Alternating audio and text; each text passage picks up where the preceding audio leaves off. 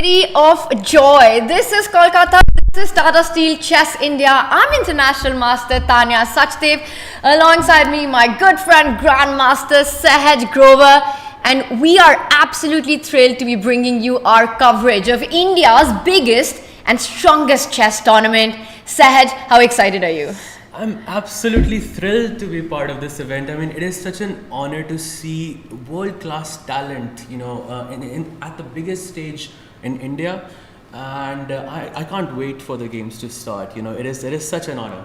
We absolutely can't wait. And just a few steps away from us, we get out of this room, and the playing arena is right there, where 20 top-class chess players, including a certain world number one, will be walking out in just a few moments, and action will be starting with the Tata Steel Chess India Rapid. First, let's bring up the schedule that we've got lined up for you in the coming days, over the next 5 days. And right there, Sahaj, we've got 3 rounds of Rapid every day, a total of 9 rounds as we see, and there will be a champion who will be declared on the 15th for Tata Steel Chess India Rapid. How important will endurance be in this format? I think it's very, very important. I mean, when it comes to rapid events, I mean, your stamina is really, really important. Plus, if the one round doesn't go your way, it's important to kind of keep your cool and, not let your emotions take the better of you. So I feel that also is a very important factor here, which is stamina is absolutely going to be very important as well. 3 rounds played every day over the course of the next 3 days. And every round only gets tougher. Let's take a look at the format for the Tata Steel Chess India Rapid. It will be a total of 9 rounds, and if you bring up the format right now on our screens, and right there we've got it, it will be a total of 9 rounds, 25 minutes. Every time a player makes a move, they press the clock, they get a bonus of 10 seconds. If at the end of day 3, 2 players are tied only for the first place, they will go into a Blitz best of 2. If that doesn't work, if they're still tied, then we've got the big Armageddon sudden death. But this time format says the 25 minute with a 10-second increment, I find it very tricky because it's not exactly speed chess, but it's also not classical. That is true, actually. It's like a mix. It's like a hybrid format of both Rapid and Blitz, and it's going to be very interesting to see how players are going to play in this event. Yeah. Speaking of the players, I think let's try and get the visuals of our playing venue, the playing arena. We're in the stunning Dhono Dhanyo Auditorium in Kolkata. So if you guys are watching from Kolkata or you're around, you're really missing out on something. You need to get right here, right now. One of the first players to arrive was in fact Magnus Carlsen. And we are sitting a little bit away from the arena, and we could hear the crowd go absolutely nuts. The love for chess, the love for the players, the love for sports that this city has been extremely clear so far. And we will have the first moves very soon. Saj, should we take a look at the matchups for round 1, for our opening round? Let's do it. And we will start the day here at the Tata Steel Chess India. Let's bring up our round 1 pairings, the matchups that are coming our way, because it's already a big, juicy start to the day. In Tata Steel Chess India Women, we've got 5 Indian players. You've got 3 of them who are part of the Olympic winning team, the gold medal winning team, and sorry, I will correct that, 4 actually of them who are part of the Olympic winning team. And then we've got 5 players, 5 of the strongest female players from the rest of the world. This is our starting round. Which matchup stands out to you, Sahaj? I think they're all going to be very, very important, of course. But I mean, for the Indian audience, obviously, it's going to be the matches between the 2 Indian players, the Divya and Vaishali. Of course, they were just teammates, and now they're going to be opponents. That's going to be very interesting. Vaishali versus Divya, they clearly know each other really well, and these are the 2 juniors of Indian chess, right? They are kind of the future of Indian chess as we know it. I mean, you've got Hampi Harika playing here as well, who have been the veterans of the teams, and then you've got these 2 youngsters. Let's also bring up, as we are getting ready for the first moves, the matchups in Tata Steel Chess India Men. There's a lot of exciting action coming our way. If you bring up the matchups one more time on our screen, and we've got SL Narayanan playing against Vincent Kaima. There's Wesley against Vidit. Arjun takes on Nihal, another all-Indian clash, and then a big one ahead. Magnus versus Pragg. I mean, that's going. I mean, you know, I've always said that Pragg with the black pieces is a very, very, very dangerous opponent. I have always felt that because Pragg, I feel usually never, you know, plays that solid. He does not have that solid style. Even with the black pieces, he goes all out for the win, and it's going to be very exciting to see him doing that against the world number one. This is not only a clash of generations, it's a matchup that I know everyone in the auditorium is really excited about. And of course, we've got Nodirbek in action as well. Now, we had the players at the opening ceremony yesterday, and they all looked extremely chill and calm and ready to go. But some of the answers they gave were very telling. You know, Nodirbek spoke about how he understands his Indians' rivals' gameplay so well, and he loves playing against them. That's the thing I've noticed about this younger generation, Sahaj. They're absolutely fearless regardless of who they're playing against. They're ready for the fighting action. As we take you back to our grand auditorium, is that a player already? I think not yet. I can see Wesley. Is that Wesley? I can see Wesley on the board, yeah. And we've got our first player who's already walked in. That's Wesley So. He's ready to go. He's waiting for his opponent to arrive. What do you think? What is it, Saj, as a grandmaster? You know, these moments right before the start. What do you think Wesley's thinking right now? I mean, knowing Wesley a little bit, probably he's thinking about what he prepared.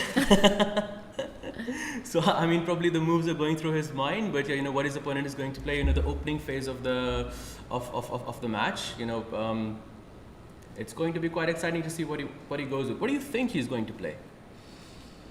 And we've got another player. I think whatever he plays, hopefully we'll get some action on the board. But we saw there from Germany, Vincent Kaima. And the players are walking in one by one. And you can feel, you know, when that happens, these are the most tensed moments at the start of the game, right?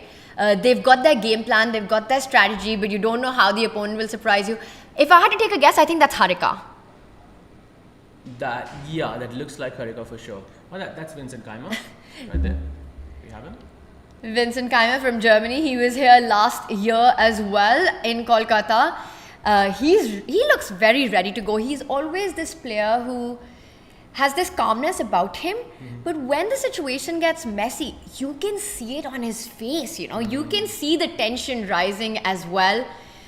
The players know that action will start, and I would love to get our chat's view on our big marquee matchup, Magnus versus Praggnanandhaa. Sahaj, what do you think the chat poll will be like right now? If we can have that up, that would be great. That would be great. I mean, it's tough to say what will happen, you know, but I mean, it's definitely going to be an exciting match for sure, because you know Magnus is definitely looking to start strong, and Pragg, as I mentioned, you know, with the black pieces is also going to be, you know, quite dangerous. So that matchup is going to be, you know, there's going to be a lot of fireworks there. It's Magnus taking on Pragg. Now, the first time Pragg beat Magnus ever in his career was in 22 in the Air Things Masters. I think it was back in Feb. And that was such, you know, it's a monumental moment in any chess player's career when you win a game against Magnus.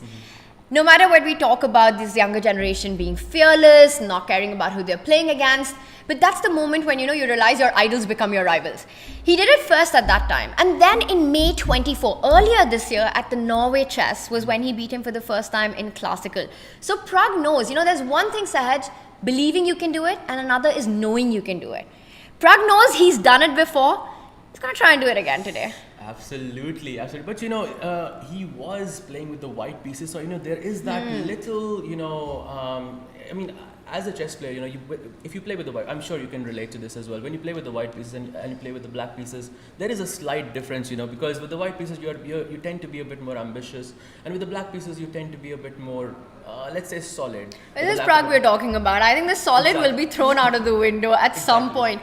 The thing is, right, if these players get their opportunity, their chance, they will try and take it. But let's not forget, he's playing against the world number one. He's playing against Magnus Carlsen. Last time Magnus was here was back in 2019. And he was dominating in that tournament. I mean, the guy was dribbling the football up in the terrace in between rounds to chill as well.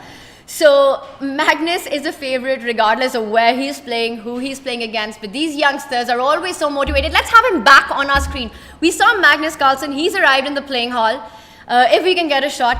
You know, this is one of those rare moments where Magnus comes before his opponent.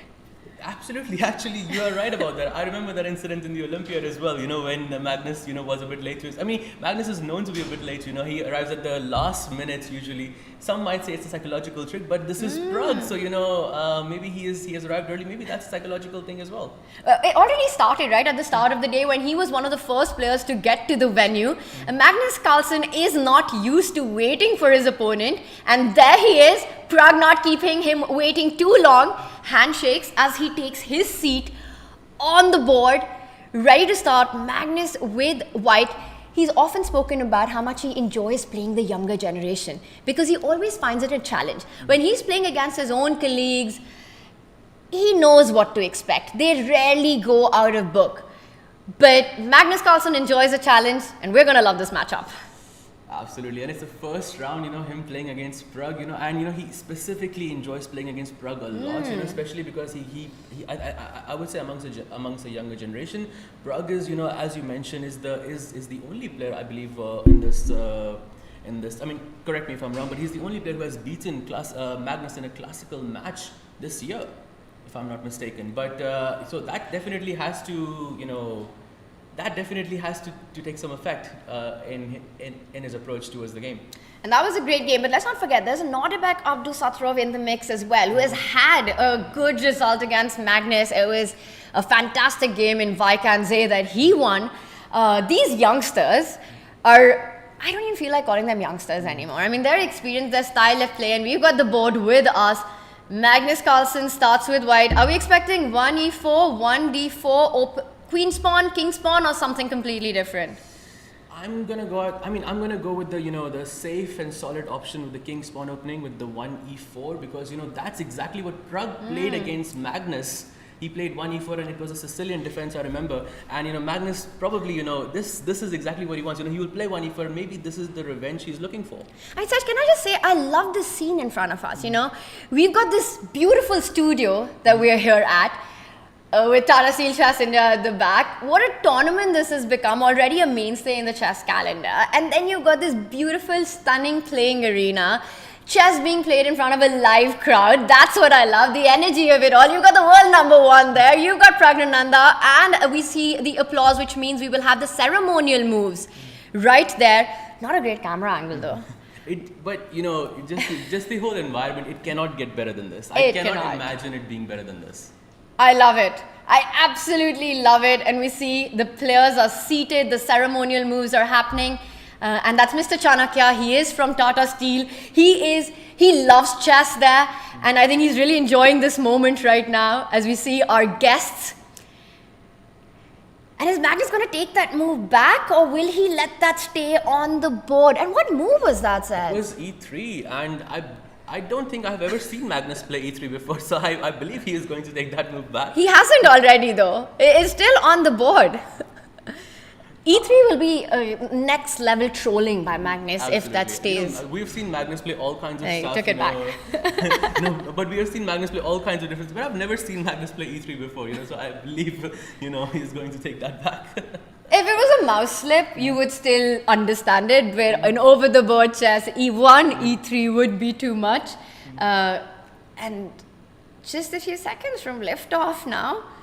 Because when you play e3 also, you're not technically taking advantage of being the white color, and because you're moving the pawn only one square, and I think that's not something that he will go for. Maybe knight f3 can be possible. Maybe e4 is. I think e4 is the most. Looking at these two players, who looks more calm to you? That's a very good question. And we've got handshakes. We're ready to go. Pragg was moving around in his chair a little bit there, and that's usually a sign of a chess player getting a little nervous. Absolutely, and we have liftoff. We have c4 on the board, the English opening. I did not expect that, Tanya. Did you? It's Magnus. He's capable of playing anything on move 1, and he's often spoken about anti-young player chess. So whenever he's playing this lot, this generation, which is now pretty much the new wave of chess which has arrived. He tries to keep it a little offbeat, just wants to get a game, not go into any big theoretical discussions. We see the knights coming out, and now Praggnanandhaa, with that last move, has opened up the diagonal for his bishop to continue development. Yep, he starts with e6 and now he plays g3. So maybe he's going for the Catalan system, but Tanya, he has not pushed the d pawn yet. So maybe it's going to be some kind of, maybe he will play d4 later on, or maybe he can also play the move b3, which I believe is, it's called the Reti system. Don't quote me on that, but yeah, it's either d4 or b3. That's what's going to happen. But the fact that he hasn't played d4, definitely this is not something that I would expect Pragg to prepare before the round or before the game, And he did not play d4. In fact, he's allowed Pragg to push that d pawn one step ahead, gaining more space as black. And this usually means that it's going to be quite a spicy middle game. Absolutely right. I mean, Pragg playing d4 definitely means that he is going for the win here, because d4 definitely makes the game very, very interesting. This is not going to be a solid game anymore. Not at all. And we have this concept of space in chess, right? We often say the side that has more space, and I'm sure everyone watching who follows broadcast has heard this term being thrown around a lot, space advantage. What it actually means and how a player gets a space advantage is if you find one of your pawns cross over to enemy lines, to the other half of the board. And Pragg's the first one to do that with the d pawn. Now, will that be a weakness or a strength in his game? Has that taken too much time from him to continue development? But I do see that it's Magnus who's slowed down. Pragg looking away, he's looking at the other boards. He looks pretty confident with the way the opening's gone so far. Absolutely right. And Magnus thinking here could be because of Pragg playing his last move, bishop to b4 check, because that is not the traditional way of playing here. You can play c5 here, you can play knight c6 here, but bishop b4 check generally something you don't play. So this could be Pragg's preparation. And very good point about space. And I would like to also add something else here, because it's not just space, it's also he's controlling the center. He's also controlling the deep, the center in his opponent's territory. So that could also have, that could also be a strength in the future. So far, with the play that we've been seeing by Pragg, it does feel like an ambitious approach. It's not a cagey approach by black. He's played more towards Magnus's territory. Meanwhile, still a slow game. But the one drawback of pushing this d pawn ahead is that sometimes the bishop, as we call it the Catalan bishop in chess, becomes extremely strong. This is the longest diagonal on the board. And you have to find a way to neutralize this bishop at some point. Absolutely right. But at this point, because his own knight is kind of blocking that, Pragg doesn't have to worry about it so much just now. Maybe in the future of the game, I think the bishop on g2 can become a very, very dangerous piece. But for now, I think Pragg is fine. And just looking at the time itself, he has, there's only a 10-second increment, and already he's on 21 seconds. So, Pragg hasn't thought much so far, and, I believe he's still very much in opening preparation here. I think this looks really good for Pragg. It's building up to be a fascinating middle game, and as you said that, I realized, we've been so taken in by Magnus versus Pragg that we forgot there are other matches on. So I think this is a good moment to check in with the other players and do a little opening roundup of the action that we're seeing. And is there a board that catches your attention that you'd like to go to, Sahaj? I think let's just check maybe the other four boards, maybe one by one, and see where the games are, where we can see some interesting chess. Maybe we can check the game between Wesley and Vidit. We haven't checked that, and it has gone, the games have gone a much, I think we're on move 10 or 15 there, so I think both players are pretty much in opening preparation there as well. Oh wow, that's a lot of moves. Great call there by you as we go into the middle game in this matchup. Vidit playing with the black pieces against Wesley. Now, Vidit's coming out of another tournament. He was at the Chennai Grandmasters right before, and it didn't really go his way. So I think he's really looking forward to this one and trying to finish this on a high. He loves playing in Kolkata. He really enjoys this event. But he's playing against a super solid Wesley. Who do you think this position, given their styles, who does it favor? think the position looked really solid. I mean, of course, Wesley is a very solid player, but Vidit is also a really solid player, So I think, the position is fairly balanced for now. Maybe a slight advantage to White, maybe a very, very slight advantage because, White has this 2 center pawns on e4 and d4. We can go through the game. Let's do it. Let's take it from the top. Saj, take us through the moves. We have e4, e5, knight f3, knight c6, bishop to c4, the Italian opening, and black plays bishop to c5. I have a dream to see the Evans Gambit at this level, but I don't think we're going to see that anytime soon. So we have knight f6, d3, we have d6. So just defending the pawn, keeping things extremely solid in the center so far. This is all standard book theory as both players continue development. Absolutely, and the c3 move is really important because the Italian bishop is really important to. We have to save this bishop in the future of the game. And when black plays the move d6, he threatens the move knight to a5 and to capture the bishop on c4. So that's why c3 is good because it gives the bishop this escape route to c2. It's a very clever move and quite, still we're very much in preparation here as well. I believe, Tanya, this could be, there is this, this could be one of the, Wesley did this opening course for Chessable like some time ago, and I believe this was the opening he recommended there. It could be. With the white pieces? Or I could be mistaken about that, but I've seen Wesley play this so many times. I could be mistaken about that. I mean, we have seen this position in the chess world, without maybe exaggerations, at least 1,000 times. Absolutely. And I think it's one of the more complicated positions because so many pieces stay on the board. There's slow development, but at some point when there's a central break, either white gets in a d4 or black gets in a d5, the position just explodes. We see in the last move, Vidit is getting his knight to a more active square, trying to bring it into his opponent's camp. But right now, we're going to see a central break. White strikes first.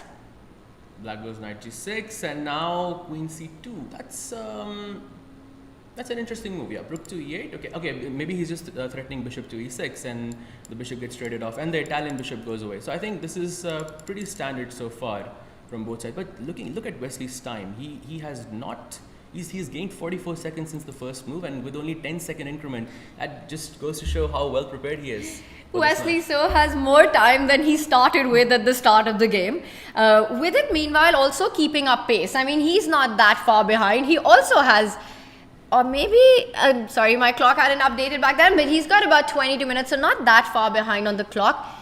Position looks standard. Now, you kept saying the Italian bishop. It was the light squared bishop, which is now off the board. And usually that does favor black because it's one of the pieces that Wesley could have used to attack in the position. It's gone.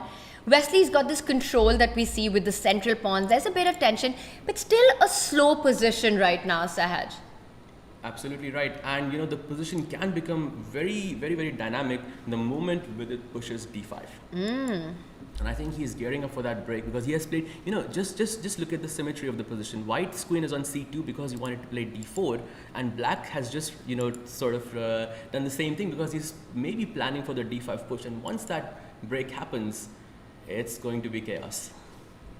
And chaos is what we want to see, but not right now. Wesley's like, hey, I've seen this position a million times. I don't even need to look on the board right now. I know exactly what I'm doing.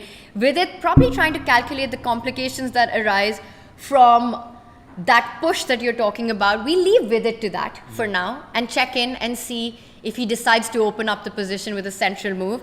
Let's head over to one of our other boards. There's a big matchup as we've got Daniel Dubov taking on Nodirbek Abdusattorov. And I want to take your attention to that because, Sahaj, according to me, Daniel Dubov is one of the most creative players in the world and perhaps the most creative player, at least in this field. I kind of feel weird saying that when you got Magnus playing here, but his ideas, they always seem to entertain us. Should we take a check on that one? Absolutely, let's do it. So creative indeed. I told you so. And you say that because of this incredible pawn formation that we see by white.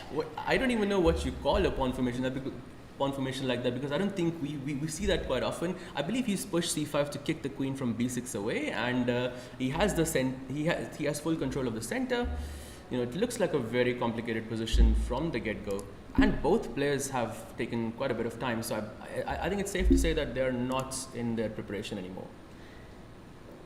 I agree with you. Now, Nodirbek Abdusattorov, he's the youngest ever world rapid champion. He won it in 2021. And looking at him on our screen, this is classic Nodirbek. He always has his hands folded. He's always leaning forward and he's so zoned in, locked into the position as we see right there.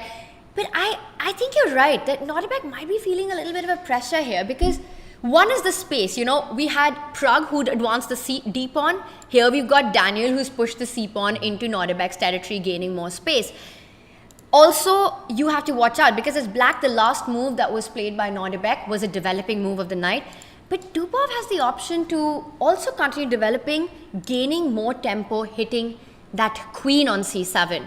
He's thinking right now.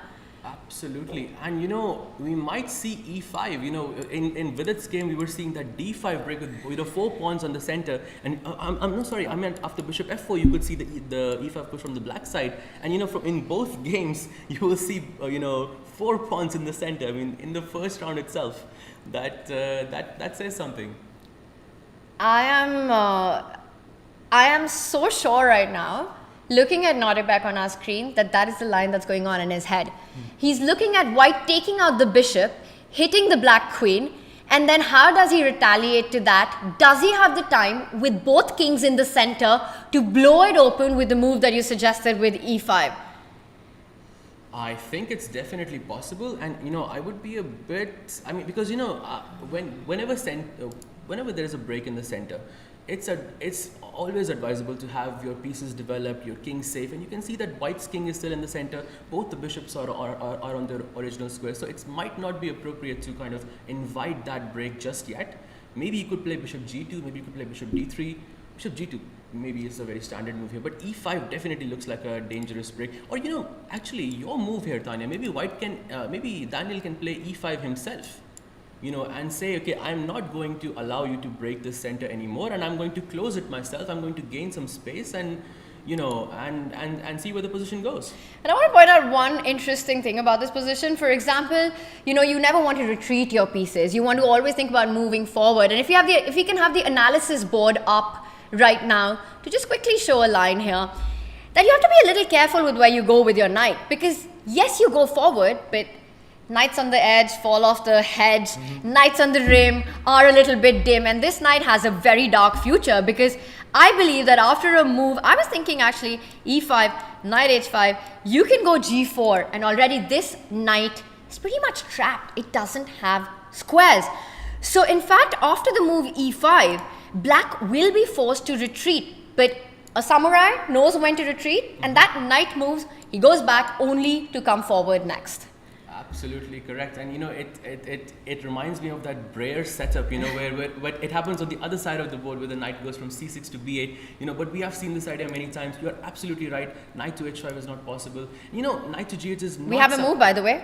Did he play it? Daniel decided to develop the bishop, the other line that we were looking at, and Nodirbek had clearly been thinking in Daniel's time, because he almost immediately responded with the queen going back. So he decided that e5 perhaps does not work from a tactical perspective, and falls back with the queen. But I'm really liking white's position now. Black just feels really cramped, Sahaj. White has way too much space in this position. And, I'm sure with e5 there must be some tactical reason why that is not working. And when such moves don't work, it usually means your position is not looking the best, because you couldn't play the most active move from your side. So queen c8 is already retreating. Maybe this doesn't look the best for him, but it's still a bit early to say how this game is going to unfold. It again comes back to that concept that we're talking about, space advantage, right? And what is space advantage in chess? It just means that you have more squares for your pieces. You've taken away squares from your opponent's pieces. It's sort of, imagine you are in Bombay, okay? And you're living in a 1 BHK. And you've got 20. Okay, in this case, you've got 16 pieces, 16 people to manage in that space. How are you going to move around without coming in each other's way? It's very difficult.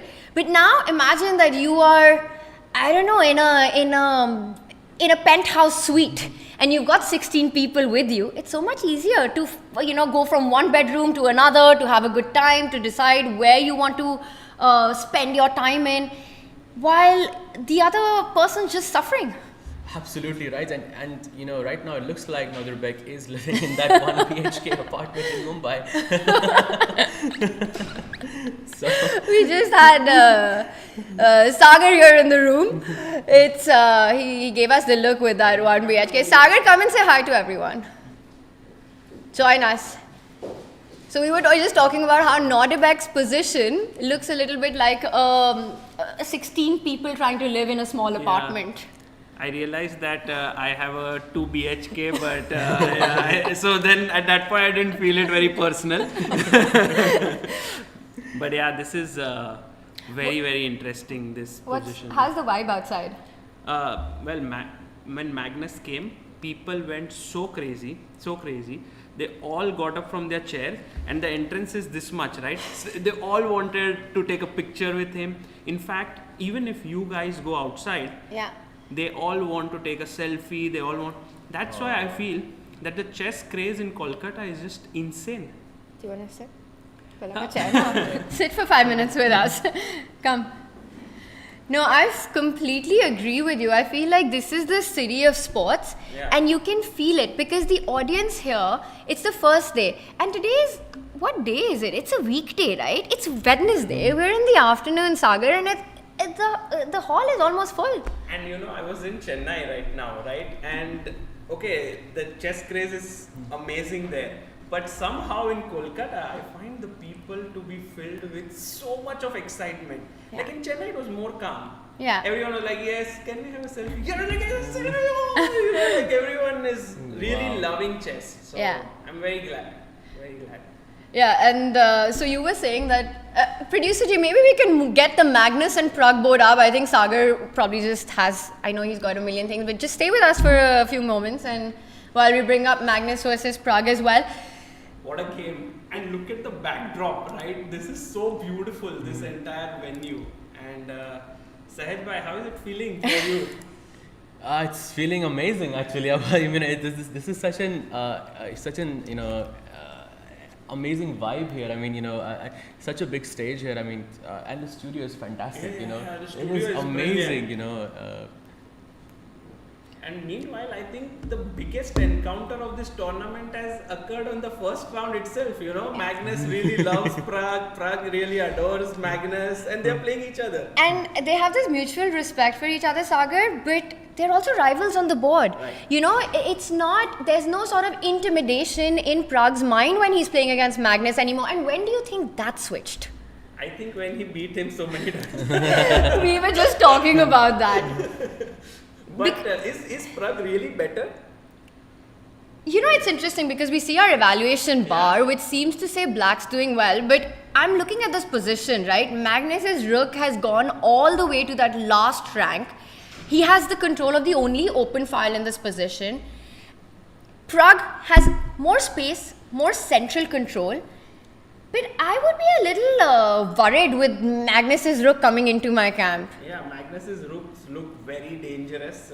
But you know what, Tanya? We also have a GM here, you know, and maybe Sahaj bhai, what do you think? If I had to pick a color, I would say Pragg because I think he's slightly better simply because he has more control over the dark squares. You know, it's e5 d4 rightly pointed out by you, Tanya, that you know he has those pawns in the center, but also look at the square on b4, c5. I mean, he has such free free space to move around, and you know, I feel because of those dark squares, it's just very easy for Pragg to make moves here. Now I'll keep thinking about 1 BHK every time you see space. Every time you see me, sorry. Every time you see space, Sagar. Also, Pragg is a very tough opponent for Magnus in the first round because, you know, generally Magnus is a slow starter. You know, he's a bit rusty at the start, and Pragg is, I think, really wants to latch on to this opportunity here. I think it might be dangerous for Magnus. But you know, you bring up a really good point, and Saj, I want your view on this. Yes, we've got the evaluation bar telling us that Pragg's position looks great and everything. From a player perspective, is it going to be that easy for Pragg to feel the advantage here? Or do we have the evaluation bar bias right now? No. I even if there wasn't any evaluation, but because he has the rook on 8, Magnus does have the rook on 8, but it doesn't have any mobility right now. That rook cannot go from 8 to anywhere else. In fact, on that whole file, on A5, A6, A7, 8, he has no space to sort of move around. So I feel like even on B8, the rook cannot move around. So I feel like that rook is just sitting there waiting to be exchanged with the F8 rook, and the other rook can maybe join in on the action. And then maybe it can be a bit dangerous. But is he going to move the bishop? I don't think so. Maybe he can just, go for queen b4. That looks pretty good to me. Also, knight d7 to c5. If you move your knight to that square, it's the most, it's the nicest maneuver in such positions, right? Absolutely right. And then you can sort of join in with knight to b4 as well. Right. And then f5, e4, you start playing in the center with your pawns. You're living in the penthouse then. It's not the 1BHK anymore. Sagar, you have such a close relationship with these youngsters. You've kind of seen their whole journey. What is it like for them to play against somebody who, of course, they've idolized, grown up, playing against Magnus? What does it really mean for them? I think what I'm observing is that from, we are going to play Magnus in this tournament, it has started to become, we are going to play Magnus now and we want to win. So, that approach has shifted even when I was traveling with Arjun yesterday in the cab, because we came from Chennai together. They're still excited to face Magnus, but now it comes more from the space that can we really test the best in the business, rather than saying that, this is now an opportunity to face the best in the business. So it's just a small change in mindset. It's massive. It's a big one. It's a big one. It's one of those small step for, what is that saying? Small step for mankind? Yeah, it's like small step by Chat human small step for men and giant leap for mankind. Yes, like that. That's the one, Saj. And that's what it feels like for these youngsters, which this switch has happened, and completely agree. And it's not just the Indian youngsters. I feel it's the same attitude with a Nodirbek. And it happens when you get that first win against a player. I agree. And what a feel, right? Nodirbek and Keimer, both very talented youngsters. Whenever they say who are the most talented youngsters, the names come up. Pragg, Arjun, Gukesh, Keimer, Nodirbek, and we have 4 out of 5 here. Absolutely.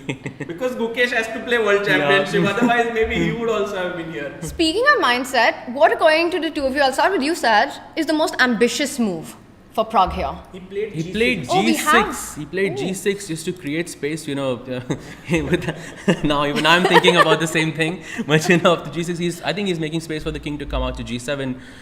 I think it's a very nice strategic move, and I think soon he can employ Sagar Bhai's plan, with knight B7, knight C5. I really like that plan actually. The more I think about it, the more I want to play it myself. Also, this square for the king has been opened up, king G7 at the right time.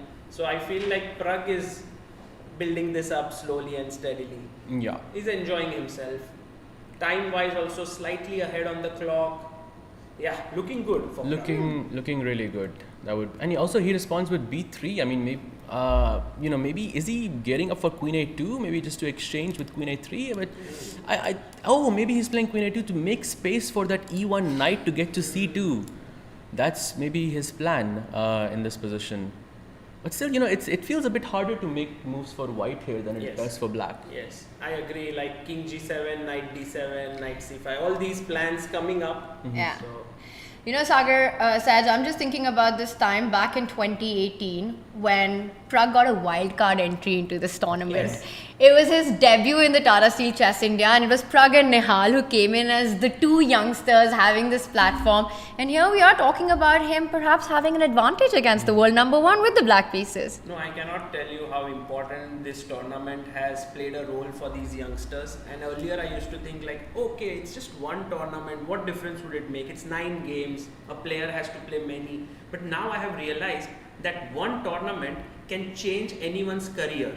And I think Tata Steel Chess India has kept on doing that, and they have stayed true to their vision of giving 5 Indians an opportunity every single year. And that is commendable. I really admire this. And from that opportunity, these players have now become part of the world elite. they become part of the world's best players. So it's like earlier it was like 5 elite players, 5 Indians. Now it's like 10 elite players. That's how this tournament has become so strong.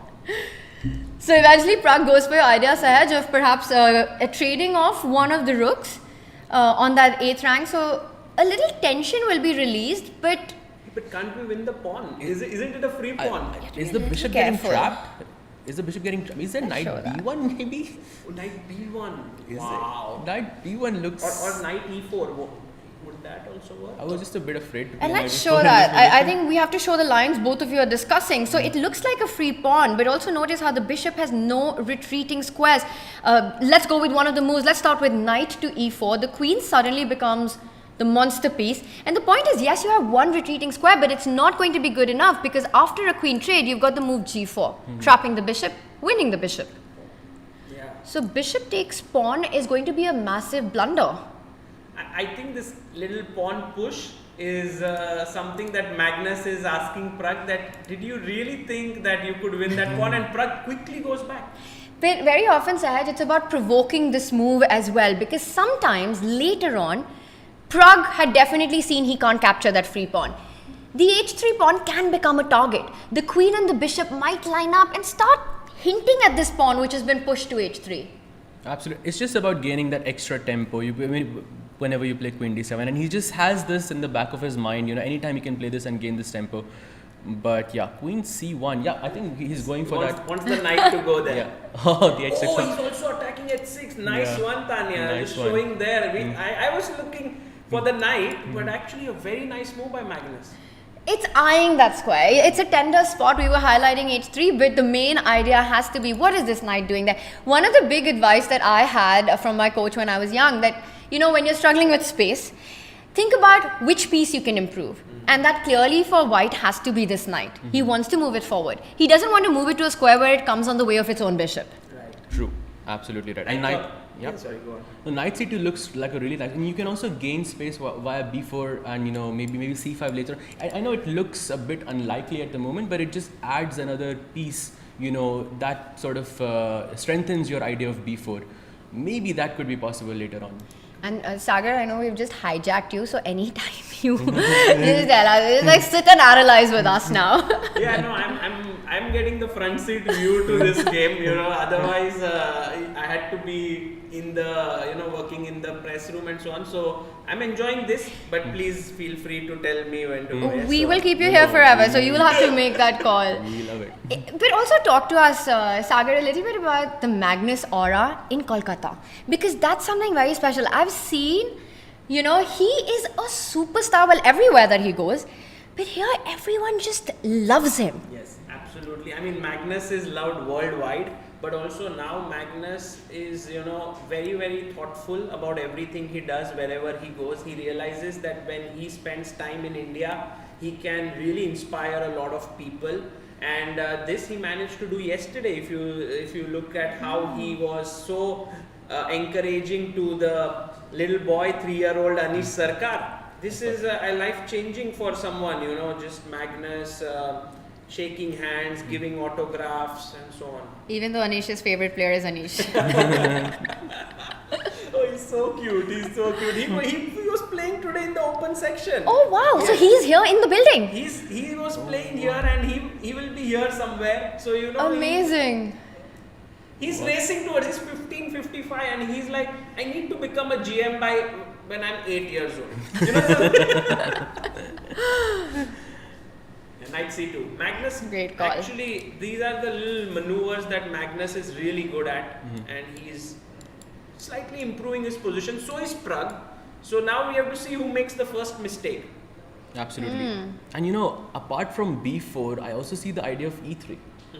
Because later on you can say, I'm going to take this pawn on d4, and then maybe that d4 pawn can become a weakness in the longer run. Very rightly said. This is in this structure, either you can get the b4 push or the e3 push, and I think Magnus will be keeping an eye out for both of them.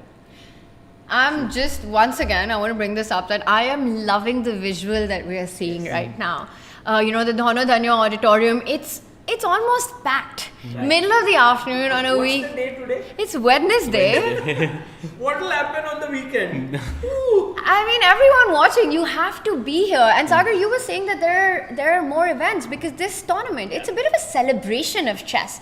It's not just the masters playing. Right, there's a festival happening, then open tournament. I saw that there's a juniors tournament happening. And overall, I think the organizers have taken care that everyone has a good time here.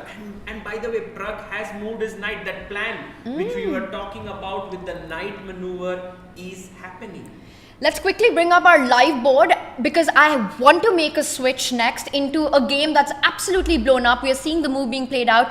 Pragg, he wants to start targeting the pawns on the left side of the board, on the queen side. His rook is nicely placed for that. We'll come back to this. But I really want to draw your attention to the all-Indian matchup, Arjun Erigaisi versus Nihal Serene. And what is this position?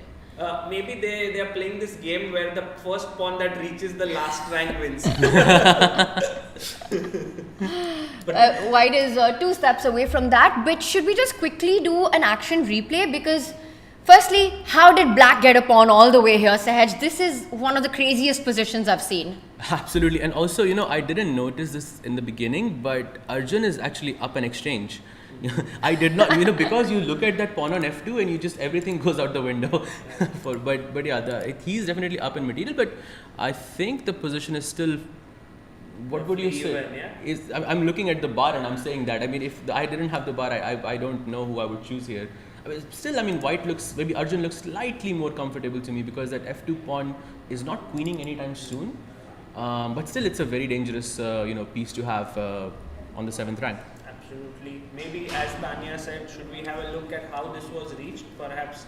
Just really fast, I won't start from the beginning, but I'll start from this position, which looks quite normal right now. And both sides have developed their pieces. It's standard opening. And how did it blow up from this point? Because Nihal decided to do Nihal things on the board. He pushes the pawn in front of his king, hitting that bishop. The bishop falls back. The knight comes forward, eyeing that big square on f4, trying to get rid of the bishop. White does the same. Every pawn move has its own set of consequences, some light square weaknesses. The white knight wants to enter there, and it does.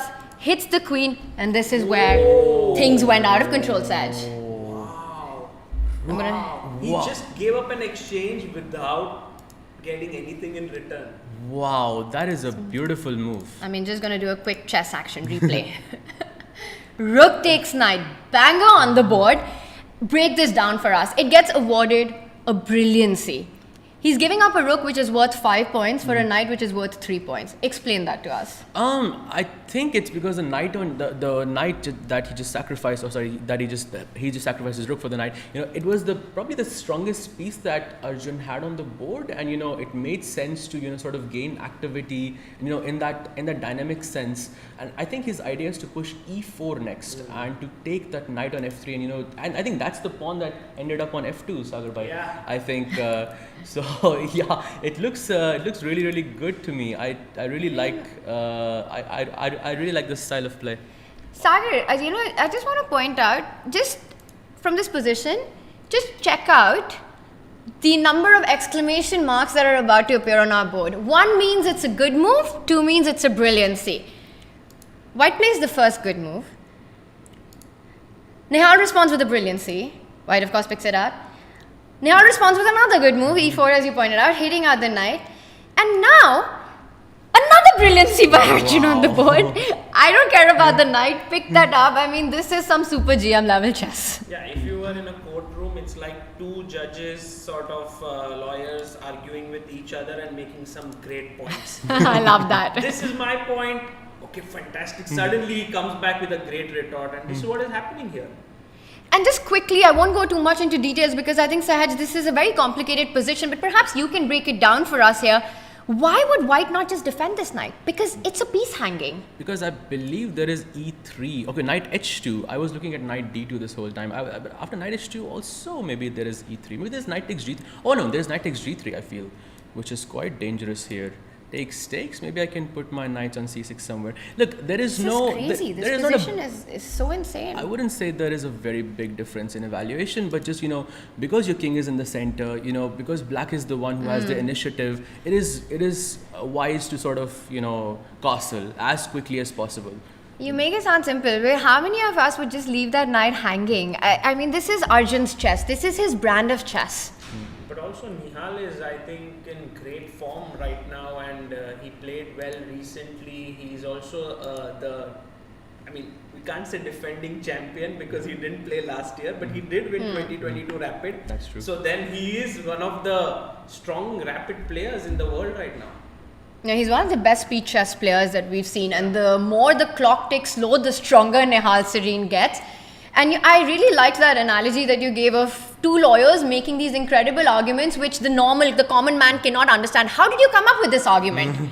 And it just makes complete sense. I mean, to me, leaving a piece on f3 to be just picked up as it was in the game is insane understanding. And of course, he returns the favor by getting that knight back on c6. He says, I need to get my king to safety. The f-pawn arrives on the second square, and I'm sorry I skipped a few moves. The bishop developed. A quiet move, king g7. I mean, what is this? What on earth is this? Tanya, go one move ahead, then there's even more craziness. It's like your house is on fire, but you're just chilling. You're still making your meal in the kitchen and saying, I'll finish my food and then get back to the action and run away.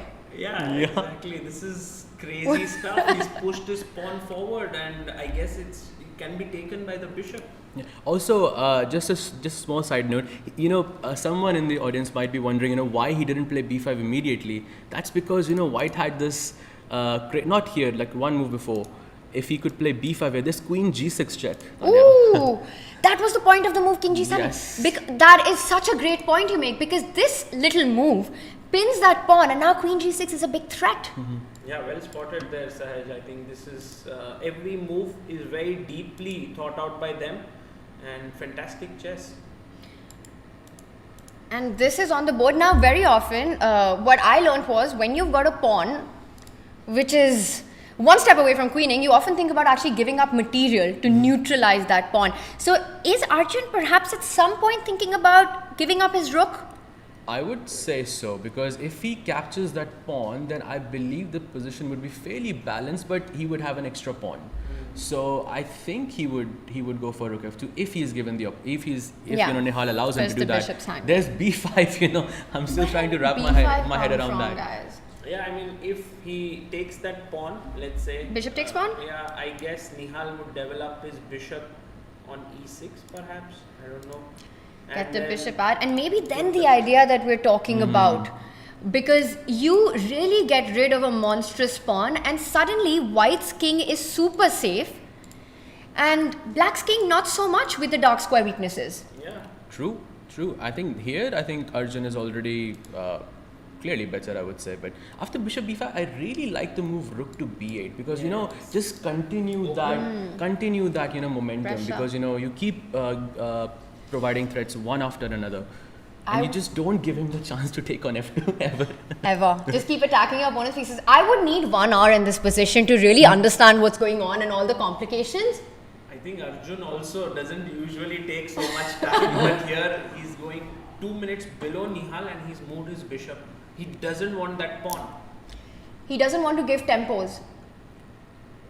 And I think we're going to fix the screen in just a little bit, but the idea that you were pointing out of the rook coming to this b file was something that white wanted to avoid.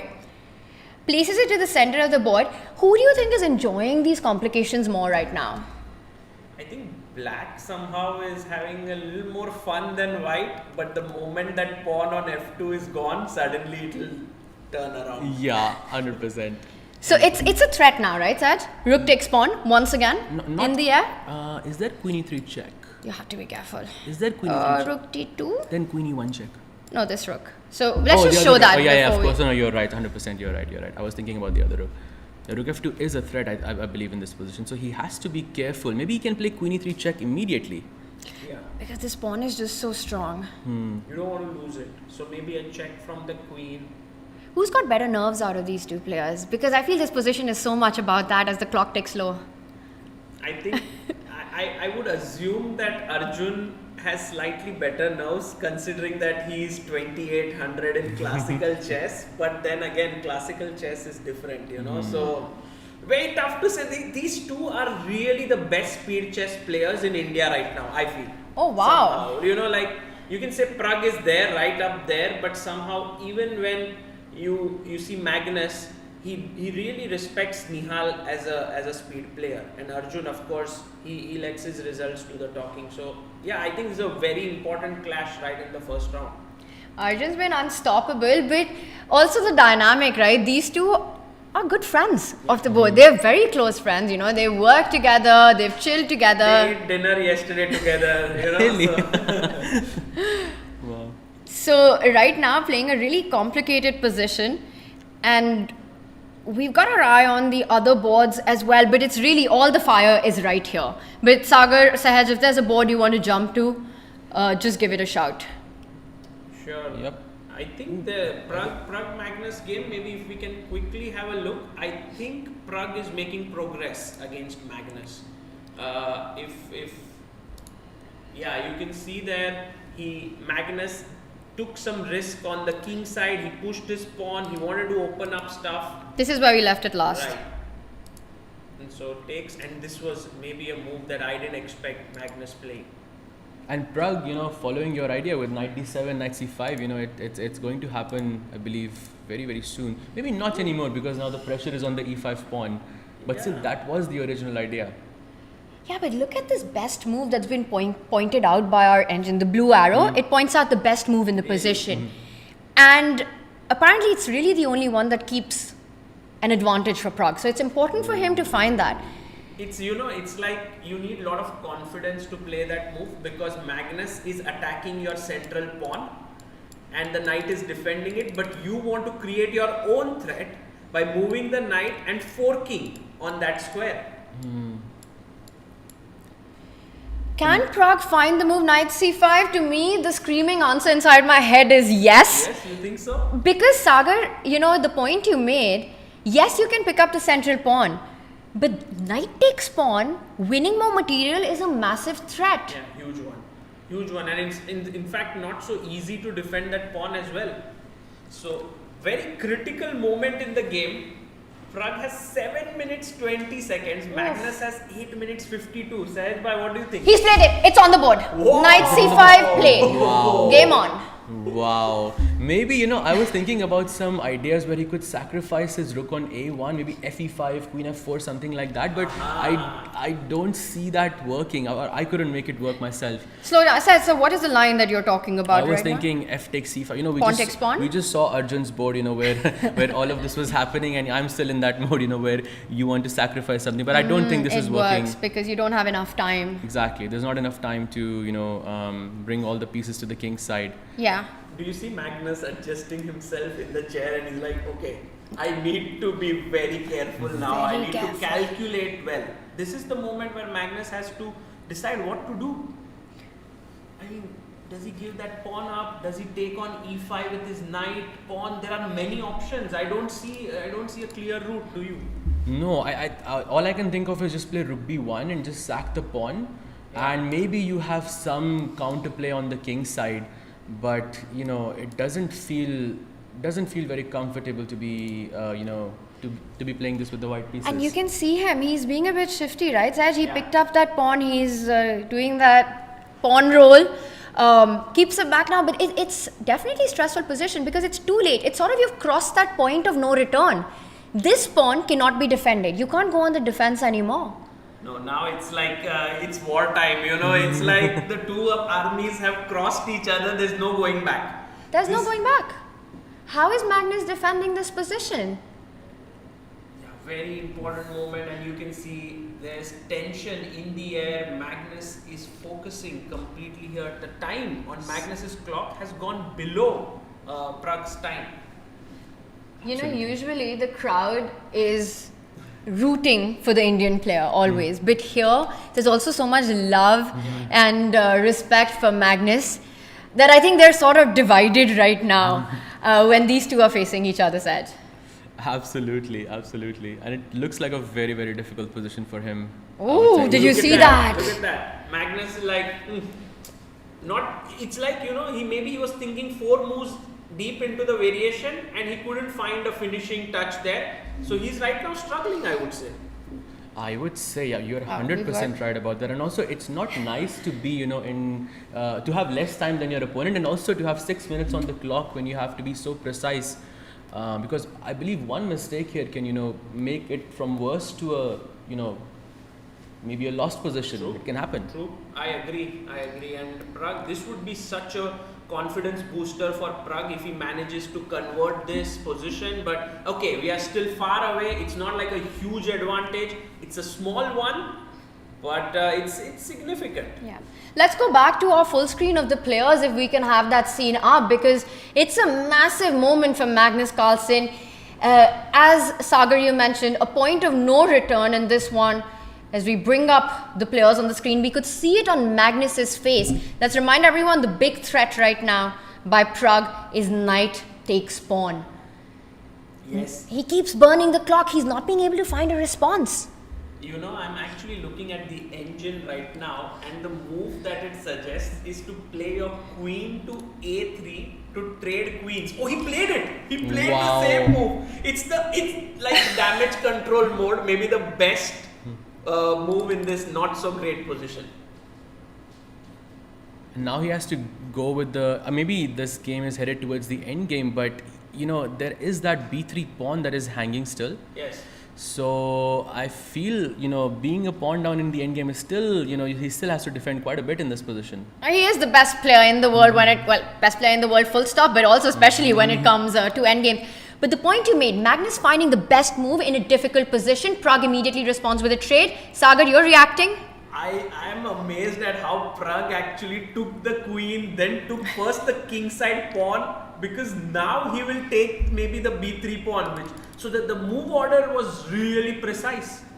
And he's calculated his way through. He goes into an endgame with an extra pawn. Magnus Carlsen with the white pieces is on the defense. Absolutely. I think now Pragg is a clean pawn up.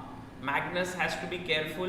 Great winning chances for Pragg. Absolutely right. It's definitely a clean pawn up for sure, Sagar. But you're 100% right about that. But somehow I feel that knight on b3 is just hanging there, protecting the d4 pawn. Because the moment it moves, the d4 pawn is gone. And a move like c5. You can play c5 to protect the d4 pawn. But then I have a question: where is that b3 knight going to go? Yes, it doesn't have any more squares. That b3 knight is someone who's also very well placed, but could also be misplaced, as you very correctly pointed out. So Magnus still, you can see him there looking at other games, but I think he still has hope here. It's not the position he was dreaming for in the starting round of this tournament for sure. He's looking up at the other boards right now. He's almost got a little bit of a smile on his face, no? It's definitely got nothing to do with the position on the board. Maybe he saw someone else's position and he's kind of smiling. I think one of the players who is very good friends with Magnus here is Dubov. And they generally have a very good time with each other. So I think Magnus would be quite interested in seeing his game perhaps. Well, Daniel Dubov was part of the World Championship preparation team for Magnus. I think it was against his match against Jan Nepomniachtchi. Yep. So these two definitely know each other really well. They're close friends, and Magnus seems to be enjoying a position that's not his own for sure. Pragg has done a big chunk of the work, but it's far from over yet, because he has to show exceptional technique to win this one. And when you face Magnus, exactly. You have to win several times in a game. You have to win in the opening, then in the middle game, then in the end game. So maybe Pragg has done 2/3 of the work, but still a major 1/3 work is still left. Not only you have to win in the 3 phases, you have to win on every move. You give Magnus one chance to make a comeback and all your advantage disappears and everything's gone. Pragg makes I think, probably the most natural looking move in the position. He brings his king to the center of the board. That's traditional chess advice. King is a piece in an endgame. Absolutely. You know, I'm thinking about this really, it seems a bit crazy if it doesn't work. What if I bring my king from f2 to c2 just to kick that knight away? So Ooh, not from d2? Not from d2, just d1, c2. Well, Tata Steel Chess India is known for illegal moves. And I'm actually waiting for one in this tournament. Okay, let's make predictions. Every year, so let's just give some context here. I think almost every edition of Tata Steel, we've had an illegal move being played on the board. Last time it was Vidit giving a check with his king, the king versus king position that we had. I think it was against Hikaru. That's what comes to my mind. Who do you think will make the illegal move in this year's edition? Even Pragg has done it. Yes. He had once moved his king and castled. So there are many different kinds of illegal moves that have happened here. I hope Magnus doesn't do it. You know, if Magnus does it, that would be epic. Okay, h4. He's pushed his pawn on the king side. Both sides are actually just making those little moves, trying to bide time, because as Sahaj pointed out, the knight is very precariously positioned on d3. You can't come back to safety because the d pawn will fall. No, another really nice idea of h4 I like is that, you know, Pragg played king f6 to play king f5 because Pragg probably anticipated this e1, d1, c2 idea from Magnus, and if he does that, then black can play king f5 and capture that pawn on f4. So he plays h4 to have this bishop h3 check in case black plays king f5. Very nice. So, but f4 will be hanging. So first you'll have to Like king g3 and then you push it back. Then you give a check. Let's just show everyone that yes, for example, if black was to put the king here, attacking the pawn, white simply comes up with the king, defends that pawn, and then can push that black king back. One thing's clear, that Magnus is playing for the draw right now. Yeah. I don't see winning chances, although that the moment I say that, the rook just dashes all the way up the board. Also, the thing is, when Magnus is playing just for like a draw, Pragg is trying to play for the win. And when someone is trying to play for the win, then chances can come up for Magnus as well. For sure. If he overpresses, Yes. then, you know, Magnus can definitely, you know, if Magnus is able to win the d4 pawn, I'm going to pick white here. Yeah. Because for sure, that's that because you have central pawns are, you know, more valuable than, you know, outside pawns. So I would say it's just one mistake away. Right, and Magnus says no trade of rooks, keeps his rook active there in black's camp. Pragg's pawn is hanging, Tanya. It's a threat on the board, and once again the knight cannot retreat to defend that pawn. That motif keeps appearing on the board, so Pragg has to make a defensive move right now to defend that pawn which has just been threatened by the white rook. So also, Tanya, I feel this is maybe a polite draw offer, because if Pragg plays rook to b6, is he going to go back rook a8? It doesn't matter because Pragg is not playing for any repetition. But what's happening here? What if you take the pawn? What is his idea? He's going for counterplay. Sagar, it's all about getting your own pieces into the game, but now I'm thinking, how does that work? Because let's take a look. Rook takes pawn. My first feeling was knight jumps to c1. I'm hitting the e2 pawn, I'm hitting the d3 pawn, because notice how the rook is pinning that defensive pawn. Tanya, great point, but there is knight c5. I believe knight c5 Ooh, is even better. That attacks the rook and the pawn on d3, and he wins pawn back with interest. And And then f4 also is attacked, and oh my god, so this is actually a great idea, and you can see Magnus realizes that Pragg is not going to submit to his threats, he's going to counter-attack every single time. Offense is the best defense. I love the fact that you pointed out this move which comes in with an attack on the rook, because now white doesn't have the time to capture that center pawn as well. And incredible resourceful play by Pragg, right? How many of us getting the opportunity to repeat against Magnus would just immediately take I would it? take it in a minute, in a second. That's why we are here and they're there. Good point. 3 minutes 30 seconds for Magnus, 4 minutes 10 seconds for Pragg. Time is also going to play a crucial role now. Also, there's only a 10-second increment, so you are 100% right. It's going to play a very, very crucial role. Rook to a2. Knight c5 is actually happening anyways now, Tanya. Yeah. I love this move. I mean, Pragg, his rook from this square in 2 moves has landed really into Magnus's camp, putting this pressure on e2 pawn. He's in big trouble. And the eval bar doesn't give a massive advantage, but from a player perspective, a practical perspective, you're sweating right now. Yeah, and also the thing is that Magnus doesn't know what to do, right? Like, does he take the pawn on b7? Does he move his king away somewhere? But where to move? I mean, it's so tough right now to be in Magnus's shoes. What did he do? Oh, he blundered over.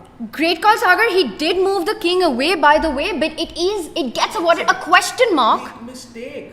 Look at the bar just going down. The bar reacted, Sagar reacted. Can Pragg react correctly with the best move on the board, which is to get the king further into the action? Oh, this is now what Sahaj actually mentioned, that the king can come up, but white king had to be there to protect the pawn. Exactly. Now it came back, so you come and attack.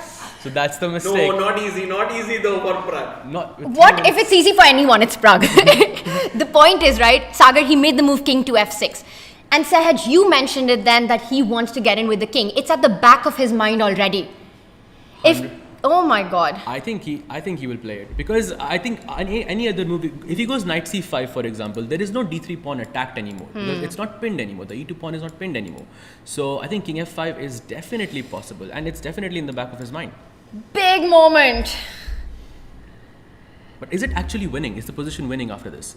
After king f5? I'm actually not even sure what's going on, because we could analyze that king f5 move, then there is rook takes pawn. Let's do it quickly, Sagar. Let's bring up the analysis board. If we can have the analysis board along with the players on the screen and the line that you're pointing out. So I was saying, king f5, rook takes pawn. Now the knight is hanging, so I don't know what to do here, because you can't take. You go back, but then knight takes pawn check, and then king takes pawn, and now the king is coming into e3 and the knight is attacking the rook. Oh, it's very complicated. And you have to calculate all of that. Yes. He's down to less than 2.5 minutes on the clock.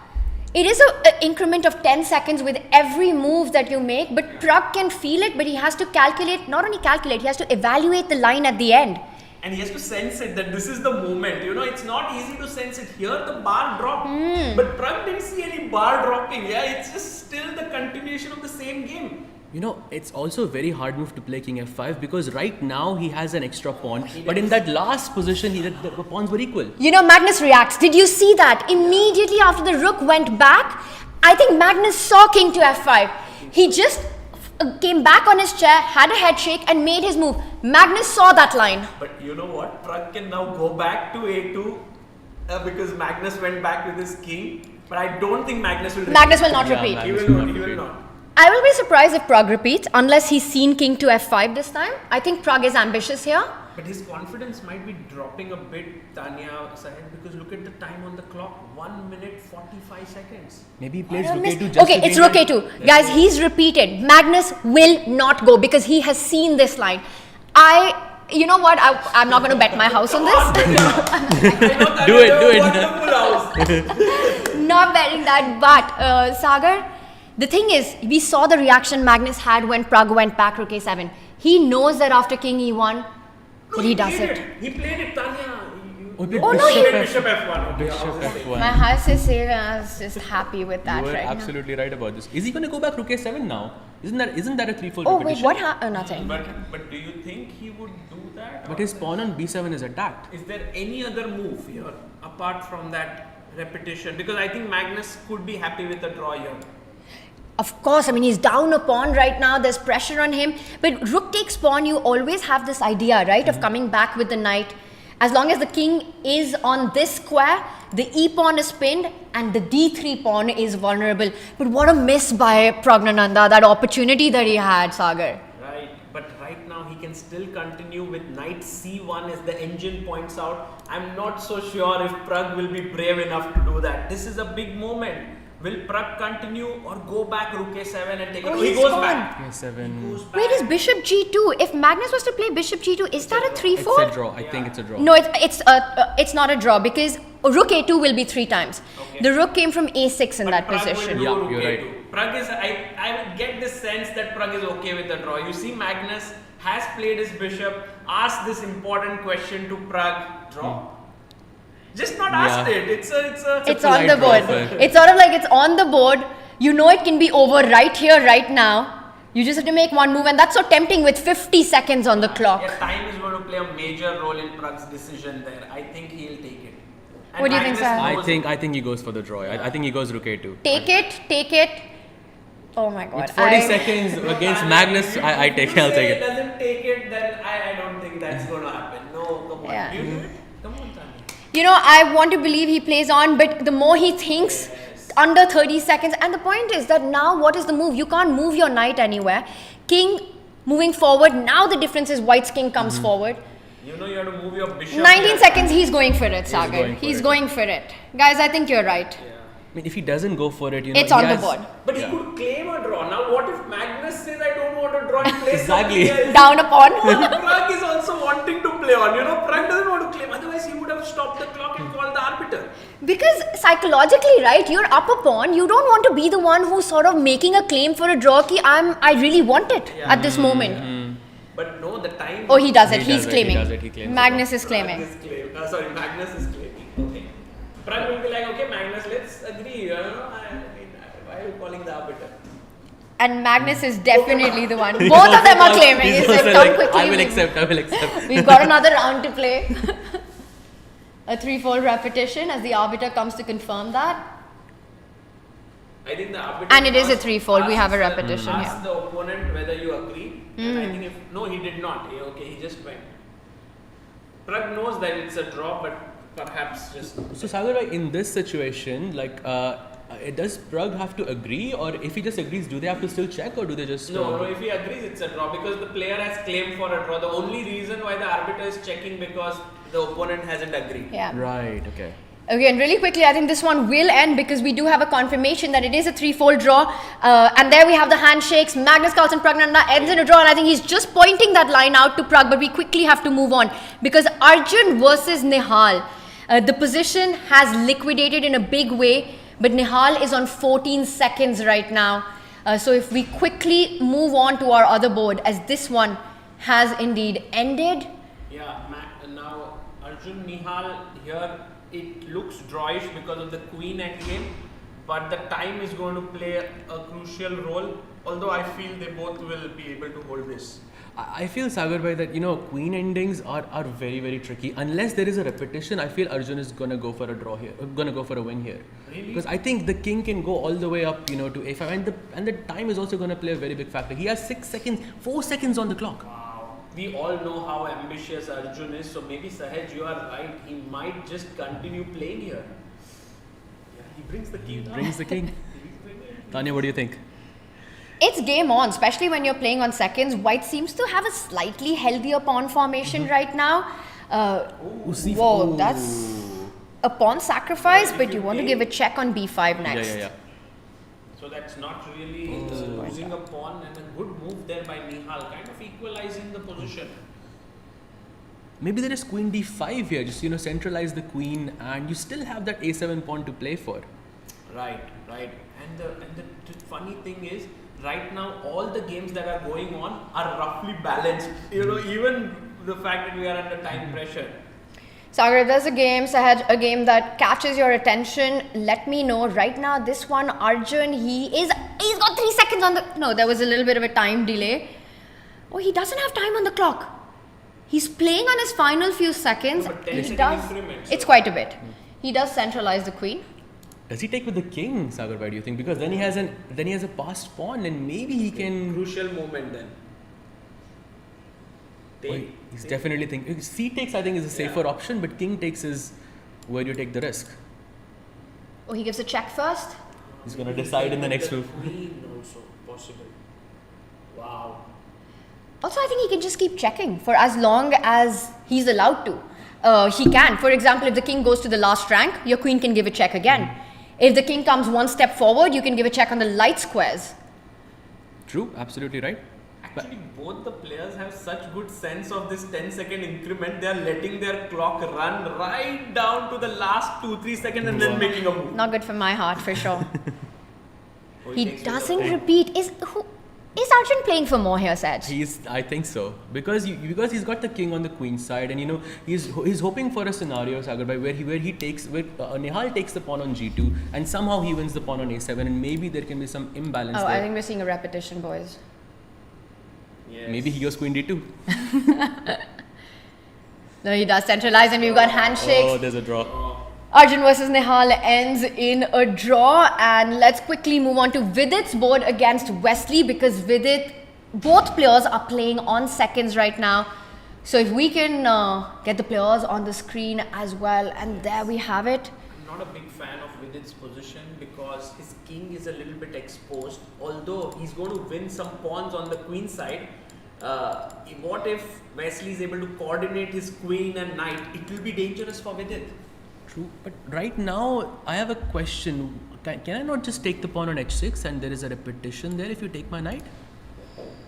But I guess Wesley wants to play for a win, no? Yeah, true. He plays queen d3. He wants to get in with his queen, then bring the knight to the center. Let's just point that line out. You want to give a check, and then after the king moves, you can bring your knight to the center. You can also win this a pawn. Suddenly, this knight becomes super active, putting a lot of pressure. Vidit, how's he feeling about his position? He can't be too comfortable right now with this queen entering. Yeah, right now I think Vidit does look. Wait, some moves have happened? Allowing queen d8 check. This happened. Oh, really? It happened? Wow. This is on the board. King to f7, last move. And he gave a check, another check on c7 because it still is connected to the a pawn. The white knight can capture this pawn. How ambitious is Wesley is the question right now. Yeah, he can take a draw by perpetual checks, but let's see. His time is also ticking down. He has 20 seconds on the clock. We have seen players going for safety first approach in this first round. Saj, predictions. Will Wesley play for more or will there be a repetition here? I think knight f5 seems safe enough to me. It doesn't feel like he's giving up a lot because he can also do the repetition later on as well. But what if now Vidit goes and attacks the f2 point? That is, move the queen somewhere. Yes, that's what he does. Yeah, so now he's forcing Wesley's hand, like, take a draw or else I also have an attack. But I can put my queen on This is a7. so smart. With a check.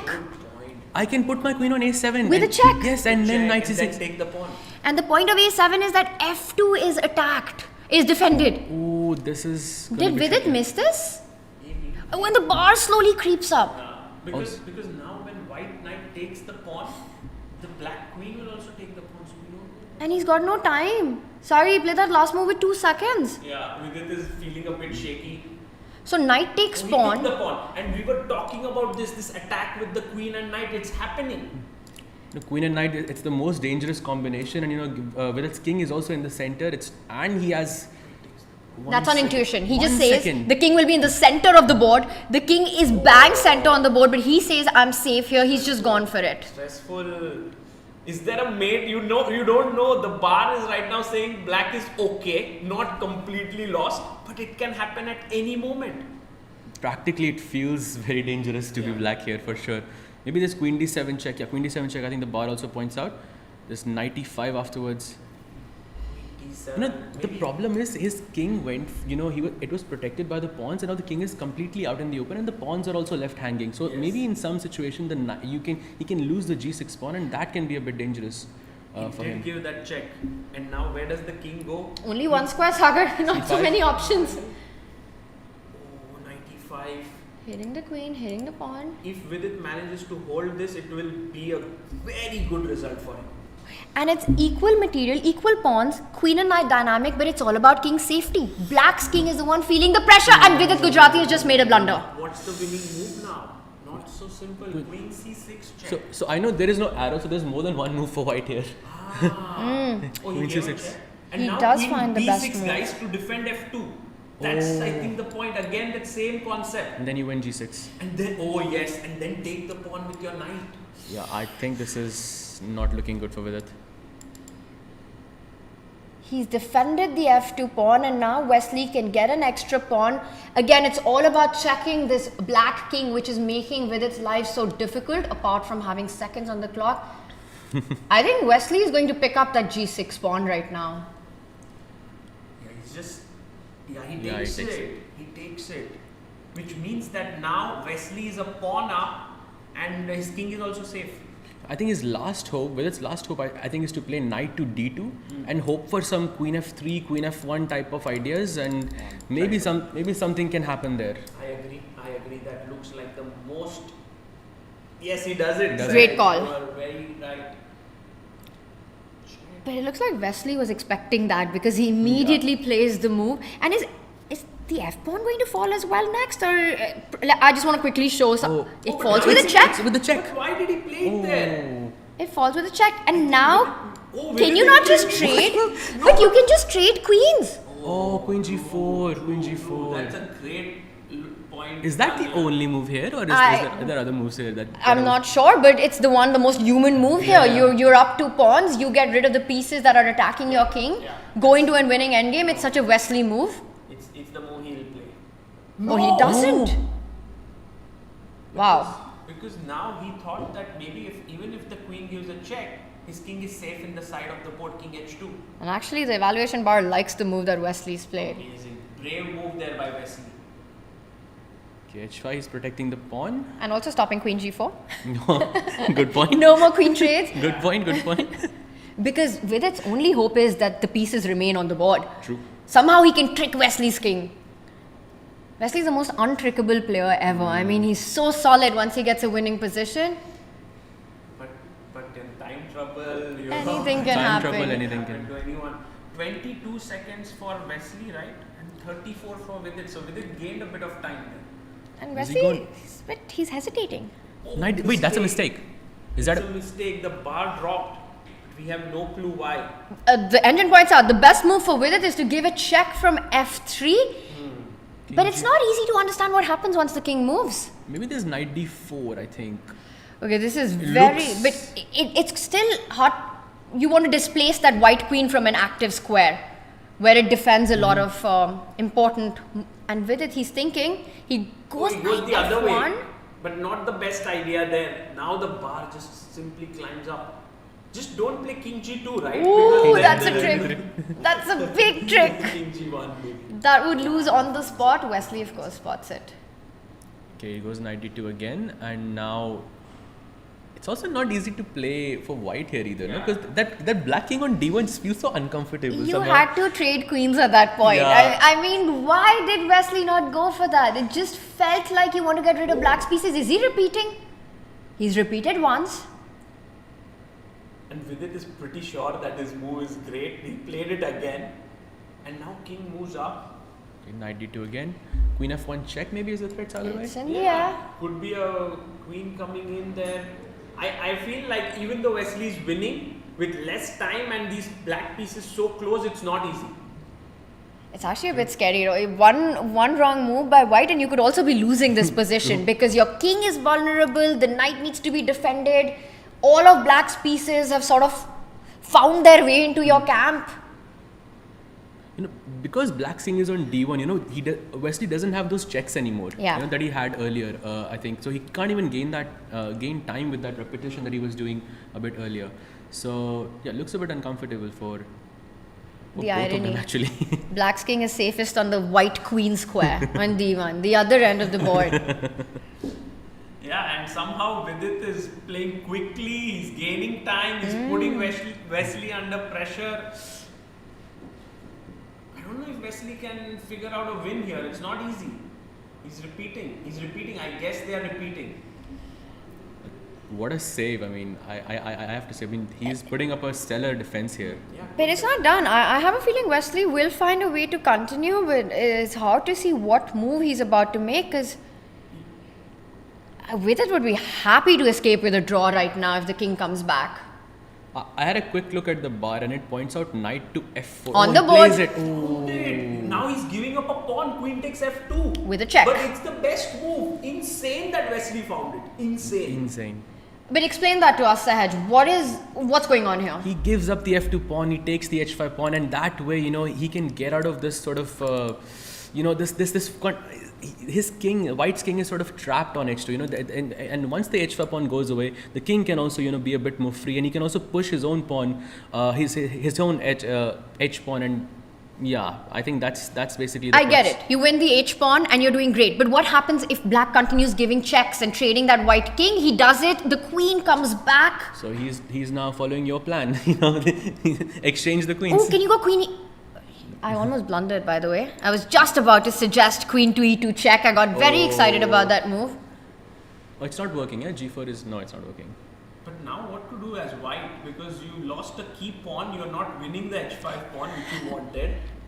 There has to be some move. Wesley goes check on h1. Okay. Oh, maybe he wants to play queen d5. Yeah, queen d5. But you have a check on f1 and you can force either the queen or the knight to come back to block that check. I think he's just trying to gain time with these moves, and he moved his king from d1 to c2 just in case there's no repetition. You know, there's no threefold repetition because the king is in a different square. So I think that's pretty smart of him. Out. I think he's just trying to gain time here. That's. But you also have to make progress. Guys, if now queen b5, yeah, then could we go queen e2? Tanya's idea. Now that gone away. Now that it's not a blunder anymore. Yeah, that's why when he plays it. Wow. I feel better about that prediction now. I do Every feel blunder better. leads to something, you know. Every great move was a blunder at some point. Queen to e2, offering a queen trade and hitting that h-pawn. Actually, that's very deep. He's, with these last few moves, forced black's king to a less desirable square to get a desirable setup for his own pieces. Fantastic. And now when the h5 pawn drops, white will be winning. So Vidit is lost. Oh, he goes into the endgame. Oh, I think we're going to see knight takes h5. Tanya and Sagar bhai. There's knight f4, knight takes h5 coming in. Because no, he's going to go knight e4, knight f6, and I think he's going to take knight h5 and go. And you think that a knight, let's just, it's happening actually. We're getting a knight sacrifice. To analyze that. Really? This might happen. So Sehaj, you are saying that white will give up the knight to push the two pawns. Yes. But Because black's that's king is super too far cool. away. It's too far away. It's okay, intuitive. He's done it. Go on, do What it. a He call. does it. He's done it. Wow, Sahaj, you called it from way away. That's amazing. And if we can get a close-up of the players at this moment, these are the final moments of the game as well. Wesley finding this precise sequence of moves. And the knight cannot stop those two pawns. It's too tough. Of course, if there were just two pawns, knight could have stopped them, but the white king is also nearby. So this is not happening. And meanwhile, just so that everyone knows that SL Narayanan is winning against Vincent Keimer. We'll go to that game next, but for now, let's finish this. Amazing. Let's catch the end moments of this game as the black knight does retreat. And now it's time to start marching those pawns up the board. And the biggest problem, if that black king, if Vidit can somehow magically just place it on g8 or h8 and then you're safe. Dead draw, yes. But you have to be precise, yeah? You have to decide which pawn to push, because one mistake here can turn the position from winning to a draw, just like that. Wesley is just saying my h pawn will queen, you know, I don't need anything else. Yeah, he's just doing it very, very easily. Yeah, very clinical. Now the knight has to retreat to stop that h-pawn from going one step ahead. And then the g-pawn and the king joins the party. If the knight goes back, you can go king to f4 first. Just make sure that the black king doesn't come back. Shouldering, yeah? King f4. That's the only move I think that wins it. Because otherwise black's king would have gone to e4, and I think he would have had a fortress there. Brilliant. And now the g pawn goes forward or Yes. king goes forward? I mean, there are many ways, I guess, to win. You can just combine Yes. these two pieces, the king and the pawn, moving ahead, and Vidit's king is helpless right now. Right. I guess the first win in the open section here coming in for Wesley So. Actually, the first win is already in. It's in. SL Narayanan wins his game against Vincent Keimer. We will replay through that once the action's over from round one. But right now, let's stick to the end of this game. So we've had two draws, one win, and actually Daniel Dubov, Nodirbek Abdusattorov also ended in a draw. So two decisive results, and Wesley's pawns are unstoppable.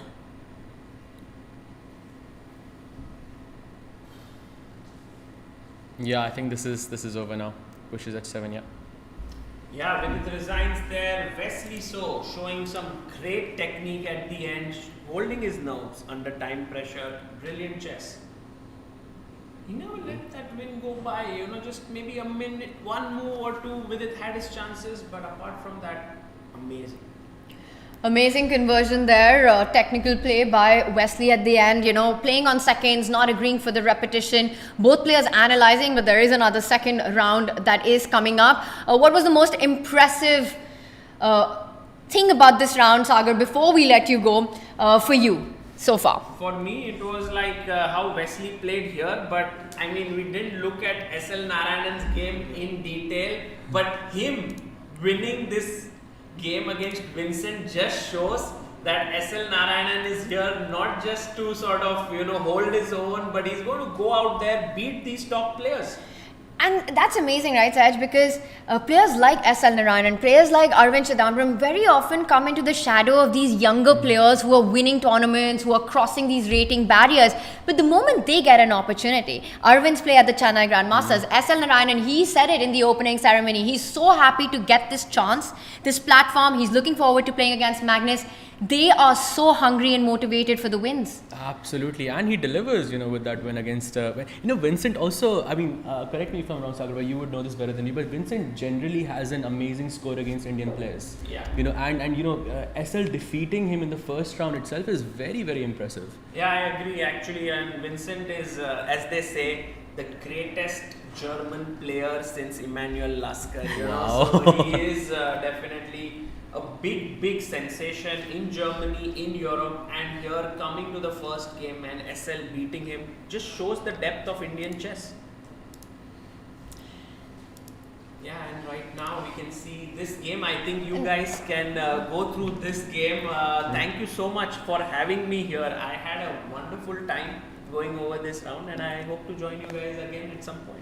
Come back Awesome. whenever you can, Sagar, and keep us updated with everything that's happening outside and the whole atmosphere. Just don't diss me with that one BH. I promise it wasn't because you walked in that came into my mind. Wow, what a start this has been, Sahaj, to the day. And perhaps very, very quickly, if we can bring up our analysis board, we didn't get an opportunity, and there we see our playing venue. The players are still analyzing. Vidit and Wesley still on their boards, going through that complicated queen and knight endgame. Harika, is that Harika? She's walking around, so she hasn't. There's a beautiful players' lounge here, Sahaj. So they haven't gone there, and look at the crowd. They're loving what they're seeing right now. Absolutely, and also it just shows the dedication of these two players. Yeah, I mean, they know they have a match in in half an hour, something like that. Less, much less. And still they're analyzing, what went wrong in this game and what could have been better. It's just fantastic. Amazing stuff, and it's also so fascinating to see how different players have a different approach during this break time, right? There are some who go into the players' lounge, who are perhaps refreshing their memories, trying to think about the next round opponent. And then you've got Harika, she's pacing around the tournament venue, and we saw Vidit and Wesley still on their board. We are going to be back with round 2 action that starts very, very soon. We will take a very quick break. You get one as well. Get your refreshment in. You got a banger of a start so far, Sahaj, and looking forward to more. Absolutely. See you soon.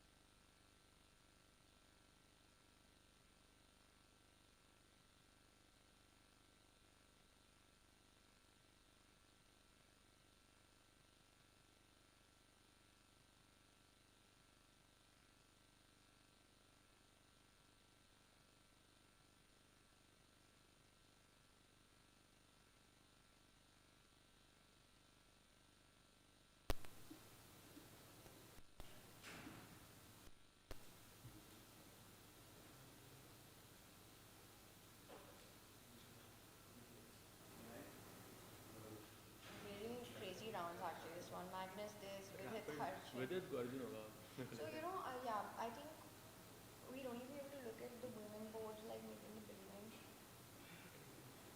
Unless something like big is going on. We didn't even mention what is happening. Yeah, but we didn't know what is happening. Exactly, I didn't have a the- screen and in the middle I can't stop. Focusing right now.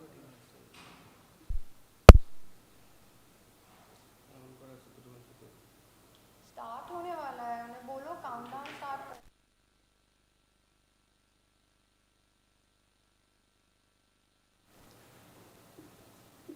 क्या हो गया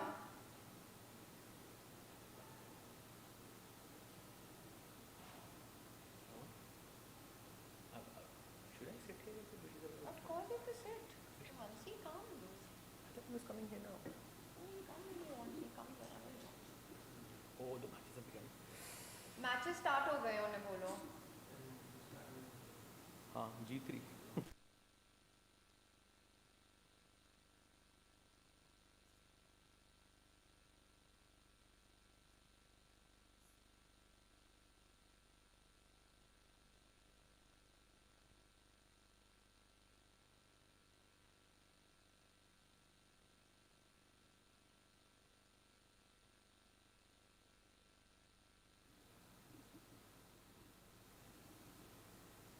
women section का start से और बता देना मेरे को.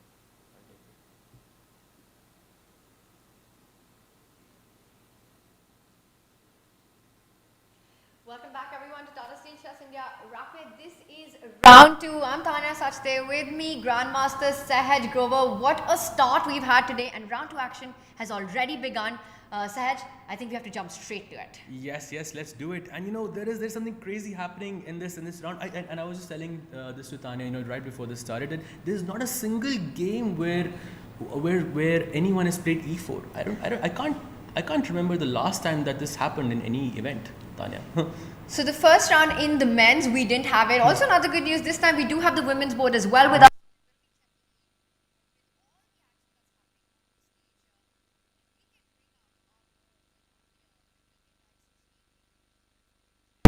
Matchups for round 2 as well. You said you haven't seen e4 yet. Well, Nihal Serene taking on Magnus Carlsen. No e4 there either.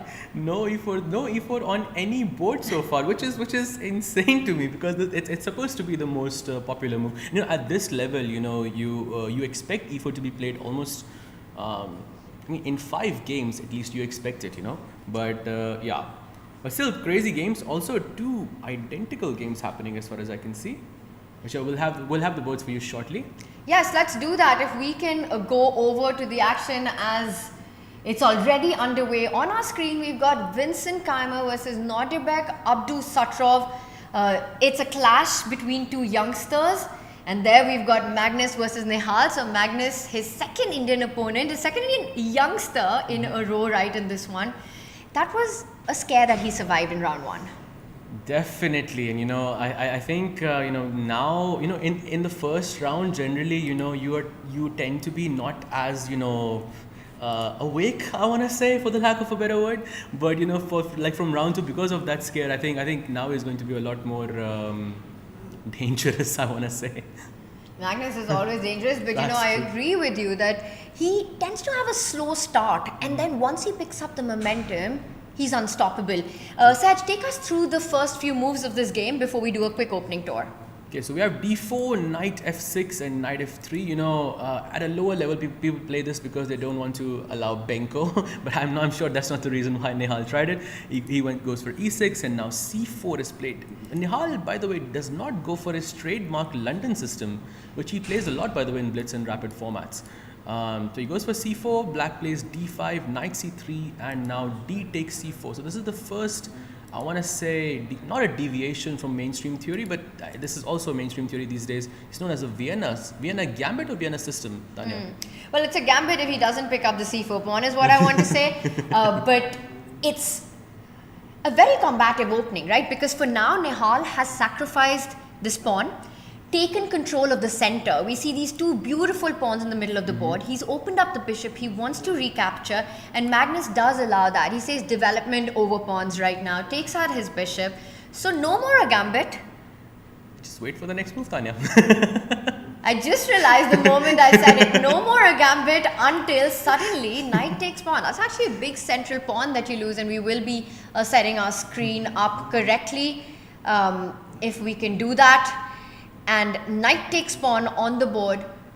Shot castle played, no more pin. This is a crazy opening, Sahaj. How important is it to be prepared in this one? Really well prepared. I used to be really scared with this opening, with the white pieces and with the black pieces, because, white has sacrificed a pawn, but he gets a lot of activity in exchange for it. And I mean, you can see that black, I believe, has gone knight f6 back in this position already. And you can see this technically wastes the tempo. Yeah. Knight c3 is the main move in this position for sure, but Magnus going back knight f6 is, technically wasting a tempo. What is rook b1? No, this could have happened and white would have 2 extra pawns, but this is theory that's been well discovered, and it just makes black, you see all the pieces still in their starting position. Magnus wanted none of this. He keeps it safe and falls back with the knight. Tanya, just coming back to that position that you said, I would not want to play that position with the black pieces with such low time control, because I feel you have to be so precise, so I feel it kind of makes sense why he went back knight f6, but still it looks like Nihal has a pretty nice initiative going for him. It still looks pretty crazy to me because, Magnus had to play the move knight c6, blocking the check and defending the bishop. But Nihal, he continues putting the pressure, like you said, playing for the initiative. He brings the knight forward. Now there's pressure on this knight one more time, which means there's pressure on the bishop, as the knight is the key defender. And Magnus makes this small move, rook to b8, so indirectly defending that bishop on b4 in case there's a trade. Saj, how familiar are you with this theory? Because the players are blitzing out the moves. Are we still in standard theory right now? I don't believe so, because knight f6, what Magnus played, is not, as you rightly pointed out, knight takes c3 is the mainstream theory there. Knight f6 I don't think is theory anymore, although this looks like a familiar structure. It feels like, although you see the structure a lot in the Catalan systems where the bishop is on g2, of course it's a bit different from that, but it definitely doesn't feel normal to me. It feels like they're creating their theory in this, maybe in the next 1 year or so, this will become mainstream theory. Who knows, Tanya? The Nihal system. Yep. You heard it here first. It happened first at Tata Steel Chess India. But okay, this is amazing because white has managed to get the king to safety. Nihal is going completely greedy on the position. He's now picked up the a7 pawn, so still not allowing Magnus to castle because the rook is hanging. And I'm trying to do the math really quickly, and it's actually equal material. So you don't have an extra pawn, but a healthier pawn formation. That's true, and I mean he's attacking the rook right now. It feels like a very strange position. Very strange. Even though the position is balanced, because of the weird pawn structure, black has a double pawn on c7 and c6. Nihal has an isolated pawn on d4. So definitely it's a bit of it feels like a weird system for sure. And Magnus takes a think, and I agree with you. This looks like it's not part of any opening plan, opening preparation. The players are figuring it out on the board. I'm expecting Magnus to develop his bishop, connect the queen to the rook to defend it. Perhaps trying to figure out which square he'd rather move it to. Magnus, they're deep in thought. I also really like the move rook to b6, but now that I think about it, there is knight a4, which I would be a bit worried about. It feels like a weird system for sure. And also, let's also point out that both players are not blitzing out the moves anymore. So I mean, they're probably out of preparation. Yes, and we will leave this board just for a bit and come back and see if Magnus figures his way out and what he really wants. Let's again remind everyone that the start of the day hasn't been ideal for him from one perspective, that with the white pieces, he never got going, he never got his kind of position, was always on the defense. But at the end of it, it went his way. He was able to neutralize and draw that first game against Pragg. Saj, should we do a quick opening roundup of our boards? Yep, let's do it. I would really like to go into Vidit versus Arjun because something crazy is happening there. I love that call. And what a moment you've chosen to go to that. If we can quickly jump over, and there we have it, the players on our screen. How does Arjun always manage to get these insane positions? I have no idea. I don't even know which system this is. Or maybe it's that weird Queen's Indian system where you don't play e6 earlier on. But still very, very, very interesting for sure. All of his pawns, b6, c6, e6, g6. It's not the standard way to play. But yeah, I think he's doing that just to have a game. Yeah, to just not have that solid, safer type of a position. He wants a game. I think Arjun wants a game in this position. Definitely, and he drew that game 1, and Vidit had a tough start to the day. And I think this position is so crazy. So just in time, we've got the best kind of reinforcement as well here in the studio with us to take us through all the complications that are there. Joining us is 5-time world champion, the ambassador to the tournament, the man on whose shoulders Indian chess has boomed so much. Vishy Anand, Vishy, welcome. Thanks, Tanya. How are you? Yeah, I'm good. It's amazing to see you back here, and what a crowd we have. A different venue. How are you feeling about this? Fantastic. The venue is really incredible, and I think the field is even more exciting. We got Magnus back this year. Magnus, but even if they're people who have played before, they're stronger than they were before. So it feels like the tournament and them are growing together almost. That's very nice. Indian kids especially, they don't need a year to get stronger. It feels like they're getting... Exactly. Every round is going to be interesting. And I think that's what's going to be fun to watch. Round 1 was already quite a start that we had. And we're into round 2. And this is the position that we've got, Vidit versus Arjun. We'd love to go through all of them with you one by one. Break this down for us, Vishy. So this is some sort of b6, g6 thing. And then Arjun did his typical unbalancing stuff with some bishop takes f3 somewhere. When apparently Vidit could still capture with e-pawn. And then... Look, by now it's becoming a pretty clear pattern. He just does something to unbalance it. A bit provocative, I guess, to his eyes, not overly, though opinions can vary on that. But he does this consistently round after round, tournament after tournament, and it seems to be working for him. So again, he's basically saying, let's play chess, and no complicated theoretical battles here.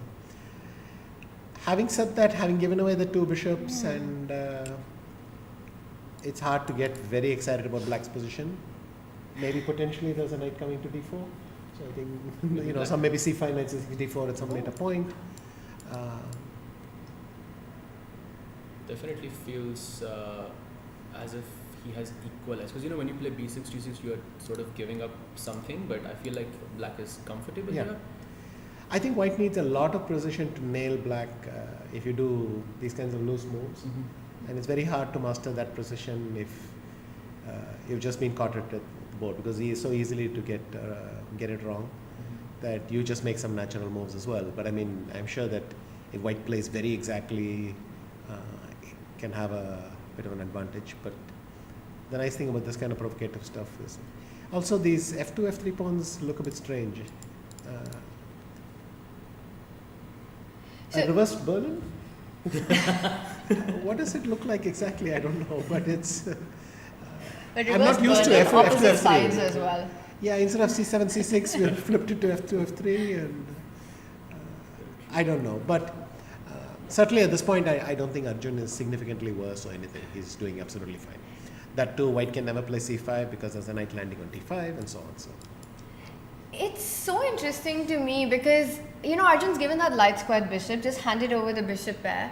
Yes, you destroy the pawn structure, but again, very non-conventional chess. And it doesn't matter if he's playing classical, rapid or blitz, he sticks to his style. He manages to make a position where both players can go wrong.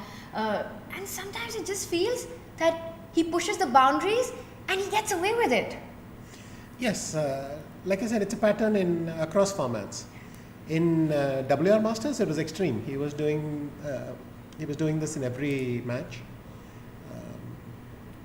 The one that made an impression on me was against MVL.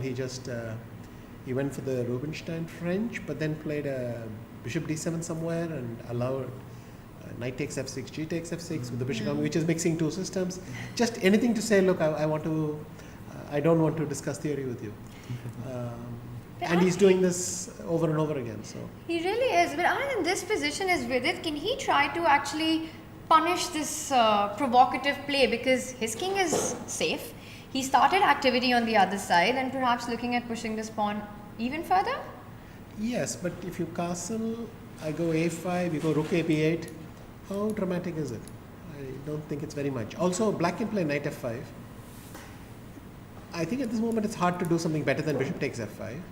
Whereupon I can even choose ef5 or gf5. ef5 is almost symmetrical again. gf5 is keeps the d5 square option. I don't think black is in any way worse here. So this is going to be very equalish. So how are we, before we move on to the next game, how would you evaluate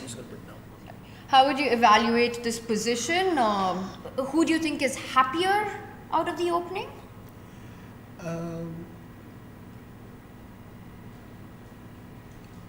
I don't know, because it's not clear what they were aiming for. Maybe they're both slightly disappointed.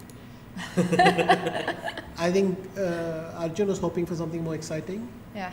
and Vidit was hoping for something more direct. So I think they're both disappointed.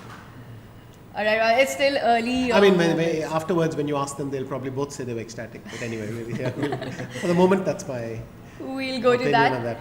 that. For sure, and we'll jump back to this one. Let's move on to another game, and I think I'm going to bring up Pragg's board against, not the most exciting board that I've chosen, but Pragg versus Daniel Dubov, as we do our opening roundup. What do we make of this? It looks pretty flat. I think 1 in 20 games, white wins because of the slightly better bishop and the fact that black's bishop was on the same color as its pawn on d5, and white's bishop is ever so slightly better. There's some endings you can win, but it's not going to happen here. So I'm going to call this an early draw. Is that surprising at all, considering the kind of chess that Daniel usually brings to the board, that this seems very safe? Yes, but I think they also work together, and so that maybe is a factor in... I didn't know that. Daniel and Pragg have worked together. Yeah. So they might be familiar with each other's stuff as well. Very interesting. I mean, Daniel and Magnus, of course, we've all heard about for the World Championship, but these two players as well, knowing each other well. So this one looks very balanced, very even right now. Let's jump over to the Nihal board, because that is anything but balanced. Okay, here what is happening is this is Magnus's own theoretical battle against Duda. Oh. I was going to say recently, but I thought for a second, I realized it's 8 years ago. No, 6 years ago, in 2018, if I can say. So this is the Vienna variation where you take on a7 and blah, blah, blah, and everything is long and forced. So this is theory so far? Because you're just talking about I think if we go 2 moves back, it'll be theory. I cannot swear that it continues to be theory, but it could well be. And the point is, black has got a square on d5 and d6, both of which are impregnable. In theory, white's got to make up for that with these 2 queenside pawns. And it's a dramatic arrow. yes, but it looks pretty equal to me. I mean, it feels like Nihal allowed some easy equality, but I think the level of precision to keep an edge here is so high for white that it's easy to slip up if you don't know what you're doing. I mean, white goes to extreme lengths to somehow keep some small edge, is my hunch. I mean, what are you going to do here if you go queen h4 or something? That was going to be my next question. That is, white, do you want to keep the queens on the board? Well, queen h4, I could go knight d7 maybe. And insist on the trade. Let's just quickly bring that up. Oh no, sorry, knight e4. Knight e4, knight e4. Oh, 94. Wait, that's oh my gosh. Okay, I have to show that. Knight e4 to me, it felt like, as Anand just blundered, but obviously that never happens. But Vishu sir, can I not play castle just straight away? I just Yes, you could. quickly point out that No, here there's you lose a yeah. piece. But the point is Yeah. that your queen is hanging. Just want to show everyone that after queen h4, knight e4, you first have to take a decision and trade the queens. So the tactics work in black's favor. Sorry, go on. And the idea is to exchange everything. But then we come back to the original position with white having this a pawn, which maybe can go Really dash up to a4, a5, and then it's maybe just slightly unpleasant for black. Yeah. But black will also put his bishops on, let's say, black can play the pawn to c6 and bishop to d5 and create a kind of wall there. Oh. It might not be very much for white. You take on e4, bishop takes. If you go a4, I can go rook a8 even. And this sort of thing is kind of not very dramatic. But is knight e4, I mean, does that then just neutralize the position immediately for white? I believe so. But queen h4 hasn't been played, by the way. That's why I was thinking, why not just castle? Because if you go bishop g5, then I can just play h6 and invite bishop f6. That is true. There's some imbalance there, I thought, which could be good. We do have And if a I go move. rook d1? Oh, he's gone bishop e3 He's instead. gone bishop e3. But Nihal is normally very solid in these things. He'll just get into some quiet ending and press for a while. He is very comfortable with small edges and just shuffling his pieces around. So. You know, Alan, we were talking about this in round one, Pragg versus Magnus, that how the dynamics have changed, you know, now from it being an opportunity to playing against Magnus, these young boys, they're sort of just competing on well, almost level grounds, trying to take their opportunity, their chances as they get. Yes, they've already played 8-9 games at least against him. If you take some of the one-day speed chess things, they've played 30-40 games against him. And I'm sure there are non-public games or matches they just arrange in private where they play another 100 or so. So they are hardly unknown quantities to each other, I think. Yes, absolutely. And that switch, you know, Tata Steel has also been such a big part of sort of this journey, because the tournament has always been, and you've always been an ambassador. You've played here as well, of course, you know, as a platform to these youngsters to play against the best in the world. And now you've got exactly these youngsters who are one of the best in the world. Yes, as I like to say, that the tournament is growing in importance along with the importance of the players who are playing in it. So even if we have a lot of players comment every, and it's not just the Indians, it's also Nodirbek. Yes. It's also others. A lot of them are frequent visitors here to Kolkata to play in this tournament.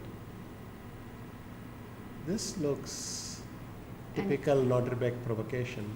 But can I go knight takes e4? We will switch the cameras as well as we move over to Vincent versus Nodirbek. And Anand, you've got the boards here as well. Any game catches your attention, just let me know. Okay, can we go knight takes e4? At this moment, so Bishop c1, queen c1. last No, move. bishop c1, knight f6 check. Oh, of course, of course. I mean, that might not be So as, sharp. I mean, the computer will probably not be as impressed as I am, but then for me that looks like a no-brainer. I'm going to try to keep everyone up with the analysis that we're having. So knight takes knight and bishop takes rook. It looks like you won material, But we have this immediately. spoil your position check. You play Forcing g takes to take. f6 and then queen takes c1, and this is going to be knight c5, rook d1. Everybody's weak. And despite the evaluation bar not moving, this has to be much more pleasant for white, right? With That's what I said. I mean, computers will never be impressed. They'll just play king g7, rook c8, b6, and they'll be happy. But for me, this looks so sad with black. But maybe that's why I'm not a computer. So knight takes e4, d4. So after knight takes knight, you don't have time to pick up the rook. Now if I play e3, you'll take on d1 and play bishop b3, which is again slightly avoidable. So even here white has compensation with knight c5, but maybe not enough to be better. So I will take on d8 and play e3. So sorry, knight takes knight, and then you take, rook takes, and then you. And then the problem is if I Block play the e3, you play f5, and actually I might not have achieved so much. I can play knight c5, you go bishop c8. I don't know, I can play h4, h5 or something, and then g4 somewhere. Looks slightly wishful thinking. Would an idea like g4 immediately would be good here? g4, I thought g6. And so I was trying to start with h4, h5 to stop Okay. g6 and then play g4 or something like that. Okay, that makes sense. But that makes sense. I'm winging it completely. That makes sense. Yeah. So knight takes knight. It almost looks like that's not a move that. Oh, and Magnus declined the exchange of queens, by the way. I mean, we can get to it later. Yes. But he declined the exchange of queens because, again, he's saying maybe he can play h5 now. And then suddenly that sets the cat among the pigeons. Oh, yeah, h5 with idea knight g4. By the way, your move is on the board here. So knight takes knight was played and doesn't capture the rook, allowing knight f6. And now the best move as being pointed out by the engine is indeed to go queen takes queen. Not allowing that bishop b3 trick. Seem to like this for white. I like that. I as think well, Vidit actually. is just ever so slightly better. Let's have a quick look Let's there. have a quick look. It's Vidit versus Arjun. So we left it last. If we just do a quick action replay, around a4, Yeah, castles a5, knight rook b8. the line that Take, we're and he's gone rook discussing. a6, knight d7. If c5, knight b5 he wants to avoid, and then queen a3. defends the knight. And this is our current position. So you're saying that Vidit's got a pleasant. Is it because of the a file and the control, and the rooks can't be traded off? The double bishop, open position. Yes, no knight is threatening to trade off either bishop. And you can probe, you can go some rook a7, knight a4. You can keep probing here and there, maybe provoke a pawn move, something like that. I don't really. Those knights look slightly clumsy on d7, d7 as well. So if I was black, I would rather play knight f5 and get that out of the way. I think I shouldn't be in trouble after that. So rook e8 is Arjun's last move. Stylistically, also this position feels like it's more in Vidit's camp than the Arjun mess that he wanted to create. Do you think no? Leko will be happy with white? Cemento. No, this is not cemento. This is. Oh, It's like not Paquetto this. also. If this is not better for white, then nothing is better for white. Nothing is better for white. It does look like that because This is for Leko Ulala position. yeah, Arjun wanting to create imbalances, but Vidit has kept It's fair to say he succeeded. But In knight, whose knight favour? f5 I think is still under control. But he doesn't want to do that because that simplifies things too much. It's really interesting you point that out because I just had a peek at the engine and actually the best move in the position for white is g4, yeah? Yes. Yes, you know, the idea to play against the knight on e7, it's quite. I was hesitating to say g4, but he instead of rook f8, he could have done knight f5 maybe. He was worried about bishop f5, e5, queen c7. But then I have. Oh no, I think there's another refutation. But anyway, go ahead. Yes, and then rook a7, you're absolutely on And then point, queen and e7 it now, just, okay. yes, and it just everything works out in white's favor. So he had to play rook f8, and then the Sorry. computer actually wants him to go g4. Wow. Yes, g4. So stopping your idea of the knight jumping in, but g4 one. I want to ask you: is it a Vidit kind of move to make? There are positions where you just have to do this kind of thing. I mean, there's the threat from black is so strong, knight f5. Also, white wants to cozy up, like Peter, pulling a blanket over himself with bishop f1, and then you really start to feel warm. But then knight f5 happens and spoils everything. Once you got g4 out of the way, also white is saying here, black can't attack with these knights, so let me play g4.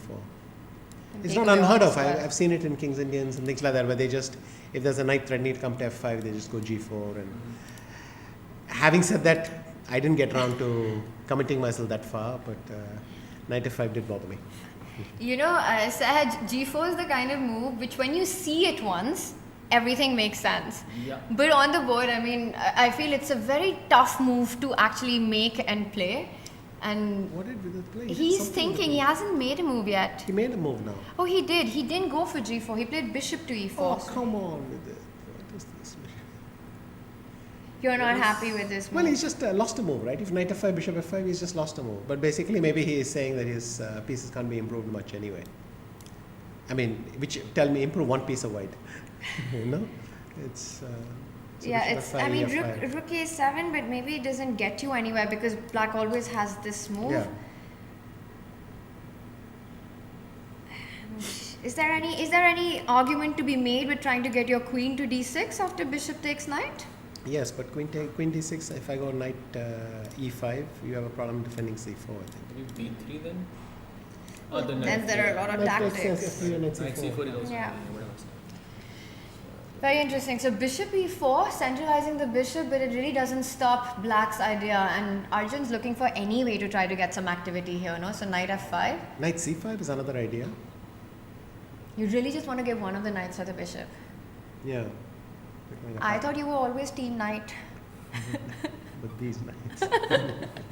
not these knights. Not these knights. There are limits to my. Then Anand, Blind is this just a general cliche, or you actually loved and enjoy playing with knights more than bishops? Is that I don't true? frame it in those terms when I'm thinking, but people have said that I'm very often comfortable making a decision to get rid of a bishop and get a knight, and then continue playing two knights against. So the two bishops doesn't feel like a real thing for me that as much as it does for many others.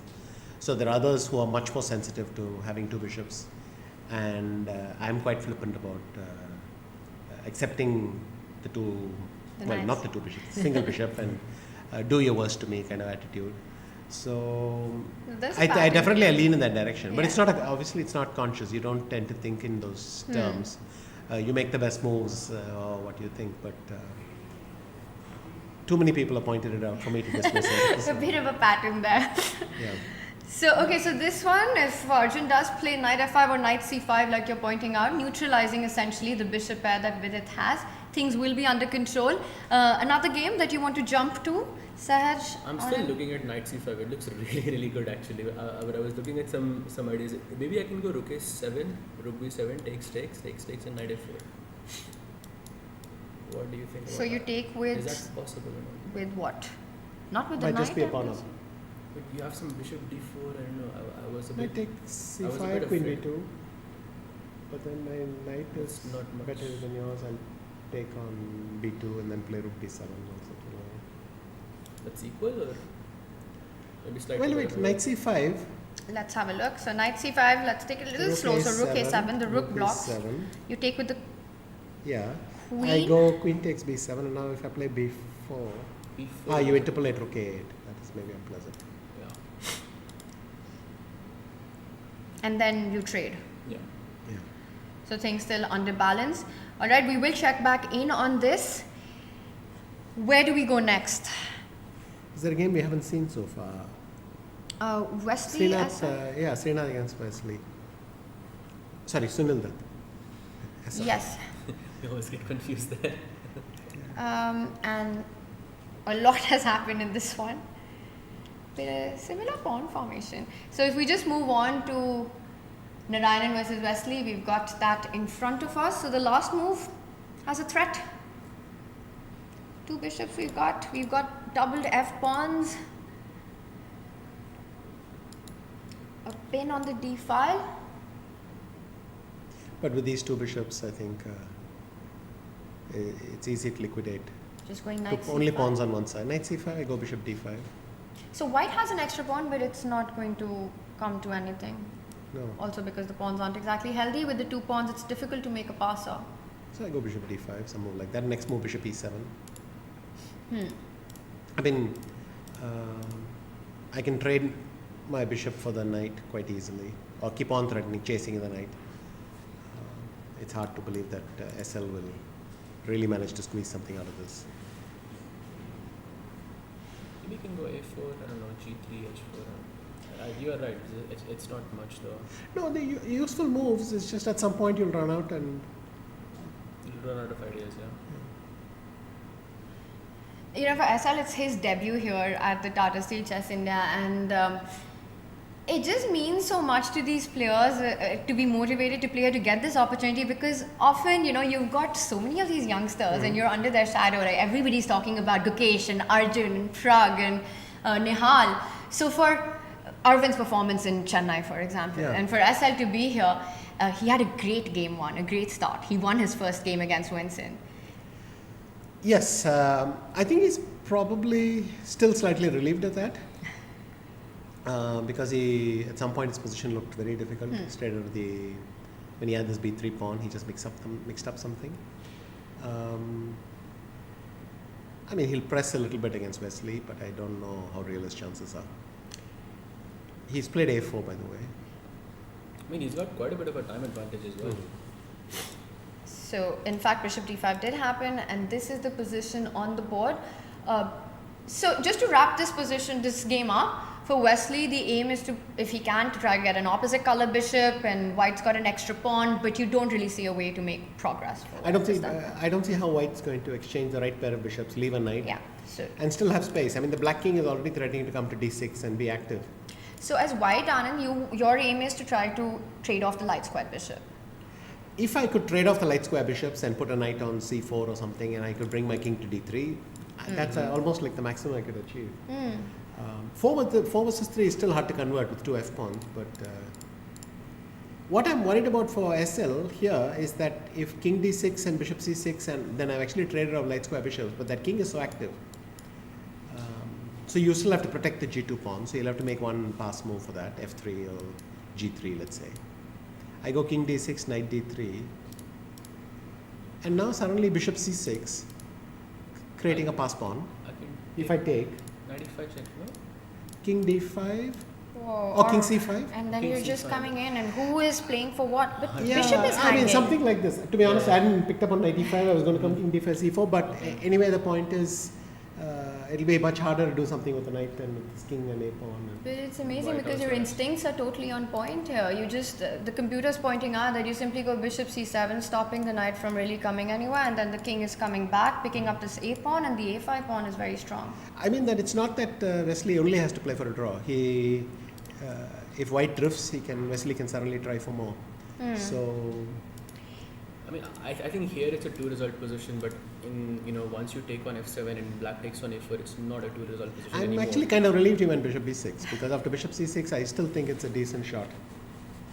So we have this on the board as this one continues, and any other.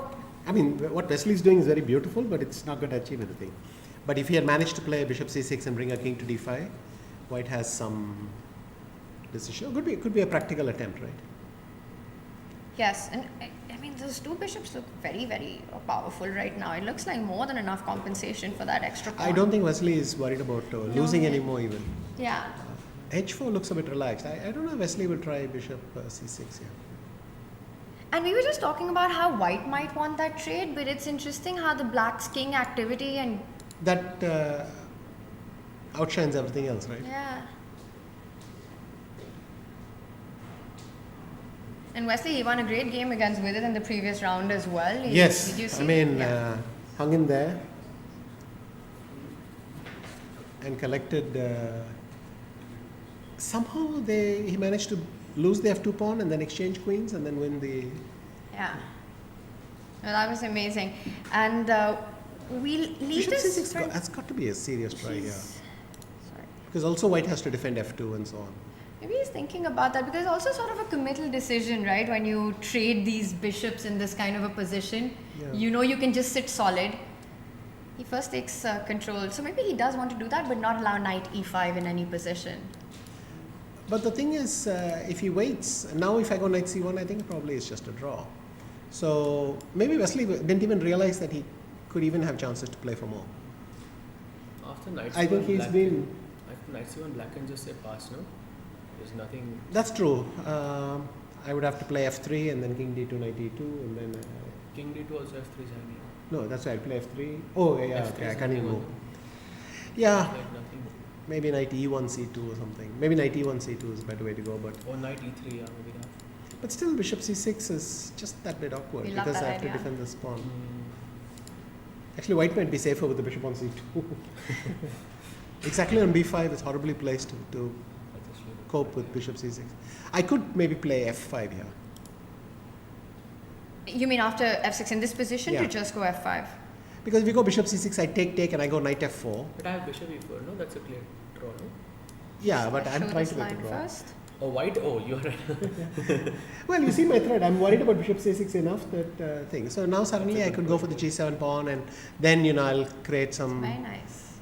thunder and lightning on this side with some pawns and pass pawns and what have you.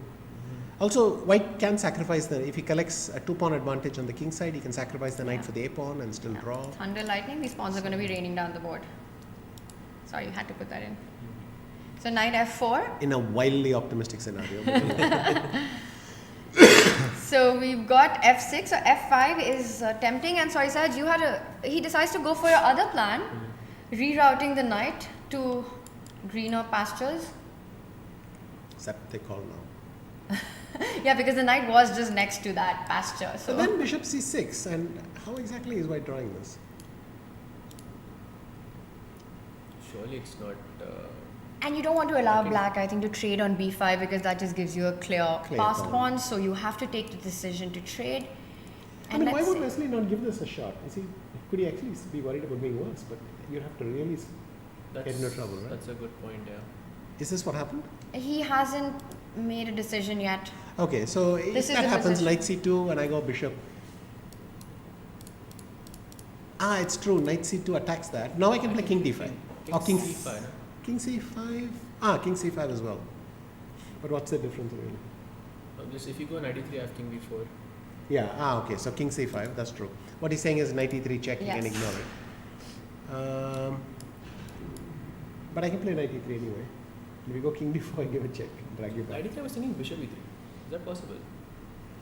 Maybe fe3, king b4, king d3, king c4, king a4, king c4, and then we'll do this dance over there. Yeah, I don't know if black is playing for a win there though. So bishop takes knight, you Also, wanted to go? So we'll might as well have the funny line, fe3. Yes, I think everyone wants King to see b4. King b4. If e4, king a4, then that king is back in time. Yes. So you can see the computer dropped. Yes. You My come God, back. it dropped like a stone. Okay. So white goes king d3 instead. After king takes pawn. Instead of e4. King b4, king d3, king takes pawn. King c4. Now I go king a3. If e4, I think. e4, a4, e5 takes. Oh, he's just queening both and winning. I play queen e5 check only at the end. Yes, okay. So I have to play f5 apparently. Yes, you have to stop this, but this you're just not in time because white. Queen's the pawn, yeah.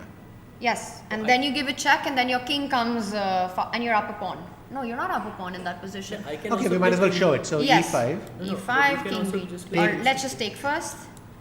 King b2. Sorry, e6, a1, a3, e7, yes. a2, e8 queen, a1 queen, and now just trade. Queen e5 wins by trading the queens and things, but queen e2 check wins.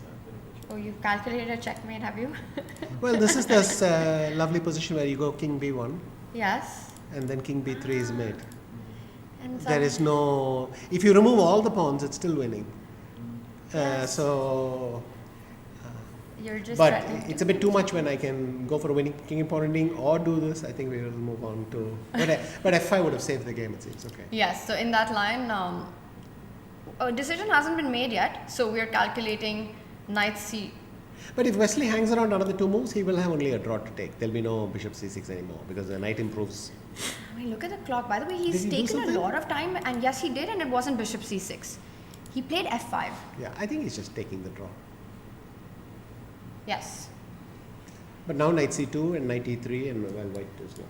That's just, So this one most likely to finish in a draw. Can we take a look at another game? Oh, Vidit is roaring back. Hang on, we have to see this.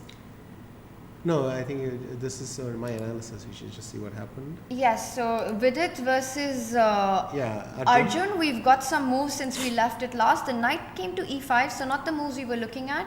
Also, Pragg has made significant progress. We will just jump to that.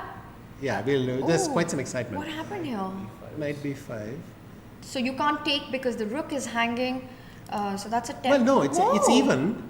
What but yeah, it's typical Arjun. So if you take on b5, the rook is hanging. Yeah, oh sorry, I meant rook a7, knight c7, rook a3, yes. knight e8, but white wins the 2 bishops.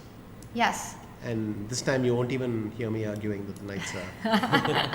It's just knight takes g7 or rook d8 is going to be made Yes. there. And then you're super happy with white. But instead he played rook d8, so... And in the famous brutal intermezzo. That's a very cool move, and I just want to show everyone you don't get an opportunity to show a checkmate, a back rank mate every day, so you can't capture the queen. He traded on d8, again threatening a mate on d1. Then he went rook a8. Yes, And if rook b8, which was the best move, by the way. Our computer's pointing that out in this position. I'm sorry, I didn't realize there was another move. What is the other move? It was the only move, but the other move is the one that was played, and that's a blunder, and that's a knight retreat to c8. Arjun played knight c8 here? He did. Oh. I didn't even. I was just wondering, you're saying it's the best move, it's the only move. Okay, wow. Maybe there's knight d6. But this seriously worsens everything, right? Yeah, maybe there's knight. Is the knight d6 or what's the issue? Well, knight d6 is rook d7, I guess, is his big trick. Because he already demonstrated this earlier. Oh, yeah, the back rank. Wait, knight d6, so let's just show that. Knight d6, you can't pick up the knight because everything is pinned along the d file, and rook d7 you're pointing out is the trick here. Yeah, based on. No, but the computer is not impressed. And this is your idea. This is Arjun's idea as well. Yeah, This but is quite pretty. I'm afraid we're missing something. Let's What go are we back missing? and see. Well, knight d6, rook d7, the computer nudges up for Rook Vidit. So d7. what are we talking about? c5 maybe? Just. c5, I was thinking of knight c4 actually. Ooh. I'm not sure if this is working, but. looks Or maybe interesting. just queen a6, rook takes d6, g3. No, Maybe c5 that's is it. the move. Oh, yeah, you're right. c5 is the move. c5 is the move. And if so, just knight c4, I then think queen maybe a6. Queen okay. is. And if b takes c5? At what point? Instead After- of knight c4. Then.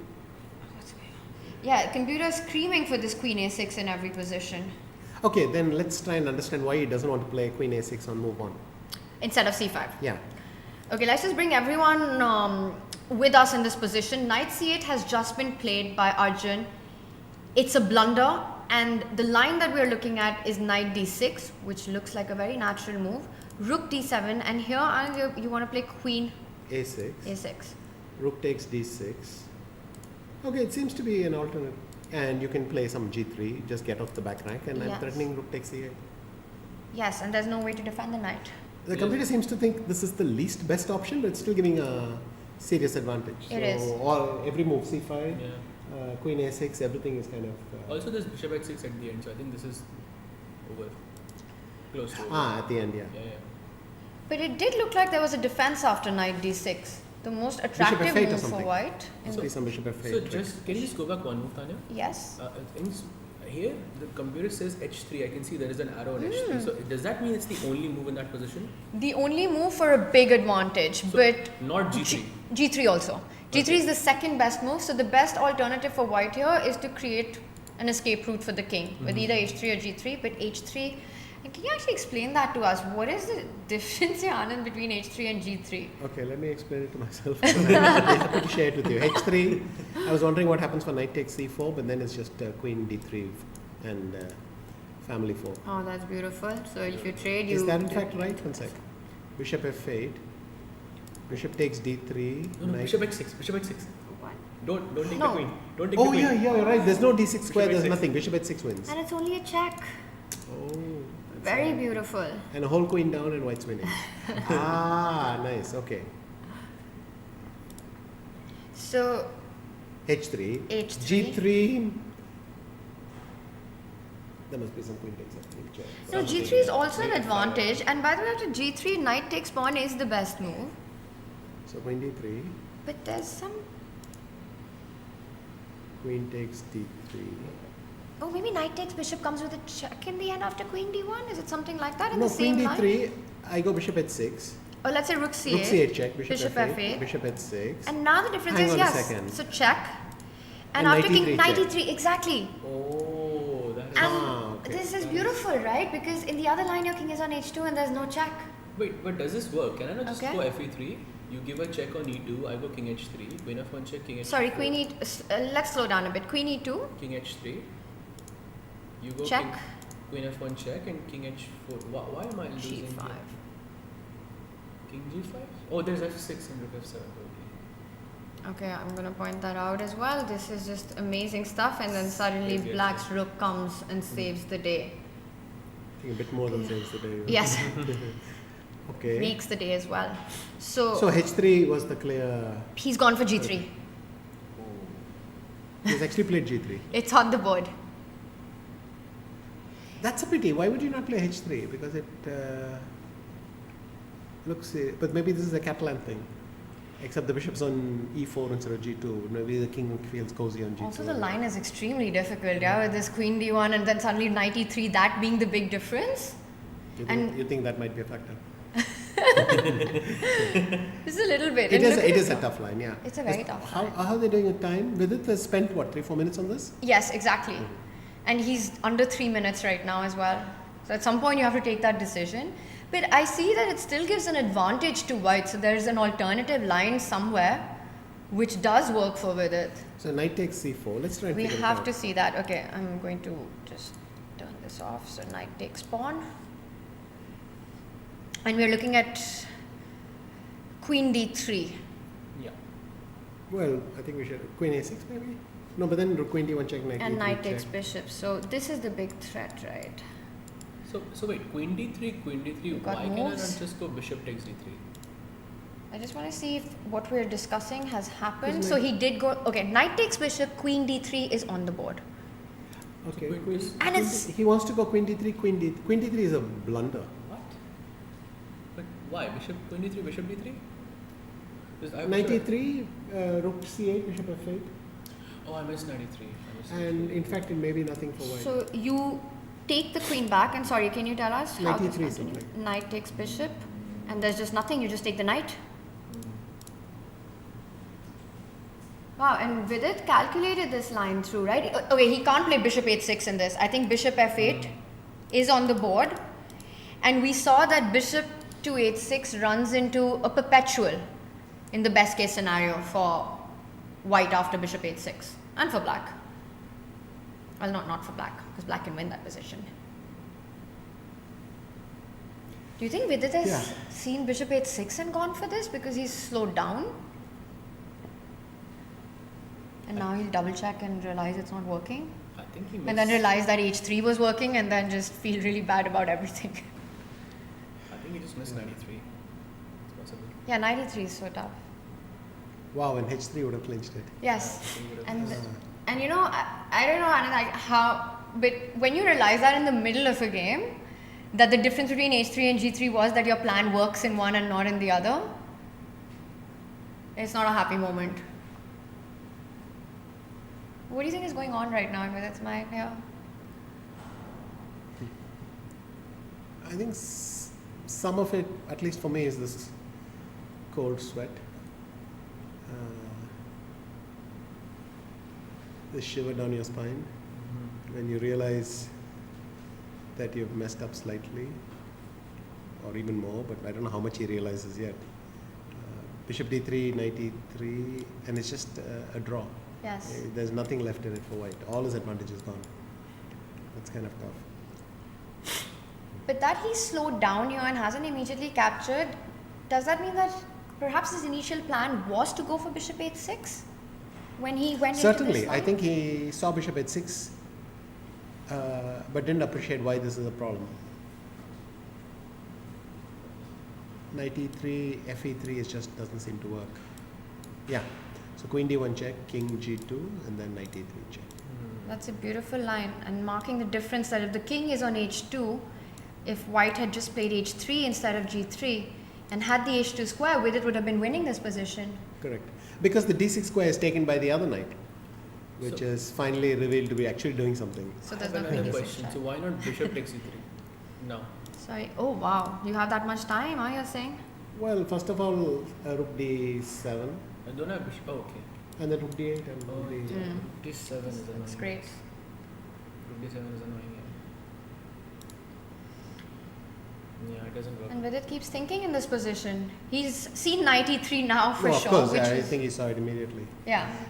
It's funny, I saw knight e3, but I dismissed it.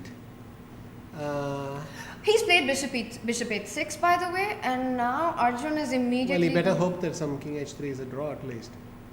He's seen something, but what But you is can he take seeing? fe3 and then just repeat king g1. Let's just have that. I mean, you will at least Yeah. have king g1, king Did he g2. take on e3? He did. Right? Yes, he Yeah. did. This is the position. And now it's a draw, yeah. Because as we mentioned, king h3, h4, then there's a g5 check coming and everything is being spoiled. Yes. He Yeah. comes back. He's going for the repetition now. If you were to, you know Vidit, do you think he realizes at this moment the difference between h3 and g3, or the chances are less because the lines are so complicated? I think you leave with the overwhelming feeling that you are winning, but there are times I don't realize everything, and there are times you do. But he knows that something was winning, and he was very close to it, and he's just fumbled it. Just one wrong pawn move, yeah? Instead of Yeah. g3, he's yeah, One h3, little same pawn thing. move. Chess is brutal. It was g4, which was another miss. But Yeah. that was a big pawn move, and smiles there. And I wonder But right what now. what was the thing that gave white advantage after g3 in knight c4? The computer had something which was advantageous to white. So instead of g3 or Yeah, at no, this g3 moment? and knight takes c4, something was indeed better for white. Queen b3. Knight e3, What is bishop b4? takes c6. Oh, rook e7? And then you just take this knight with. Slight difference in the pieces. Yeah, But no, the line is more beautiful. It goes rook c7, not rook e7. Yes. Knight takes c7, queen takes c7. He wants to go queen e3. And What happens after queen c6? He goes some queen e4 or what? Queen e4, Yes. queen c7. Queen f3. Sorry. Oh, and just some queen a4, yeah? Queen a4, bishop f8, queen e8 wins. So it's just a slow battering. You go Very queen beautiful. a4 and then you land on e8 and that's it. But I think with Vidit, the idea of g3 was never any of this. He wanted to go for this bishop h6 and just Yeah. realized that resource of knight e3 when it was too late. Correct. Alright, so this one ends in a draw. They're still analyzing this game. Where should we jump to? We've had another result. Let's update everyone that SL Narayanan versus Wesley So has also ended in a draw. Anand, where would you like to take us next? Should we Pragg against Dubov looks like a fun one? yes. It looks like a very fun one. Yeah. Oh, we have another queen knight versus queen knight, yeah?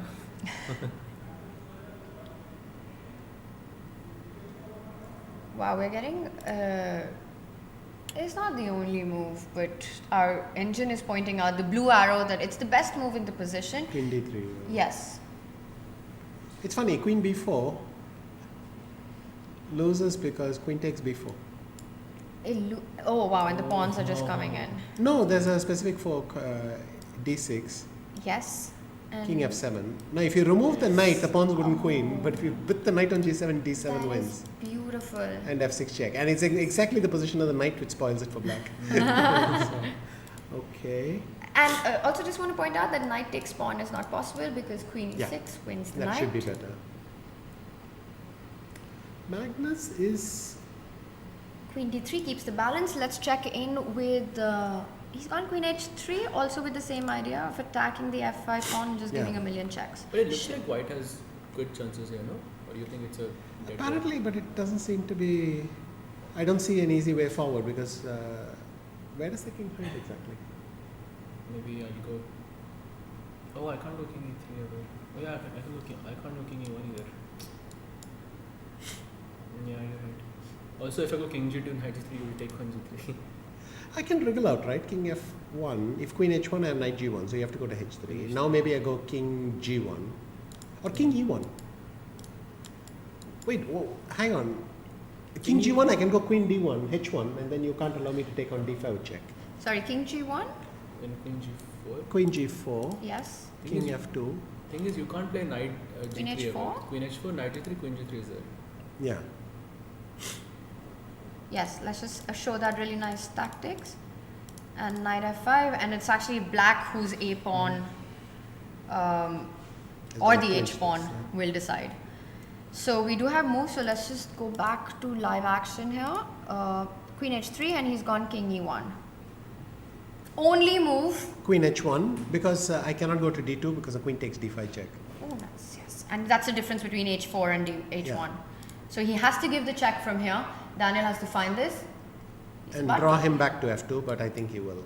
And the difference, as you pointed out, d5 is hanging. If you go to the d file, if Pragg tries to escape the check, he finds it.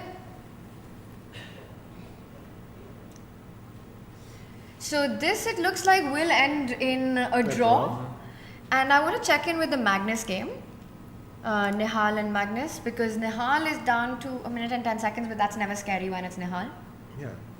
It's just, he just rolled out of bed. Still too much time, especially with a 10-second increment. Yes. If we can, yes, we have that on our screen.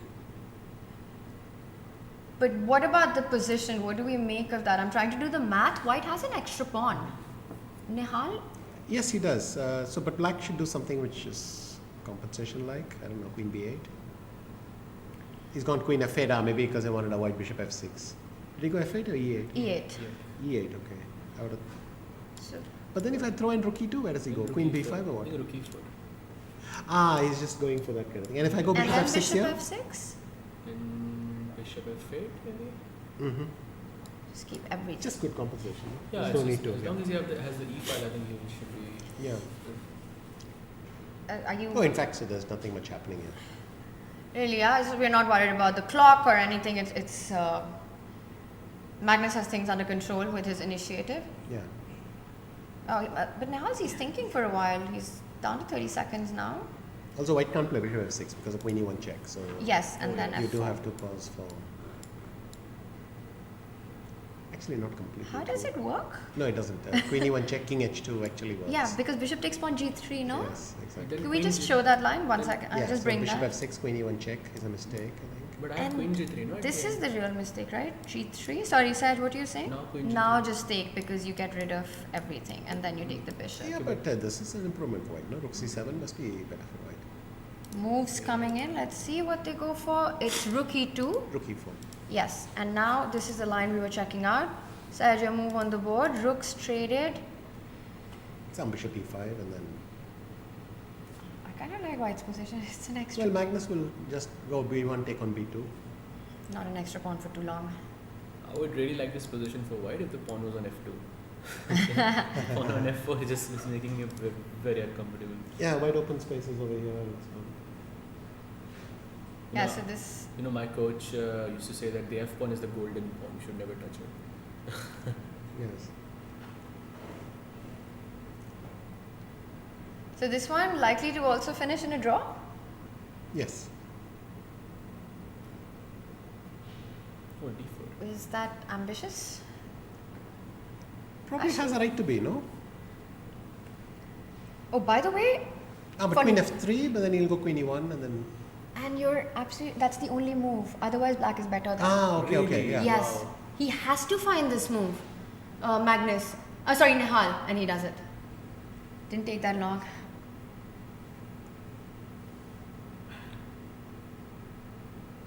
Yeah, queen b2, queen f2. I think this is a draw. So now if you take the A pawn, he's going to take the D4 pawn. Sorry. Maybe you can still play that, no? Queen a2, bishop d4, queen Queen b3. takes pawn. We're going to see that happen on the board. But that's getting a bit weak. Right? Or you Three can play versus c5 first and then queen b3. Yeah. Maybe there's something. So if this does end in a draw, that means Magnus starts the tournament with 2 draws against Pragg and Nihal. Yeah. He can't be too happy about that start. Why? I don't think he's expecting to beat them or either of them or something. He would be pleasant to make a +1, but they're both Yeah. very know. good at speed and. I think it's more from the perspective that, especially the game against Pragg, how much trouble Magnus got into with the white pieces. But he's also provoking a lot, right? With the white pieces, he's. I still think he can play here. Nihal has, 26 seconds on the clock. I mean, But when you actually tried to do something, the Black Kings, then you did kingside. you need to play. There'll be some checks, but perhaps you're right. This is not a position to give a draw. Yeah, I mean, he has more time. He has the pass pawn at least theoretically, but maybe he can go h4, h5, something like that. But somehow I wouldn't be comfortable here as white. Yeah, and Magnus, if he senses that he has even a tiny bit of opportunity, he's going to play on. He's going to try to make Nihal sweat a little bit more. So Danya, I wanted to play H5 also because Has F6. anyone seen Nihal sweating? Just to, I haven't. It's true. But right, I don't think I've ever seen him react much during the game, to be honest. even when he's like got 1 second on the clock, 2 seconds, he's just calmly making those moves. How is he able to stay so calm in these seconds? I mean, we talk about how quick he is, how accurate he is with these seconds on the clock. Yes. It's really a unique, sort of a superhuman power that Nihal has. Definitely. But many of them manage to project this feeling of calm. Arjun certainly. Pragg, Doesn't look I've very seen flustered him for a anything. little Pragg has got nerves sometimes Yeah. show up. Gukesh as well. Though, of course, Gukesh does have very controlled shows. Magnus in a recent interview made an interesting statement about Gukesh, that he feels that Gukesh's level in classical is so much more different than in faster time formats. Just a lot stronger. Mm-hmm. Would you agree with that assessment? Certainly the way he has played this year, I think this year Gukesh hasn't done very much in the faster ones. But his classical, he shows a lot of control and everything. But I think the classical tournaments he played are so much more important than the rapid tournaments he played. That's also tilting the balance. I mean, he played in Vike where I think he wanted to show that he was relieved after qualifying for the candidates, finishing this FIDE circuit and everything. I think he wanted to show the relief that he felt. Then the candidates came, amazing performance, and now again. And the Olympiad, something brought out the best in him. But what has been the rapid event which could inspire them to a comparable degree, right? True. And also we haven't seen Gukesh play online as well, these speed chess tournaments as much as the others. So it's perhaps a conscious decision to focus on classical. Sure. So Magnus is still continuing. He's got to keep that bishop defended to that g7 pawn. How do you make progress though here, right? You've done everything. But now what's next? I have no idea. which is, by the way, a question for you. Between all the youngsters, whose play do you find the most fascinating?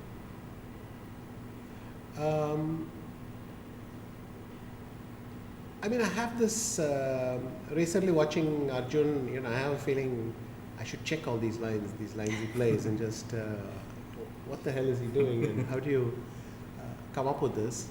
But equally, Gukesh has a lot of these sidelines as well, which he throws up. Vidit is more a player you study because you should. He's quite a bit more sensible. I mean, he plays the way you expect him to play, sort of, and Very solid. yeah, you can learn interesting things from Vidit. With the others, I'm just curious, how bad is what they did, or because they're also playing this provocative game, and they do this. No, I remember. This doesn't look nice, Wait, okay, what? but maybe it's Can you go- Queen G5 check. Did he blunder that? Yes, that's what? A miss, not a mouse slip. Queen I think- g5, and I just want to quickly show that. You just win the f4 pawn. Yes, you can block the check, but the bishop captures the f4 pawn. Okay, so bishop takes f4, king G3. Yes. Takes bishop e5. So queen takes queen, Yeah. and let's say you capture it with maybe the king or the pawn, and bishop e5. Yeah, that's it. Wow, and he played Oops. queen to f5. That's an oops moment for sure. Now what should he play? H4? And I think Nihal Queen just e3. realized it as well. That he missed this. But isn't there g5 coming also from the black side? Well, he's just played G5, so I just wish I knew what Nihal has done. Yes, so queen f5, he played queen g4 anyway, a check. The queen had to come back. And Magnus somehow just does these Magnus things where progress, I was asking how do you make progress? There's definitely progress here. But I feel if he takes on d3, that pawn is one file closer to the king, so that Yes, could be a draw. that helps a lot, yeah. He doesn't though, at least right now. He first brings the king closer to that pawn. So you could pick this pawn up, and then what you're saying is that you trade anyway. Yeah, I think trade in bishop f4, that looks quite, that's good. Looks quite dangerous. No? Like I wouldn't want to play bishop f4 here and to allow. Did he bishop trade to- and do king f2? He went king f2. This is the position king f2 is on the board. So he's given him the opportunity to trade on f3, keeping the pawn on c4 and then capturing the f4 pawn. Okay, so let's try that. Queen Okay. f3. Queen takes queen. I'm assuming king. Yeah, Bishop takes pawn. yeah. And if Oh wow. And Magnus, he made a move in 1 second. That's why I think he forgot about his clock. Because he had that reaction right after, and we're so seeing king this. e4, he wants to go bishop e5. By the way, he decided not to do that. So he's got a pawn on d3. Yes, this is what we have. Okay. g3 he's played. But this should be an easier draw, no? With the pawn on c4, I feel that was the. If you go bishop c1 now, It's king f3. stopping king e3. Okay, the moves are coming in really fast, so let's stick with the live board. f4. The bishop comes back. Bishop b1 I cannot play. I want to play h4. Let's. Bishop b4, bishop Can we f4. analyze this after? Because I want to break down. Maybe you can tell us what's happening because this is our live board and we've got no time to look at variations. Yeah, if he plays f5, white has his. Oh, g4 there is bishop f4 maybe. Yes. Yeah, if f5, g4, bishop f4. But you just move the bishop away, no? There is Bishop nothing. c3, there is no progress. So I can go g4 here. So you want to go g4 here and then Did he play doesn't g4? do He it. took on g3, he's allowing king takes Yes, bishop takes g3 he and he's is. going king. Because the g5 pawn is temporarily vulnerable, so he'll get back in time. So So he's calculated it well. So let's show bishop takes yes, g3, king takes pawn. king takes d3, king h5, king e2. And if king h4, king f3, and you're not in time. So if you go f4, I have king g2 defending that h pawn. Oh, very nice. And that's going to be a slightly annoyed Magnus. Very nice. Oh. So if we got moves, he's gone for f4. But this is just a draw now, and I think they've just agreed for a draw. Yeah. So king takes pawn, and the king comes back in time. And I just want to go back because you were looking at these variations, Anand. At what moment? Okay, so Was there a f5, he went king e3. F5, yes. He went king e3. We were lost in g4 instead of king e3. So here g4. Bishop f4, and now bishop c3. And my point was if d2, then I just go bishop d2, h4. Oh, h4 there is f4, f4. Oh, h4 there's f4. Okay, so this is not working. Then he wants to go king e2. But Yeah, that's king such e2. if the bishop was on f4, it was working. Yeah, I had to do the bishop on This is f4 and Oh, then no, playing no. h4. Oh, but- wait, I no. want to But show F4 this now, yeah. idea. I want to show Yeah, this yeah, idea F4. because you take and then you just trade off the pawns and it's the wrong color. Yeah. That's a beautiful concept. So, So instead he went king e3. he did. He went king e3. No, in fact for d2, king e2 was an easy draw. So just quickly, I'll show that. So g4, bishop f4, and in this position, King E2 just is simply really come good. back Yeah. and you win the material back. Yes. Yeah, but really nice piece of defense there. And I also want to point out one more moment that I know we had to skip quickly was that this point that you were making that actually you want to trade, but after king to f2, here, it might have made more sense for black to take on f3 and then take on Yes, f4. because the more separated the pawns are, the better the chance, right? So that's the logic. I mean, we haven't put it into variations, but I think that's what we were thinking of. Yeah, very nice concept. And I think with that, we've got all the results and only one. Only Vincent lost to Nodirbek. We didn't see that game at all. But you know also, which is I think Isn't that lovely for the spectators? The only game The we didn't only show was decisive a game, decisive. but there was a But lot there of was action, action. yeah. I mean, that game with Vidit and Arjun. That was a classic, yeah. That was very exciting. And maybe we can quickly have a look at this one that Sure. we missed, if you don't mind. And of course, just I think we left it. I'll just bring it up from when we left it last, which was around this position. Actually, this is the line that we were pointing out. And we thought this was pretty balanced, which is why we never came back to this. Yeah, but it does seem to want to go h4 and g4 yeah, in some way. Yeah, h4, h4. Oh, in fact, I wanted to play h5, but he says you can just play g4 instead of rook f1.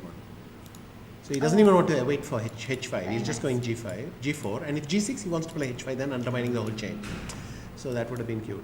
Beautiful. Yeah, he's undermining that way. Very nice. And you just want to get to this pawn, Yeah, which will give white an advantage.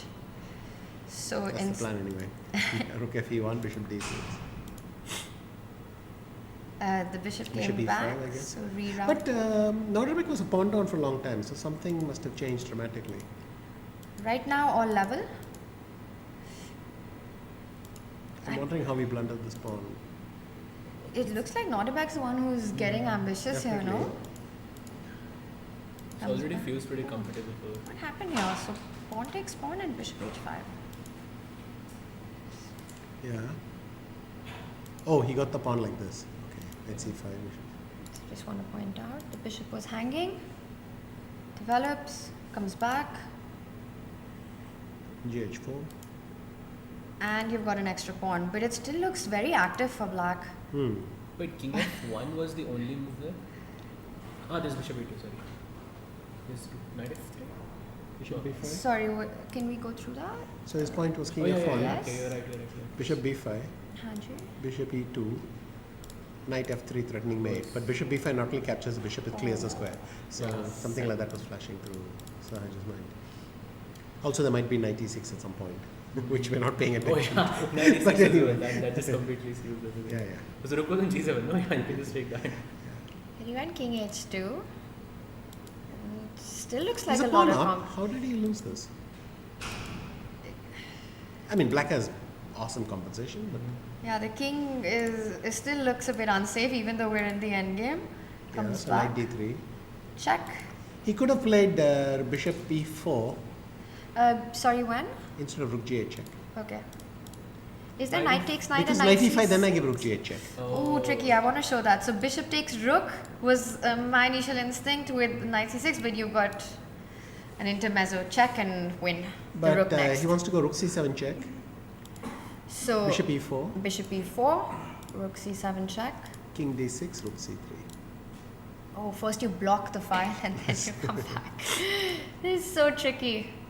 So you just simply blocked your own rook from attacking the knight, defended everything, and come back. Okay, let's just quickly see how this Yes. actually was decided. So he went king h2, and this we saw. Gives a check, king f1, another check happened. Same idea actually, similar position to what we were looking at. Yes. My only question is, how do you lose this? The white has an extra pawn, it's true, but you stops any knight f3 ideas, f4 is better for white. and he played it. Oh, he lost this. So what's happening? Knight g4, e4, so you can't take the central pawn, the knight is hanging, he takes that side pawn. Still looks quite nice for white. So maybe he could have started e5 check, okay. He wins the pawn, the knight comes back. And now it looks like white's pieces are getting super active. Yeah. He must go to h8. He did. Can't be pleasant to play that. Yeah. Rook takes pawn, he defends that. He's still a pawn, he's got an extra pawn, but this h pawn, did it just start moving? Suddenly just disturbs it enough, right? Yeah. You know, which is after f4, I felt really good about white's position, but like right after like 2-3 moves, it e4, felt- e5 somehow Yeah, it just spoils it a doesn't- bit, unless yeah. it wins. But I mean, white is up in material, but still it feels like black is the one pushing here. But this position as well is just the h pawn. yeah. There is apparently still a way for white to keep the balance, but I think, I mean, the pawn from h6 has actually got into h2. I mean, it's the only pawn in the position. But bishop d5, I mean, it's you're not going to lose that. He did that, I would think, after king.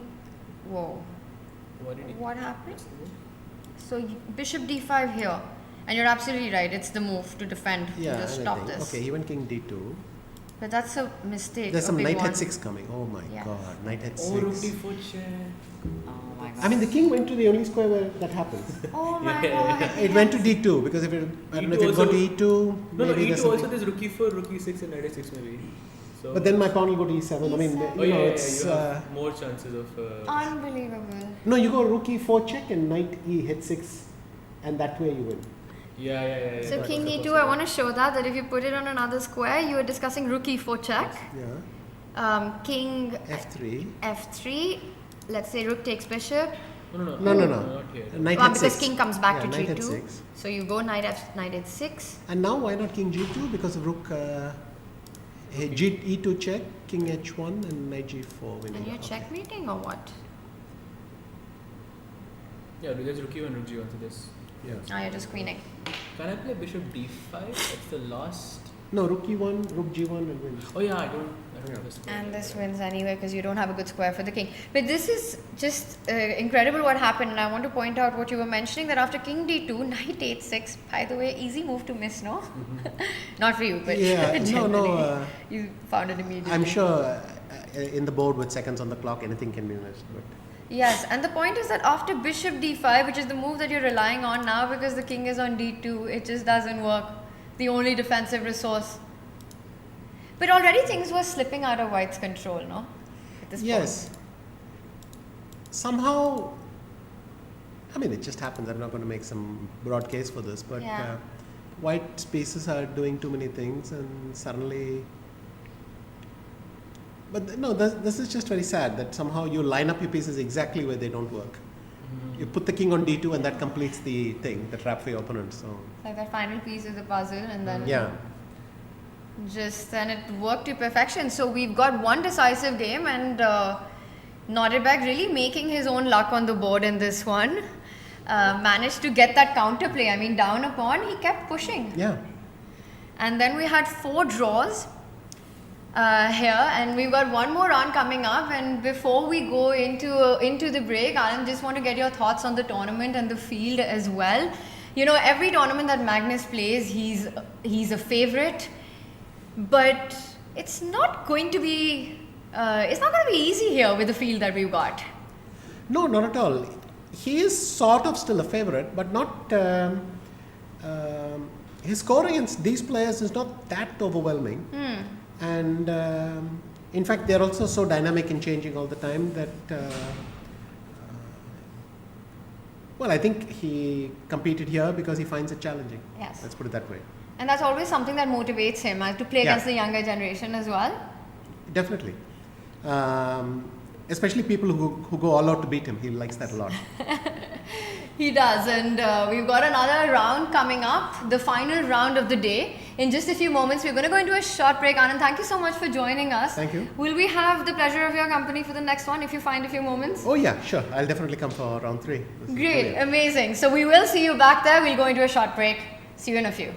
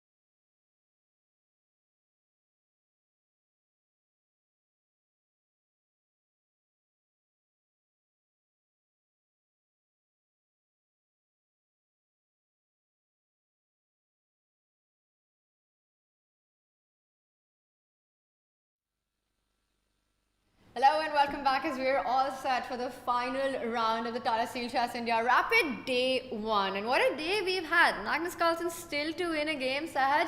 Some impressive results by the youngsters as well. We had Anand in the studio with us.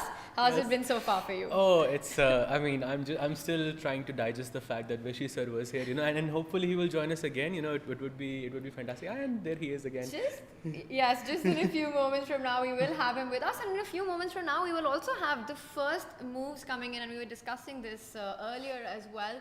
And I'm going to ask you this question: how much does Magnus? How hungry is he for a win on day 1 right now? Oh, I think quite a bit. I mean, who is he playing now? He's playing against Vidit with the white pieces. We will come to the results, but we will come to the matchups. First, let's take a look at the results we had in round 2. We had only one decisive game in the men's section, which was Nodirbek Abdusattorov, who managed to find his chances down a pawn against Vincent Keimer and get the win. The other 4 matches ended in a draw. In the Tata Steel Chess India Women round 2, if we bring up the results, also the same story with just one decisive game. For a rapid, it's a bit strange, no? To have like 4 draws in both sections, but I mean it is day 1, so hopefully, the third round can be a bit more dynamic. What do you think? The players are settling in, but I completely agree with you that we expect more decisive games. But also this rapid has a time control of 25 minutes with 10 seconds, so there is a lot of time. We don't see as many blunders as you do with lesser increment. And our players are on the stage, and I believe first moves are already being made. That is our beautiful Dhono Dhanyo Auditorium in Kolkata. If you are here, if you're in the city over the next 5 days, you don't want to miss this action. Come and watch it live. It's a full celebration of chess. Absolutely. And the match, by the way, the matches have begun, yeah? I think. Yes, they have, as we can see on the board. And you pointed this matchup out, Magnus versus Vidit. Wow, so Magnus is playing his 3rd Indian opponent in a row. There are 5 in the whole section, so it's got to be ready for that. 3rd Indian of the day, Vidit's ready with the black pieces. It's been a shaky day for him as well. Absolutely. And I mean, he's going for a more of a, Vidit has lost to Wesley and drawn against Arjun. I mean, against Arjun, it was a tough game, I would say, and against Wesley also, he had a very, very good chance, but, it was a very difficult position to kind of, come back from, although he really tried with that king on D1, that king on D1 was fantastic, he did really try, but it didn't go his way. But yeah, this is going to be a very tough match, I think, for Vidit here with the black pieces. And so much of that has to do with momentum for the day in this kind of a format. It is a very demanding format. The players have little time to rest in between.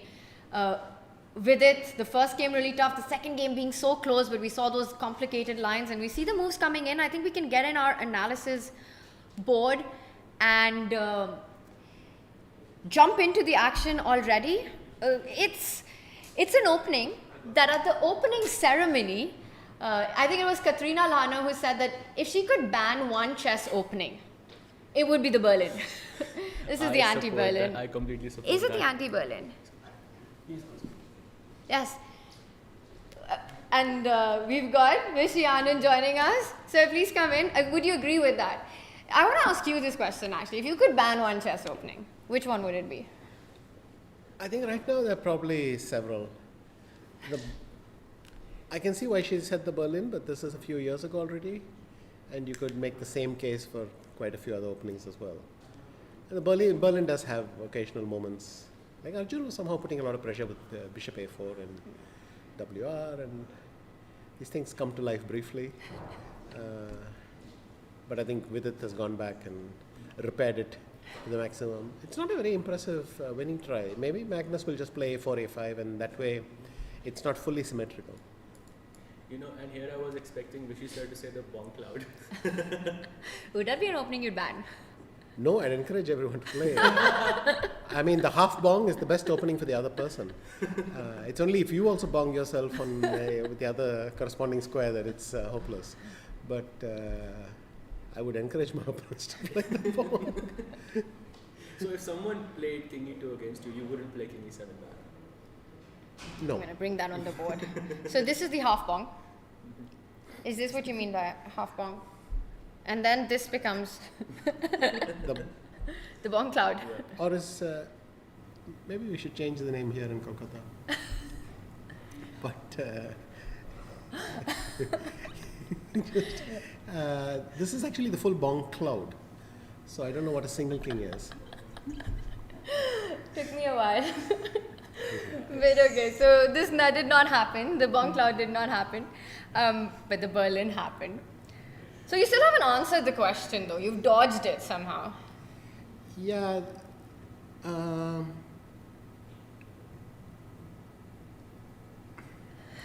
must be several. Okay, Berlin, Petrov. Okay. There are a few. But Petrov's also gotten very exciting in the recent times, right? With these queenside castling structures. Yes, but these things always flare to life for a while and then go back to thing. But we'll see how it goes. By the way, I guess Vidit is either going to play knight d6 or maybe knight d6. He won't like queen g3. It still looks so solid to me.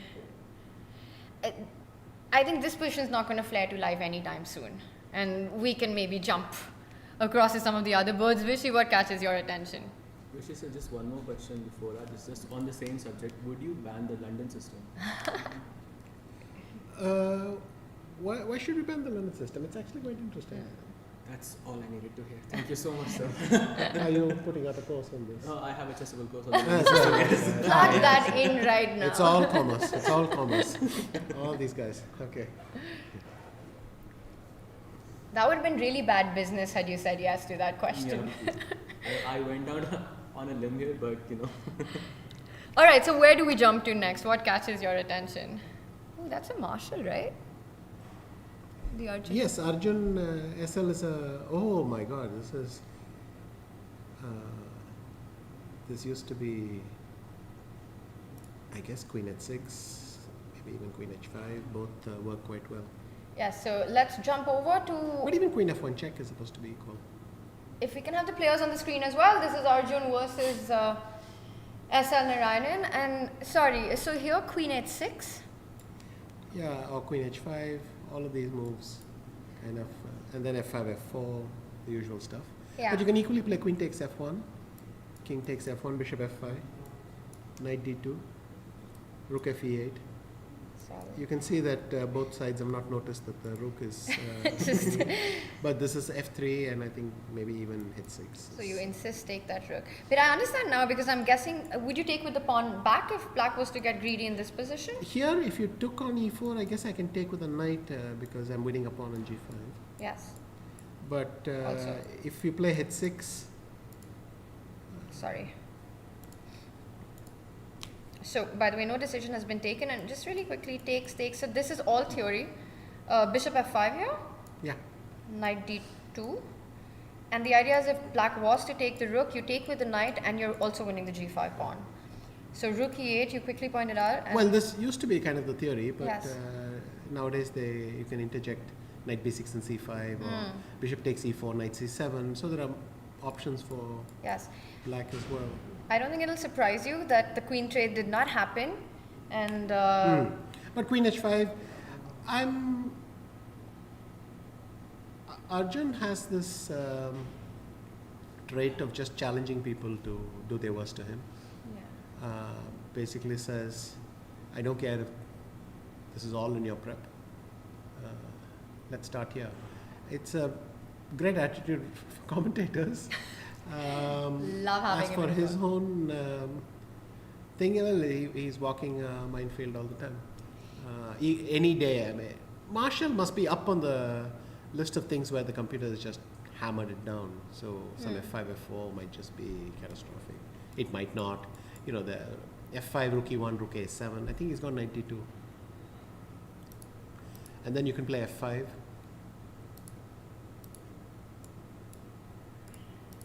And rook a7. The computer wants to go bishop h3 first. Okay. And then So f5, how are you reacting to this? Do you go back all the way and then then it wants to go f4, f3. Yeah. I mean, these lines. So it wants to start with bishop d1. Sorry, that's correct. sorry, so f5. Let's see what he's doing. He is playing f5. So F5, if I have bishop d1, I thought that was maybe a error. Attacking the queen.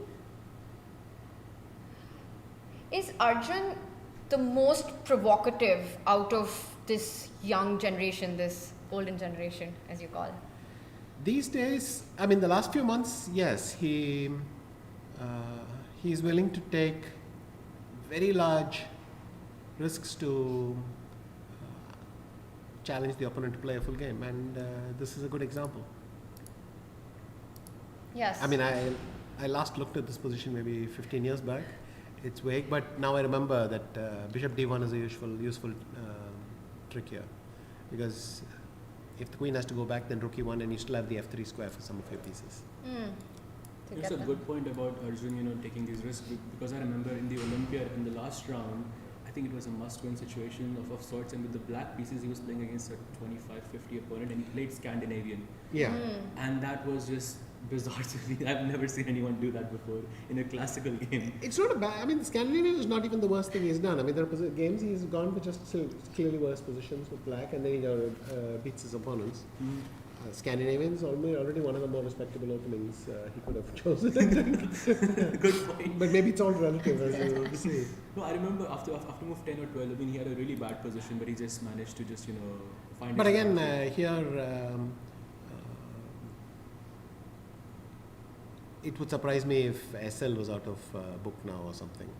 So perhaps he has also worked this out. But it's Arjun who's thinking right now. So he hasn't automatically retreated the rook. So he's obviously got this intermezzo on his mind. He does go. No, he just go anyway. Yeah. Yes. Okay. So f4 and f3. And this has also been, I think, your pet opening for many, many years, the Marshall. And I want to ask you if you could just, maybe break down the dynamics of this opening, what it really entails, because it's a pawn sacrifice. Yes, so as you can see, black's a pawn down on the queen side. Black is making the claim that the piece activity and the action on the king side is such a dominant theme in the position that you never really have to worry about the endgames. And that even in the endgames, if there's enough piece activity happening on this flank, there's no time to do anything serious on that flank. I can assure you, if you go into a game with these general principles, you'll have your head handed to you.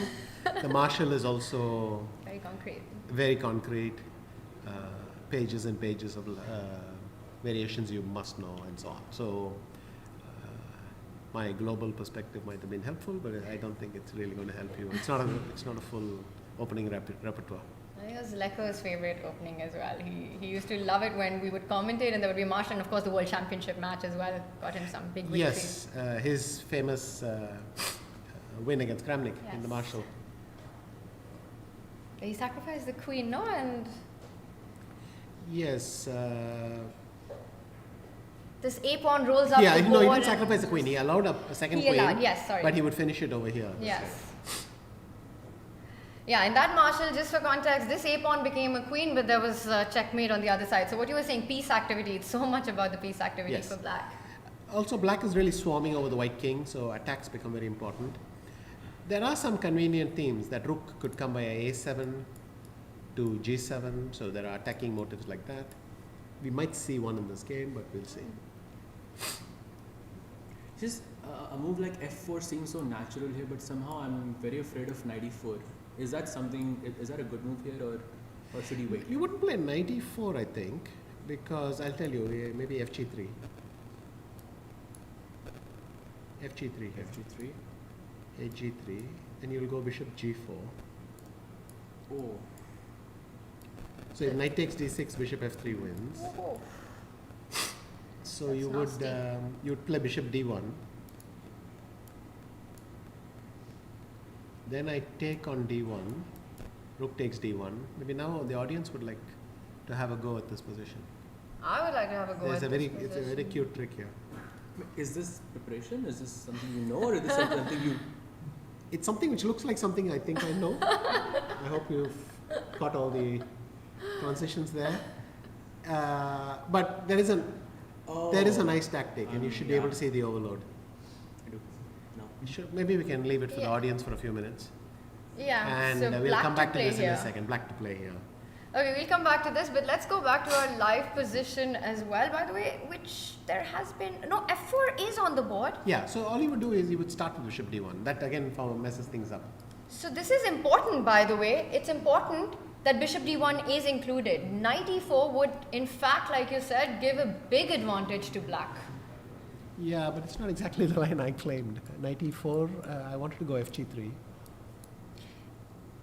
I think he starts with a different move order of getting the bishop first.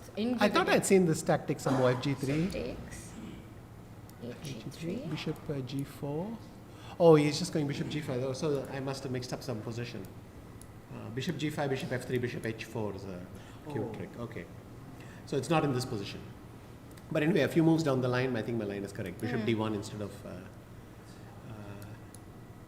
yeah, g3, h3, bishop g4, Yes. bishop d1, take. You wanted to take I wanted to play rook takes f2. which is also strong. But the computer wants to play rook e8, And after knight takes rook, bishop g3. is this over? If Close enough, oh, because d1 bishop is still hanging and yes, so on. you just take and take the rook. Beautiful. But stuff. the computer actually wants to go rook ae8 first, Yes. strengthening it even more and so on. But this is looking scary for white, no? I mean, bishop d1, he has to find this move and he's taking his time, so he's not so sure. Again, you don't get here, you don't just stumble on the board to this position, so I would get, Yes, done it. this happened. he has done it. So, okay, now we can't pretend we're not looking at the computer, so I will just point out. Move this the computer actually because says, this yeah, is you a should human remove position. But anyway, I cannot unsee what I saw, so I'll share with you that black is now close to winning. And I'm puzzled as to what these guys are preparing. Okay, so I'm not sure what is the move here. Pawn takes pawn, we saw that white does have a defense because Yeah. I just want to point that out. This g5 pawn becomes a bit tender after that. Yeah, bishop takes g5, bishop h4 is a very nice trick, Yes. which I'd. So, how does black have an advantage here then? But so, can I play bishop g4, knight d6 and then fg3? Because Yeah, that's one idea that Saj comes up with, which is just to invert the order. You go bishop g4 Yes. So you're just saying take the bishop and then fg3 and you get the same thing. and then bishop f. In fact, you don't even get the bishop d1 line anymore. Now here it's just bishop f3 and over. Yes. So, though I could play fg3, rook f1, rook f1, it's not the end of the world. So I'm just going to have to go back, to this position. And here knight e4, critical mistake by Arjun. And so you're pointing out that black has to be really careful about the move order. Yeah. Bishop g4 is the right way to go. Pawn takes pawn allows additional options to white. And is this the kind of position you just sit, you calculate, you use up a little bit of your time? Yes, but at least for me, the theory was quite advanced here, as I said, 15, 20 years back. So it would be strange for me that you sit and start thinking here, because you might be lost. What you should be doing is you should at least have seen very, very similar positions, a lot of them, and then you sit and try to sort through the thing and figure out what applies here. I mean, that's fine, but if you're thinking from a blank slate here, well, it's not my approach to chess. Let's put it that way. I want to ask you, what was your approach to preparation in these kind of positions? Because engines were not as strong at that time, and you kind of had to figure these very complicated lines out with your own mind. Well, the first thing to remember is we didn't know that engines were not yet strong. Every generation, the engine seemed horribly strong to us. And then the next one came along. But we didn't realize yet that in 15 years we'd be laughing at the old engines. You know, it's the difficulty of dealing with the future. Okay, he's gone bishop h3, which is also a good move, I think. Because basically you dislodge this queen and you play rook a8 with tempo and then just some tactics all over the place. Let's try and figure some ones out. Queen Alright, d3. let's do it. So He's gone to queen d3. immediately played. Now I'll go rook e8. Alright, so you're pinning that knight, not allowing any knight takes bishop now. I'm wondering if bishop takes f4 works. Whoa, what? Bishop takes pawn? Yeah. Where is that even coming from? Well, I want to connect my rooks. Well, let's have that on the board. And if pawn takes bishop, you Knight take takes d6. knight takes bishop. And suddenly everything's defended. Very Yeah. nice. Maybe after bishop takes f4, I can go bishop takes f4. Yeah. G takes f4. I mean, I'm happy that the knight is pinned. That would be knight takes f4. Yeah. But not what I'm I think you should take with the pawn, right? So I don't get the g3 square. That's true. Gf, and then king h8, rook g8, something like that. Something like that with some sort of compensation. So take with the pawn now, and then just go for the attack. Yeah. Well, it seems to be more than that. I mean, the evaluation bar is incredibly low. But now we don't see the moves. The evaluation bar is very low. Somehow Yes. the rook f4 felt more natural to me in the beginning, but Okay, let's as try it. But as you said, the g3 square is so important. That makes perfect sense. Perfect sense to me. Well, if rook f4, I thought even knight g3, swap one pair of rooks, and Yeah. then it fizzles out a bit. It becomes more difficult, for So after queen d3, rook a e8, bishop f4, okay, you have to know bishop f4, gf4, gf4, and then that is strong. What, What other moves are there? Sorry. let me just see what else is happening.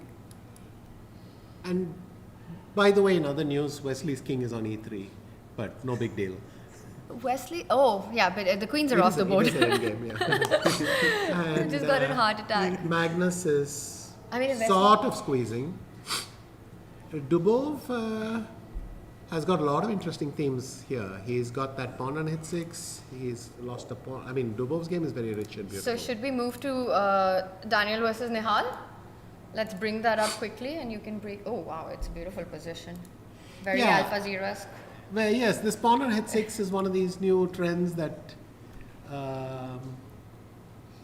especially Dubov and Magnus have played around a lot with. And it's an alpha 0. yes, exactly. Alpha 0 It's type though now all engines suggested. play. Yeah, basically. So Was it's this just saying, I don't know when, but when the situation clears, suddenly my queen or rook will go to the back rank and your king won't have a square. Or my queen will find a diagonal and it's got a protected square on g7. It seems to be hope-based, but the computer is quite happy with it. And before this whole Alpha Zero concept of once the pawn reaches on h5, you don't trade and you push it, was it really an alien motive to think about this? You know, the problem is, again, once you've seen it, you don't unsee it. And it's, I'm sure there are people who'll say, oh, I was always claiming this. And there are also people who'll say, I think though that the idea is natural. I just never realized it could be done in so many positions. There were so many positions where the move which didn't come into my mind was h4, h5, and with the aim of playing h6. Even in the Dragon, the idea was to playing h5 was hg6. h6 was a failure, and that it began to be seen as a success. I think is a new way of looking at the position. Yeah. Let's. Goes rook a2 here. Slight mistake with the. I mean, it's not really a mistake, right, Tanya? It's an inaccuracy, but What should he play instead? Knight a5 or? instead of rook a2 in this position,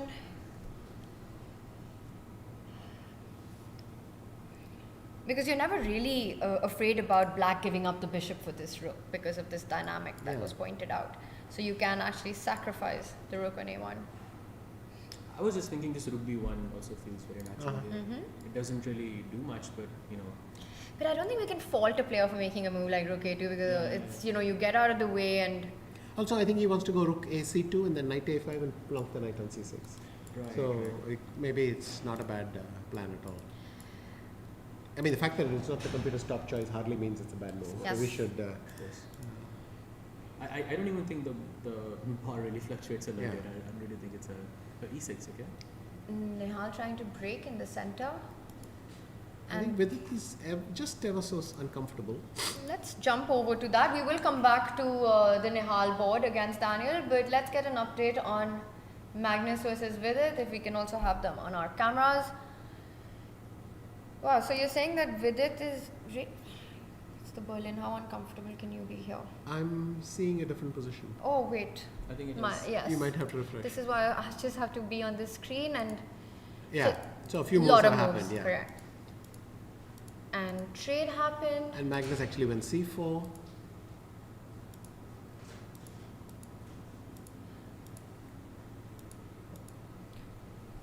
And this is what we have. And typically you could do something like rook e5 and queen e3. And then either the rook sits on the 7th or you play f4, f5 and entomb that bishop on g6. Sorry, I'm always so amazed at how easily these plans come to, your mind and every top player's mind, because yes, it's like, then it makes sense, it's the open file, but you put your rook ahead, you put the queen behind it, and then I check and it is the correct approach. You want to go rook e5 here. But still these are small advantages. But it looks like Magnus has at least made some progress in the infamous Berlin. So No need to ban it just yet. Just like you said, once you see it, you can't unsee it, and now I can't see a defense for black here anymore. After rook e5. I feel Well, like rook, black is just going to just sit there and do nothing. yeah, Just but something like F5. rook queen d6, Queen queen e3, king f8, and F4. f6. So there's Wesley playing. And then if Yeah, rook okay, e6, that I was could even be cute and go rook e8. There's some. we should show that. Queen So, e3, queen king e3. f8, King F8, F4, f4, play f6. F5, black plays F6, and now rook E6, and now there is a very nice move, rook to E8. Very nice. And then suddenly everything's fine. Yeah. So rook d7, you can at least even come back. Yeah. Very cool stuff, but rook e5 was played, no surprises there. You heard it here first. Rook e5 on the board, Magnus trying to put pressure. He's also, he's So with amazing this in starting these with king positions. f8? Yes. Wow, okay. No queen d6, so controlling that square, and now Magnus is thinking. Maxwell wants to play F6, I think. Oh, he's just saying queen e3, f6, queen a3 check, I'll play queen d6 and something like that, right?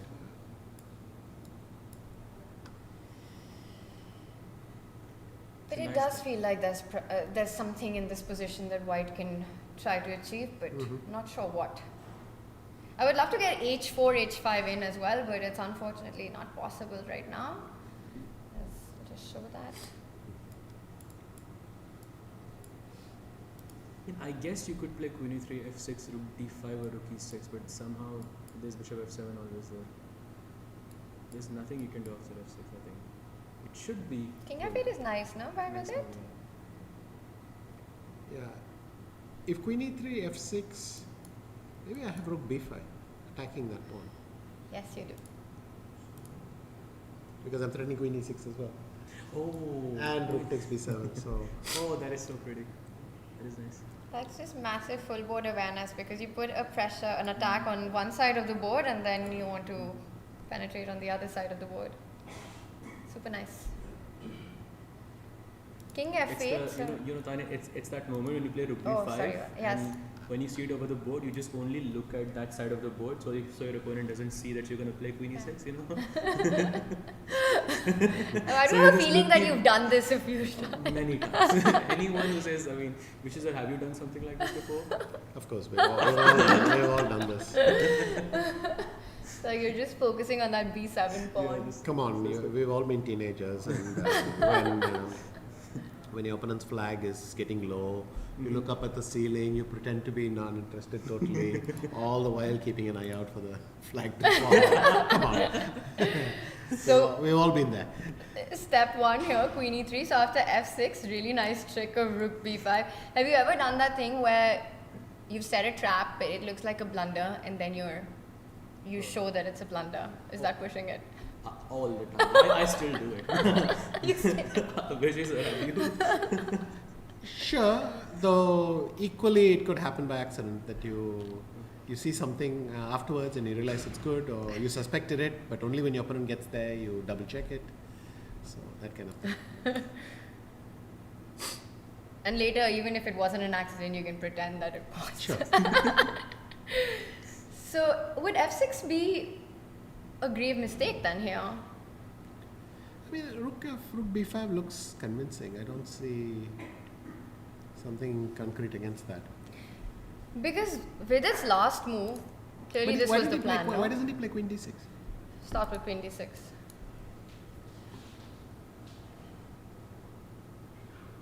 I mean, after f4, I'll go f6 and then. And then you've got this rook e8 coming in. Yeah, rook e6 comes with a tempo, so I'm a bit.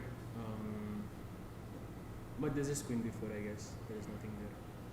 I might start out with rook d8 first. I might make a couple of useful moves. It's only f4 I meet with f6, I think. Okay. Because then your queen is not defended anymore. d6, Which f4, would help, I think. f6. You want to start with f6 here. Yes. When he says when you play f4, then he plays f6. Yes. Otherwise, he just goes. And then this whole idea that we were looking at earlier keeps things under defense. So Vidit has to be slightly careful about the move order that he chooses in this position. Starting with f6 But Vidit would is be a clearly not very convinced about queen d6, so what problem could he be saying? Maybe h4 now? Oh, immediately after queen d6, because queen takes pawn is not possible. That would make a lot of Yeah. sense. So you go f6.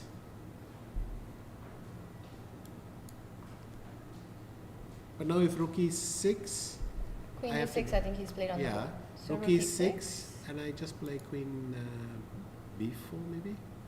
I have no choice, right? Because the queen goes anywhere else, there's queen a3 check. But just a question, is rook e8, Rook takes d6, rook takes queen?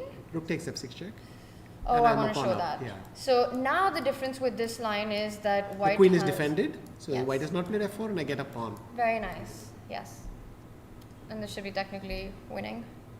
It's another story, but Or maybe- probably yes. I'll trade the e pawn for the f pawn, create a g passed pawn, and think. Whereas if I liquidate everything on the queen side, I don't have a dark square breakthrough. Yes. But if I You want to distract the king. yeah, something like that. At least it's very good winning chances. Yes. So the f pawn required to defend the queen. So Vidit goes for queen d6, and Magnus has not yet made a decision. So h4. Now rook e8 doesn't work. So f6, rook e6, and what was our move here? Queen b4. Queen Queen b4. b4. Oh, now it's actually going Oh, for wow. rook takes f6. Yeah, I Maybe I wasn't sure the queen b4 was working, but this was the switch I was looking for. yeah. So- I wasn't sure that queen b4 was working, but that's why I want to, after h4, if I play rook d8, you'll play h5, and then the bishop gets kicked back So yeah, quite can a you lot. finish this line for me? 'Cause Yeah, sure. Queen h6. King e7. I think he wants to go queen g7, and this messes up black a lot. And then queen takes pawn is a check as well. So if king d6, you run and then you win everything. Win the Oh, house. but we need, I think, our... Yes, because we need our bar on Yeah. our screen. So I think you can turn off the analysis, the moves here, and then you still get the bar. how do we do? Oh yes, that's right. Yeah. Engine lines. You turn off engine lines, Perfect. and then you get the. Bar without the moves, and we can think what the players are thinking. A bar without the moves used to be called something else. Can I ask what was it called, or does it kill the joke? Isn't it just where you get alcohol? Unless you're thinking of some other kinds of moves, but anyway, it's just. So, by the way, Yes. the line is on the board. H4 has been played. Wait, queen d7 was No, played. he went queen d6, h4, Yes. queen d7. Attacking g4. So he's just nudging Magnus a bit. Now, also, I think f6 is more possible, no? As soon as he touches the f. Yes. f3, f6 would be a start, for instance. Yeah, yeah. And if he goes rook e6 and rook e8. It's, Yes, Arjun and Maybe we switch? SL is huge. Yes, we will come back to this, but it feels like a slow grind. I think Magnus will try to push, create chances, but this is anything but a slow grind. Arjun versus SL Narayanan. And f4 happened. I'll just do a quick action replay. I don't think there's many moves. So after f4, he went in with the knight. We saw this, the bishop attacked the queen. The rook came onto that central file. And now he's pinning with bishop f5. He's going to play queen g6. He's really going to pin all the way. Pin and win. Do you pin and win in this position? Yes, hang on a second. There used to be a famous draw which involved famous I draw. think, starting with rook takes e4 and then playing knight f6, and there was some forced draw. But it's a different position. Let's. Wow. So, okay, so there are some ideas where you take the knight with You the rook. take the knight first, because if you go queen g6, maybe f3 is relevant. Or I want to just have that on the board. So I'll make a non-move Okay. on one side. So instead of continuing to put pressure on the pin, you could take the knight, rook queen takes g6. rook. Not impressed, but bishop c2, and then if knight f6. Rook e1, is it? No, No, rook but then you e1, can you just exchange take down the everything, yes. Though even there, Oh. white has compensation because c6 pawn and whatever. But there's some move, I would not, If you play f3, then I Oh like my g4 also. But yeah. yes, I would be very Undermining, afraid to undermining. play. That's a nice But answer. the position wasn't here, so. But rook e4, useful Roman. Yes. Sometimes you have to swap the Very order, nice. order around. So bishop f5, and he's thinking right now, it does look like a lot of pressure.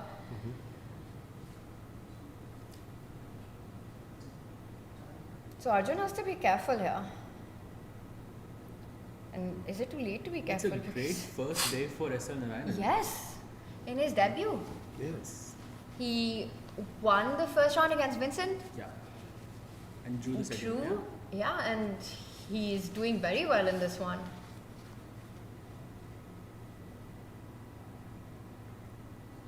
Is there extra hunger when you don't have as many opportunities and you're more motivated in these platforms? I think especially SL doesn't put a lot of pressure on himself. He's just come here to show his best, but in a nice, healthy way. He's just saying, "I'm going to have fun. I'm going to play whatever. If you guys can beat me, go on, knock yourself out. But show me." Yes. And sometimes this is the healthiest attitude to have, without thinking of too many other angles. So maybe he just plays freely and it works. I mean, it helps that he's a strong player anyway, but certainly the fact that there's probably no attention or expectation on him right now allows him to play freely.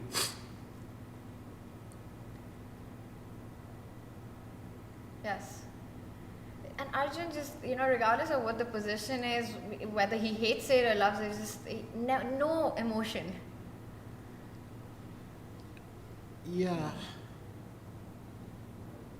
And there was this, he had this moniker, the But there are Iceman. strange things. I mean, there are positions which Arjun wanders into where he's much worse, but they look happier than this position. No, you see what I mean? He has play, he has dynamics. He might be worse, he might be even much worse, but he's got his thing. Why did he choose this position is a bit beyond me.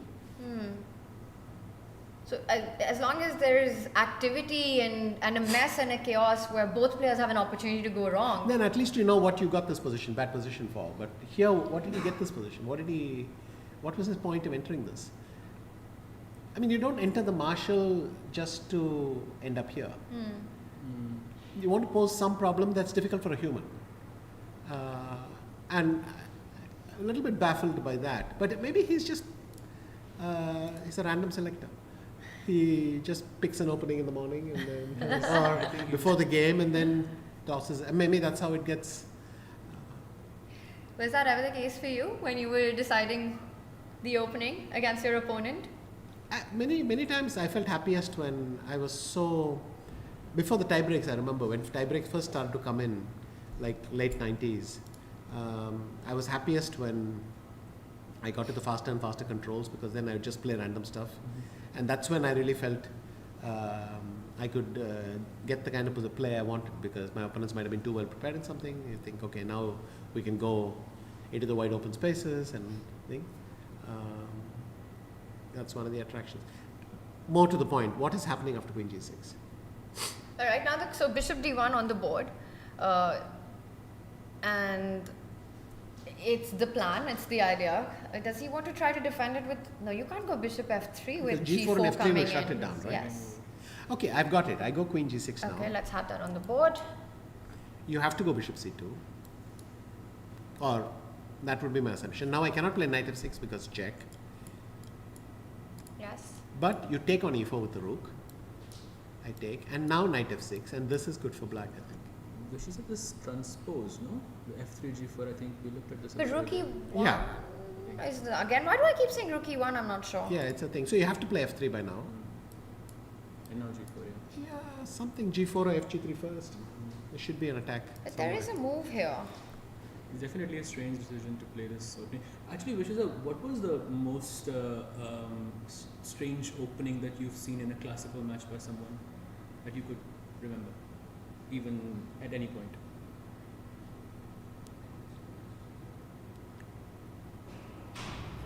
Is there any? Because I could think about, for example, when he played, for example, that a6 bishop a4 f5 in the candidates when Pragg played it against Vidit. Yeah, but these days you kind of expect to happen. Oh my God, there was actually Nodirbek beat Pragg. Whoa. Ah, yeah. Should But I we- like how Pragg always still puts the pieces back in the starting position. Yeah, that's also Gukesh. Yes, very typical behavior of this. We will check that game out once all the others are over. We'll have a look Yeah. at that. But just really to wrap this up, because it's a bit of a moment here. Now that I'm thinking, maybe rook e1 is a move here. Knight e4, rook e4 just. Yeah, if you take that rook, maybe you just go into the end. Because I'm struggling to find a way to otherwise keep a piece. I agree, maybe it is rook e1. Well, just put rook e1 and see if Yeah. the bar doesn't drop anymore. Let's see. Moment of truth. Yeah, that's the best move in the position. So rook e1. And we have a winner. Thank you. Uh, So But okay, I'll take everything on e4 and play c5, so Oh, it's not it's not by any way, it just goes to, but there's something better than rook e4, let's just find it. yes, okay. So Maybe just rook e6 or something, it's just, in this position, black has something better. yeah, there's something huge apparently. Yes. Maybe just rook e6 or something. So isn't there knight f6? But knight f6 is Rook check. f6? The bishop on c2 is, oh wait, you have bishop b3 check. Yes, rook e8, bishop b3 check and queen comes out. So rook takes knight, rook takes It's rook. nice, but is it winning? Could be a So bit risky. I think I have to show that. Can we play that? Knight f6. Oh no, it's not. You want to take? That's fine. Let's just show the line that we're discussing. Rook f6. Rook takes knight, Rook takes. check, and then you Bishop b3 check. sidestep. King somewhere. Let's say g7. Queen f3, I think, or you went to queen f1. And this feels like white. The worst is behind for white, right? Yes. Yeah. Okay, so not this. There is something in the position. He still hasn't. No, he has. He went has just for gone G4. g4. He's He just wants gone to just- g4. Is And that the Arjun has now gone bishop c2. Wow. So the complications in this one continue. Sorry, and you wanted us And now he's played queen g6. So maybe he wanted to shut out f3 from the options. Me, I would hope for white to play f3, but SLN wanted to rule it out. But also, it's hard to imagine a way to get out of this pin, no? I mean, I'm trying to understand how do you even escape this traffic jam? It comes back to my question: why did Arjun play this opening? You don't pick the marshal for a fun game. It's too far along the.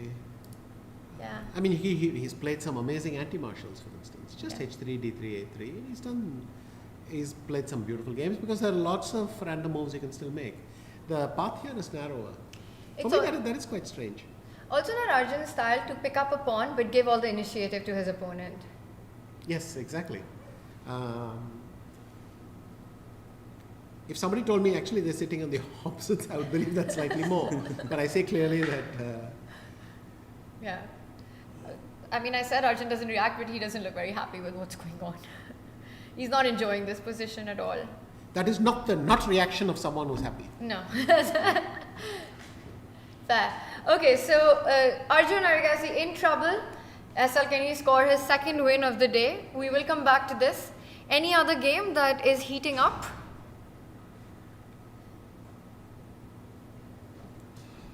Maybe Dubov versus Nihal? We can have a Dubov and Nihal is fascinating.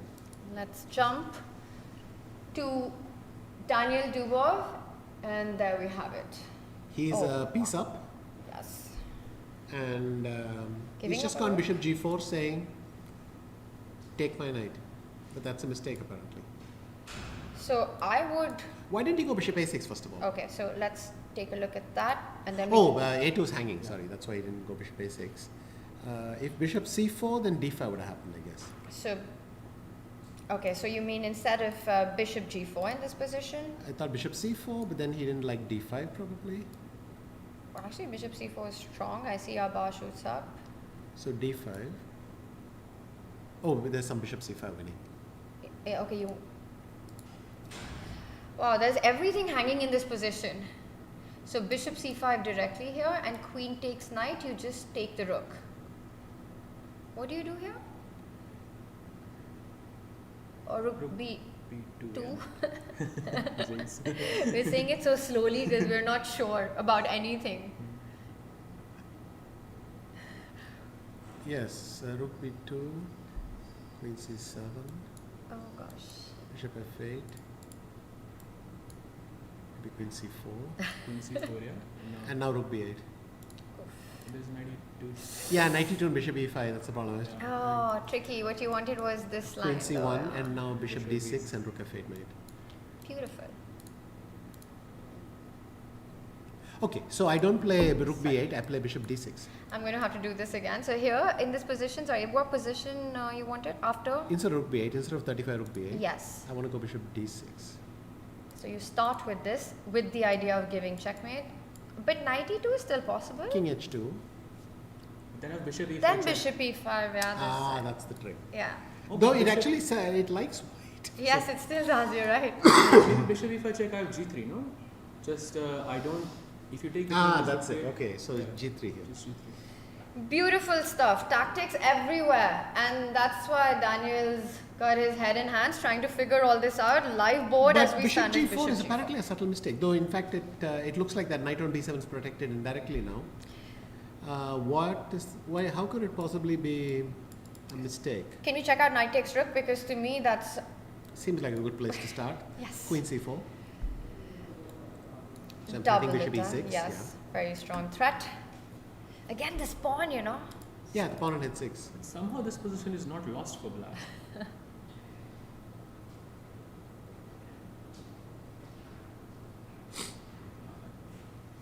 And I this don't is, understand why this is this is I what think is... Vidit might be in serious trouble though. Okay, I think we should jump over to that. But really quickly, let's wrap Yeah. this up. That it's Bishop still E2 I very was thinking. complicated.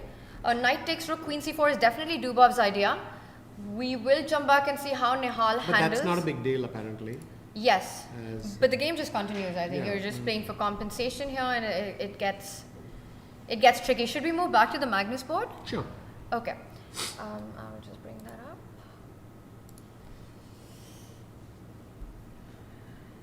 So you said Vidit is in trouble. Break that down for us.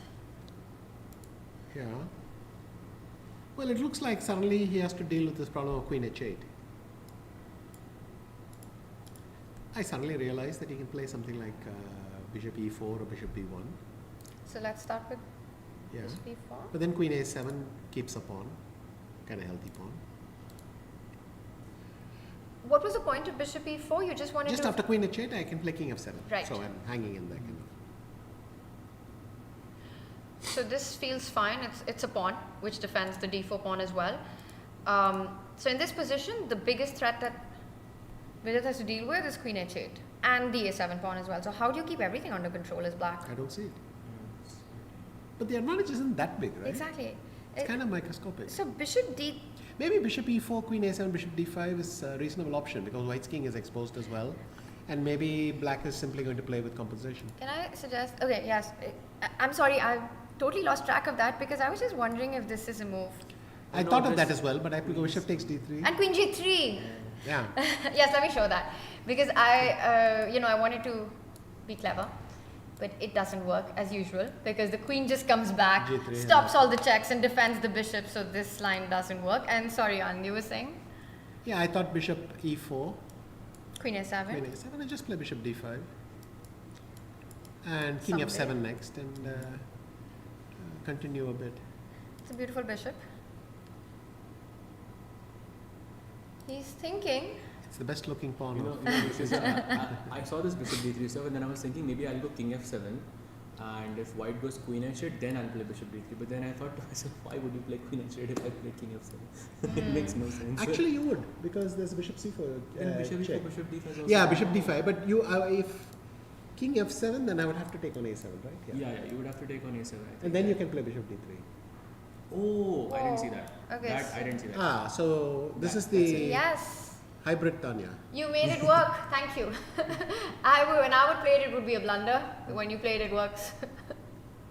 But after bishop d3, Magnus could play bishop f3. So sorry. So king But then f7, bishop I queen think a7. some checks. Queen d1, yeah, I don't know. Bishop Keep us he with you. wants to go bishop e4 Bishop here. e4. Okay, you want to insist, and then bishop comes back, and then oh. Wait, what? Yeah, queen e4 check, bishop g2. How is this? How- He's not impressed, so let's go Oh no, You- king h2, no. bishop h3. This it's over. King h2. queen h5, bishop h3. and No there's checks, check, and this falls. So he's gone bishop e4. Yes. Your move on the board. He's saying take that pawn, and like you said, black will have a beautiful pawn on d5. Yeah. Beautiful big pawn. We might see this line being played out. Magnus captures it, and Vidit. He might want to. No, he's gone bishop d5. Yeah, it's a very Vidit way of playing the position as well. He just, keeping everything in the perfect position, the Yeah. pieces. Okay, let's go back to Arjun SLN because. So still in balance this one before we jump to the next one. I mean, extra pawn, but Vidit has enough play, you feel, with the activity? No, he is worse, but Okay. at a high depth, it could well be that the position there's enough compensation or something like that. But my instinct is, well, I don't know. I would suspect that black has compensation if I was white, Yeah. and if I was black, I would suspect that it wasn't enough. So You probably does that help? No, it does help. And you probably hate making predictions, but if I ask you 2 minutes 20 seconds to hold this kind of a position, what are the chances? No, for a second I thought SLN had blundered, but in fact, Oh, sorry. all he's done is forced to play rook d5. We'll jump to that. Yeah. Clock might be a factor in this one for Vidit. Just want to point that out. And we will move on to Arjun versus SL Narayanan. And there's a lot of stuff that's happened in this one since we last left it. Should we just do a quick action replay? So we left it last around here. The bishop came back. We saw this.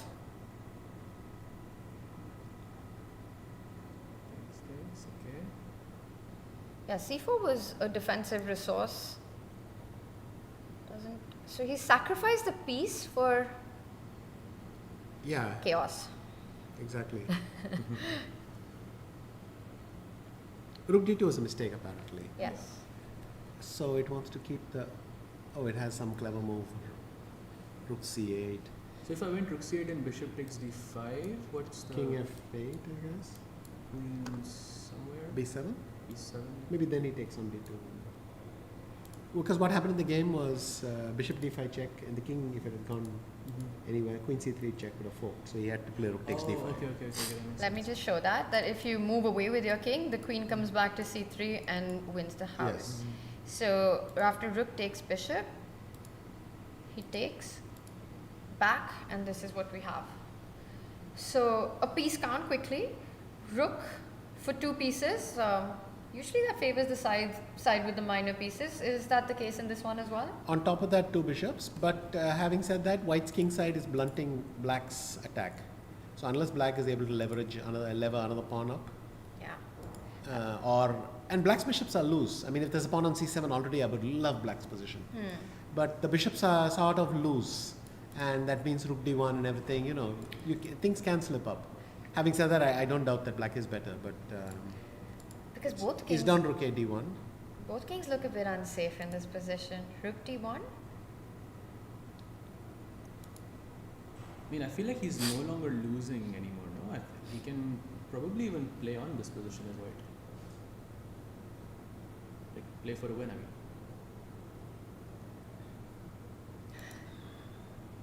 It's getting a bit much. really? You don't think It so? is 2 bishops against a rook. I mean, the time was so. I feel. I mean, I wouldn't be surprised if black overreached or something, but I think the evaluation must be. But it's true, the evaluation is not very impressive. I mean, SL realizes that he was winning before. Now there's that psychological factor No, as well. I'll concede that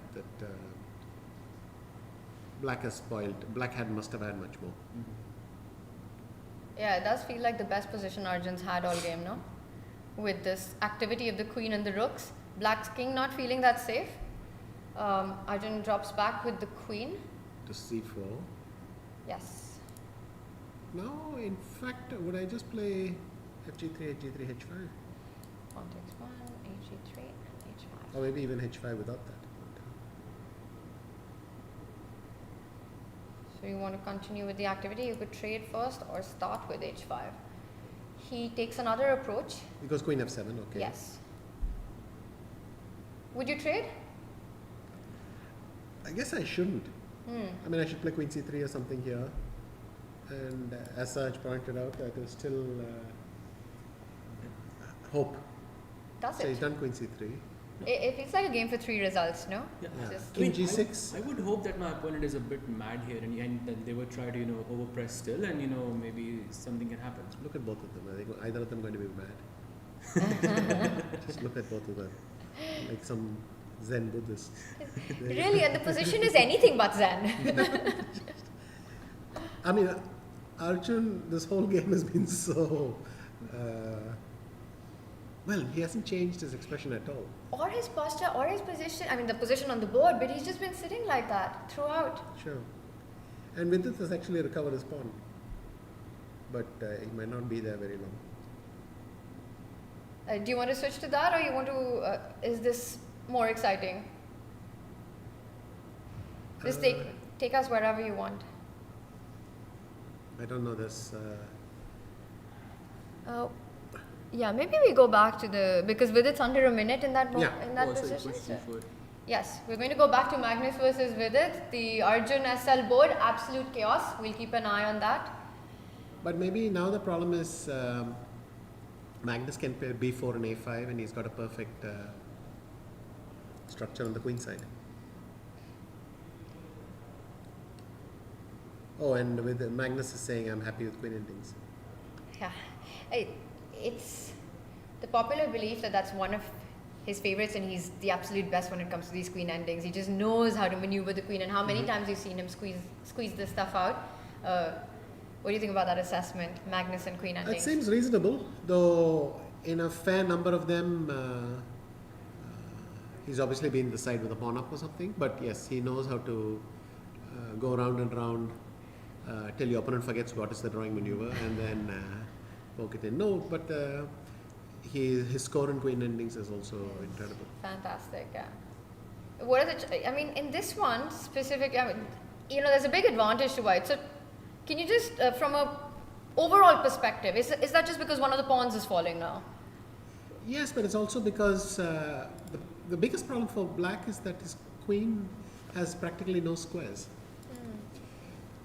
I mean, it's in danger of being exchanged almost everywhere, and on top of that, white's pawns aren't in any sort of danger.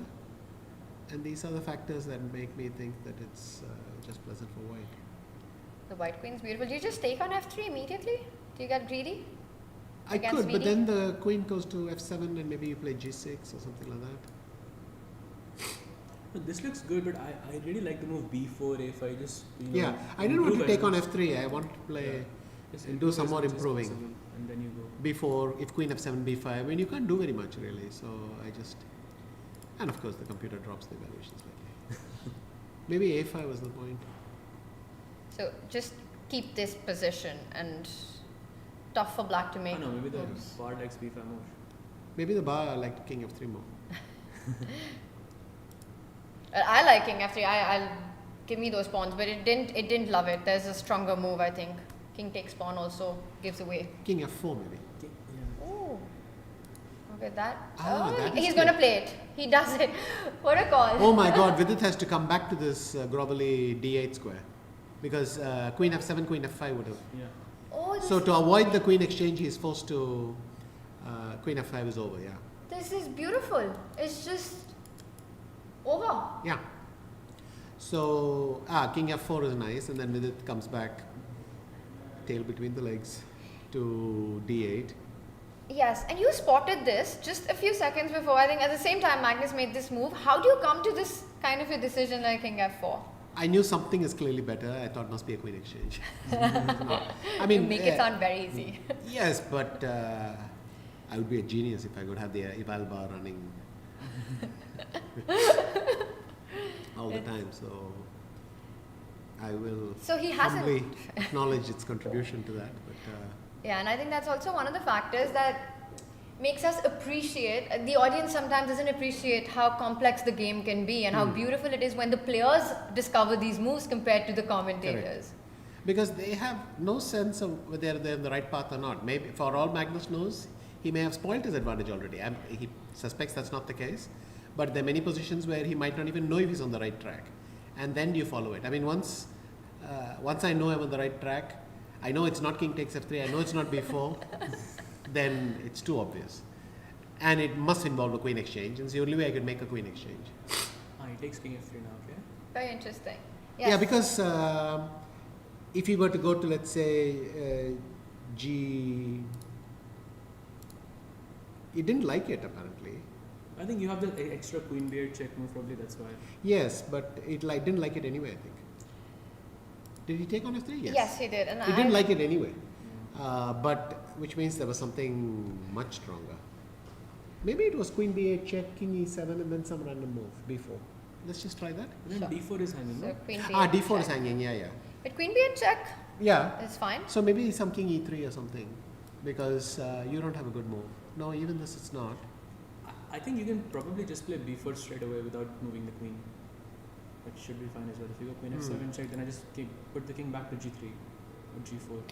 Alright, we will go back to the live board because Vidit's also playing on seconds. Yeah. You're Maybe completely. you can actually watch what they're playing, right? Yeah, it's not a bad idea whatsoever. Yeah. King takes pawn was taken. Wesley is not the most- also probably winning, and he would be on 2.5 out of 3. He's won a game, right? He won the first game, yes, against Vidit. Vidit, exactly. So he's 2.5. Yes, and SL is still playing. Still okay. doing very well, but Yes, this is. But I think from a practical perspective, even this position is very tough to hold with black. he's gone queen b3, which is probably best. You might as well give up the. As they used to say, once you've blundered your pawns, you can't blunder them anymore. Also, he has 2 seconds on the clock, so this is it's very easy to make a blunder. Yeah. So if white moves the king, maybe he wants to get more active.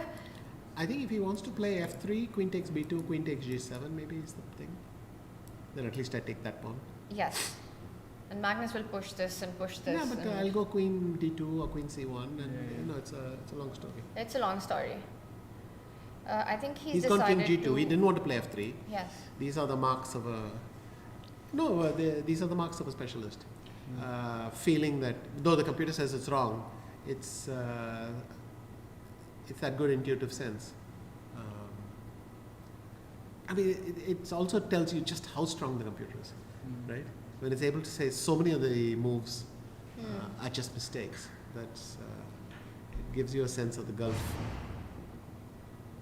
Yes. But the move king g2, you said, I think it's also true, right? From a practical perspective, Magnus just keeps the king safe. And even if the computer thinks there's a stronger alternative, it's more I difficult. think Magnus has kind of spoiled this. It's very difficult to advance that f pawn. It's a nice Though shot. Magnus will do this a lot. It's got 9 seconds as well Yeah. with the Now pawn. he'll have to go back to c8 to protect that miserable one on ace. No, Yeah. he's got to d7. Also But I can play a5, then I'll play king g3, then I'll play... It's just, you can play this forever and just Should be winning, no? Or you don't think? Or you think He's that's played a5, yeah, this moves. taking away more squares from Vidit. And the thing is, even if you're accurate for 5 moves, for 10 moves, in this kind of a position, black needs to be accurate continuously. Yeah, queen d1's nice. So, Now creating F3. threats. Can I Yeah, just what do you do? Then I go check and back to d1 and I hope to start checking you on the 8th. So I'll The come king around the bend. goes Queen d1. F4. Yeah, at least once you're roaming, I'll have checks. But what else to do? My king hardly has a move. Yeah, that's true. No, he could go to c8 and just say the hell with it. Vidit could have, instead of queen d1, he could have also gone king c8 and said, look, I don't have a better move. My queen is ideally placed. So I'll go back. Oh, well, he's done it now. So, he instead played queen d1 and Oh, sorry, that was us. yes, that is just showing the Right, line. yeah, that you're okay. going So he can go king c8 maybe. f3 has happened, right? on. Yes. Please do it. He stops that check and now he's threatening. Is he threatening to take the h6 pawn? No, I go queen d2 check. Oh, we just made a move with 1 second on the clock. So he goes to c1. Probably also fine. And if king g3, I'll play king c8 and. Yeah. No, then queen f5 check, maybe unpleasant. Ah, you're looking for queen f4. I'm looking for some dark square. That makes sense. What you may call it. This is a tough hold. Let's just watch them do this. I think king g3, there's queen g1 check, and you can't put the king all the way up because the h5 pawn will be hanging. So it would be a bit difficult to. We have to see Dubov, Let's do it. Nihal. I mean, this is. So this one, I think Magnus this is will genius. play and very He tough will to play. hold We'll have time against to come him. back to this. Yes, we'll come back and let's go back. Nihal has just done. Just quickly want to point out that your plan was played with queen c4, yours and Dubov's. Whoa, and then a piece sacrifice. Yeah. He's down in exchange, picks that back up. I'm going to try and just get us to the live board really quickly.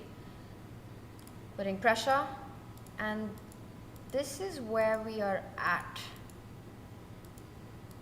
Or not really. Okay, so what is I think happening he should here? be eliminating the h6 pawn somehow. He could have done it with the bishop and come back, right? But anyway. So f4, bishop f6, e5, bishop e7, g4. No, but you should show this. Yes, sorry. Make his move. a3, sorry, a3, bishop a2.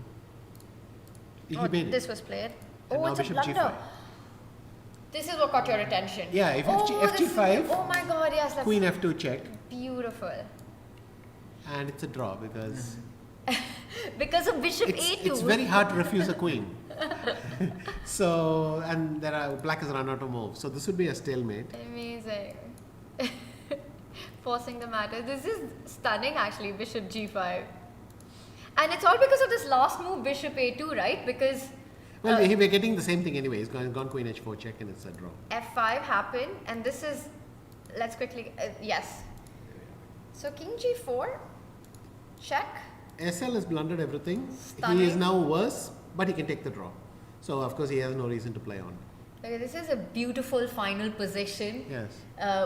One for the t-shirt, and this is how it ended. White has an extra queen, an extra bishop, an extra pawn, but no moves, and that's called a stalemate. This one finishes in a draw. Sorry, you wanted to, and Magnus completely winning against Vidit. Is he? I just saw this. He's got f4. So I go queen d3 check. Presumably king g4, queen d1 check. You just chuck the pawn. King f5. You have to chuck the h5 pawn. Yes. And then king f6 and f5, and it's going to win. Also because that h pawn, black's h pawn is going to shield white's king from a lot of checks, and that is a problem for. You want to just pick up this pawn and kind of chuck it out of the board. But You want to throw it away, but you can't, and that king is awfully safe there now. yeah, So very nice. what is? Arjun, where do you? Oh, yeah, Arjun is now winning. I'm gonna say it, but Sahaj predicted that a while ago. No, there might be a perpetual. Sorry, no, it might be just a perpetual, or it might not lose.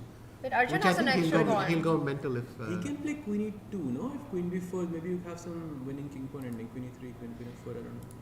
Queen e3, king d5, Queen g5. king e6. I mean, I'm not in danger exchange. I'm gonna show that line. Queen e2 on the board. So you're analyzing queen takes pawn, B4, queen yeah. e3 check, king d5, and queen g5. You wanted, Queen g5, I want. Yeah, king e6. I don't see any. Yeah, hope yeah. for and this should be fine. This pawn should trade off at least one of the other two pawns. Let's quickly go back to our live board. In fact, that's what's happening. Yes. So this is where we are. Oh, but how did Arjun manage to do this magician-like thing where he's the one who's up a pawn now? If anyone's pushing, it's him. For the record, his expression hasn't changed. He's No sitting- relief, no nothing. He's just. Yes. But I think good call. Apparently, the position was very difficult to play for black. Like I said, if that pawn had been on c7, you might have been happier because at least one bishop you don't have to think about who's defending it, right? Yeah, but this is a trivial draw. But he's gonna play on, so queen takes pawn, Yeah, but queen b1 and. No, it's, this is this because he's losing the f2 pawn by 4. Queen so I e4 think, check. and then queen f. So yes, Yeah, it's. I don't need to show it. I think the players are gonna play this out. King g3, queen f3. Yeah, Arjun is willing to go for just queens, or even just a king in one ending. Now queen e2, queen takes h5 is Yes, good enough. elementary, and that's it. Handshake. What a chaotic game by both players. And Arjun just as calm as ever. And Ends in Magnus a draw. is totally winning. Let's see if we can capture the final moments of that game. Magnus versus Vidit. If we Wesley can might not be winning. because quickly that h switch pawn our is too camera. far. Let's get our players on full screen in this game, as we've got the analysis board there as well. If we just zoom into our arena view. So, checkmate. I think being Wesley has settled. spoiled it, so he's only on +1 and Magnus might catch up with him. Let's have our analysis board as well so we can see the moves on the screen. And there we have it. So, I said this is completely winning. Too many threats for Vidit now. And Black still hasn't lost that h pawn, so it's still blocking his checks. Can you actually go queen d7 here? Yes, he's done it in fact. And goes into a winning king pawn ending to And then Black's king takes game. h5 and you go Yes. back. You're just not in time. The king comes to g6 next. Oh, it's been a tough day for Vidit. Yeah. And Magnus is about to get his first win of the day. All the other matches are finished. This is the last one, and only Nodirbek has won, and all the other games are drawn. Yeah.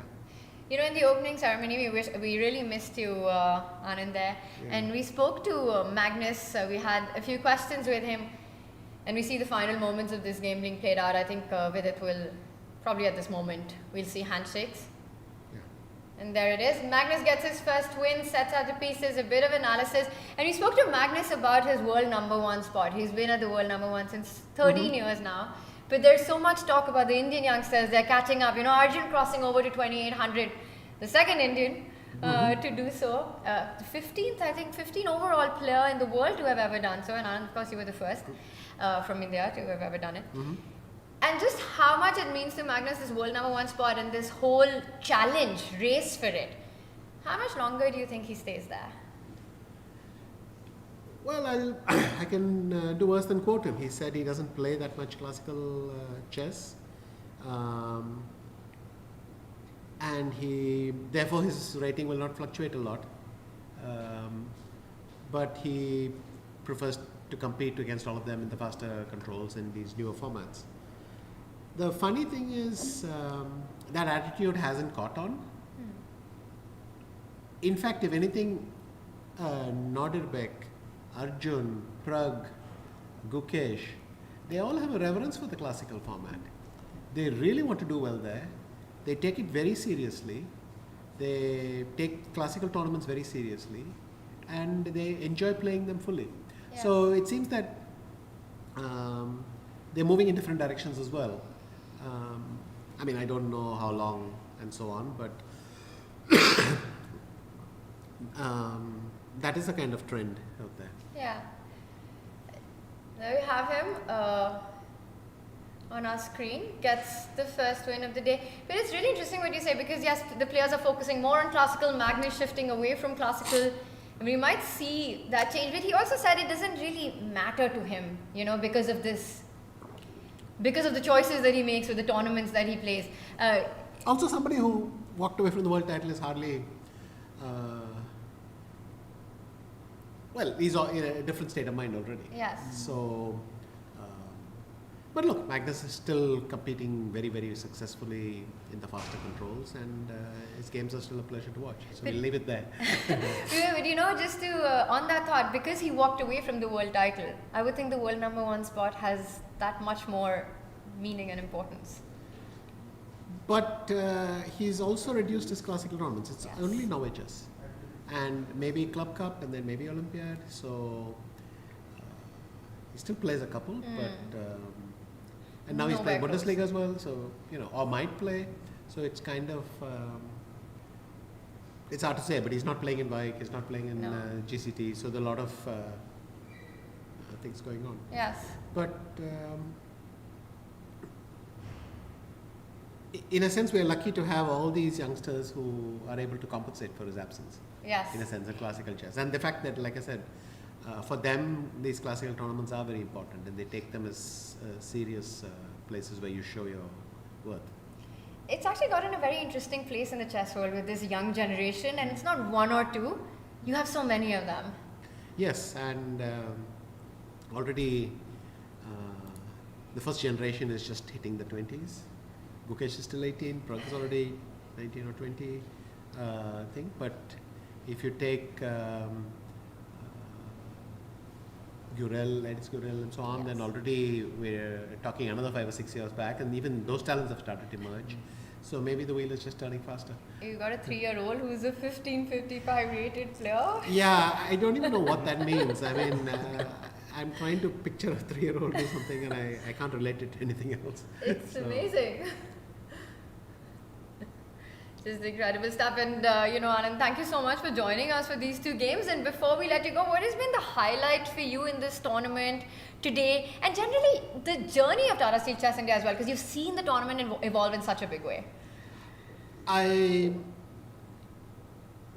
When they started this tournament, I thought it was great. They're giving a chance to a lot of Indians who have a lot of potential but need a chance to showcase that. But what is clear is that's happening, that now a lot of these youngsters, they're playing both. They're playing Tata Steel Chess India and Tata Steel Chess Netherlands, so I can say. Yes. They are, in fact, just amongst the top players in the world. And what a similar thing is happening in India. You can already start thinking of the next generation after that. So it's fantastic for Indian chess, because the opportunity is great. Also, we should not forget, we have a great women's tournament every year here, which is also going to have the same effect. It becomes the flagship event that everyone looks forward to. They can come and compete here, so that's very helpful. As well. Yes, so very healthy development there, and I think we have to thank Tata Steel for that. Yeah, it's just amazing that where the event started, the vision that was there, and how it's continued to keep that momentum of having 5 Indian players against the 5 best in the world in both sections. Yeah. It's been amazing, and we will see if we can get perhaps one of the players to join us as well. But Anand, thank you so much. Thank you. And we will have you back. You're here for the whole tournament? Yes, I'm here for the whole tournament. So okay, great. I will be joining in regularly. So. Great. And as we wait, Sahaj, how was the day for you? I am very happy that I got to discuss chess with you. I think that's not a highlight of my day, standard of my life. So. No, it's. I think we're in a very blessed time that we get you to analyze these games with us and have you here with us. It comes a second close to have you play out there. Yeah. What about you, Anand? Any plans of playing anytime soon? I'll see. I always wonder when I'm ready and so on, but maybe one year it'll be fun to play again. So let's see. Yes. I'm not. I think the break has been long enough that now maybe I can try it again. So. And you also seem to enjoy the rapid and blitz formats. We've seen you go back to Grandchester and then play like you never left. Yes, I enjoy just these days playing any chess. Yes. Because you play a little bit less frequently, but then you enjoy it more maybe. Absolutely. And I'm just going to, Saj, give me 1 minute. I'm just going to go check if there's a player who's joining us. Yeah. So I'm going to leave both of you for just a moment and be right back. So any other updates here? What happened in the women's section? Actually, we didn't actually end up checking on that, so we.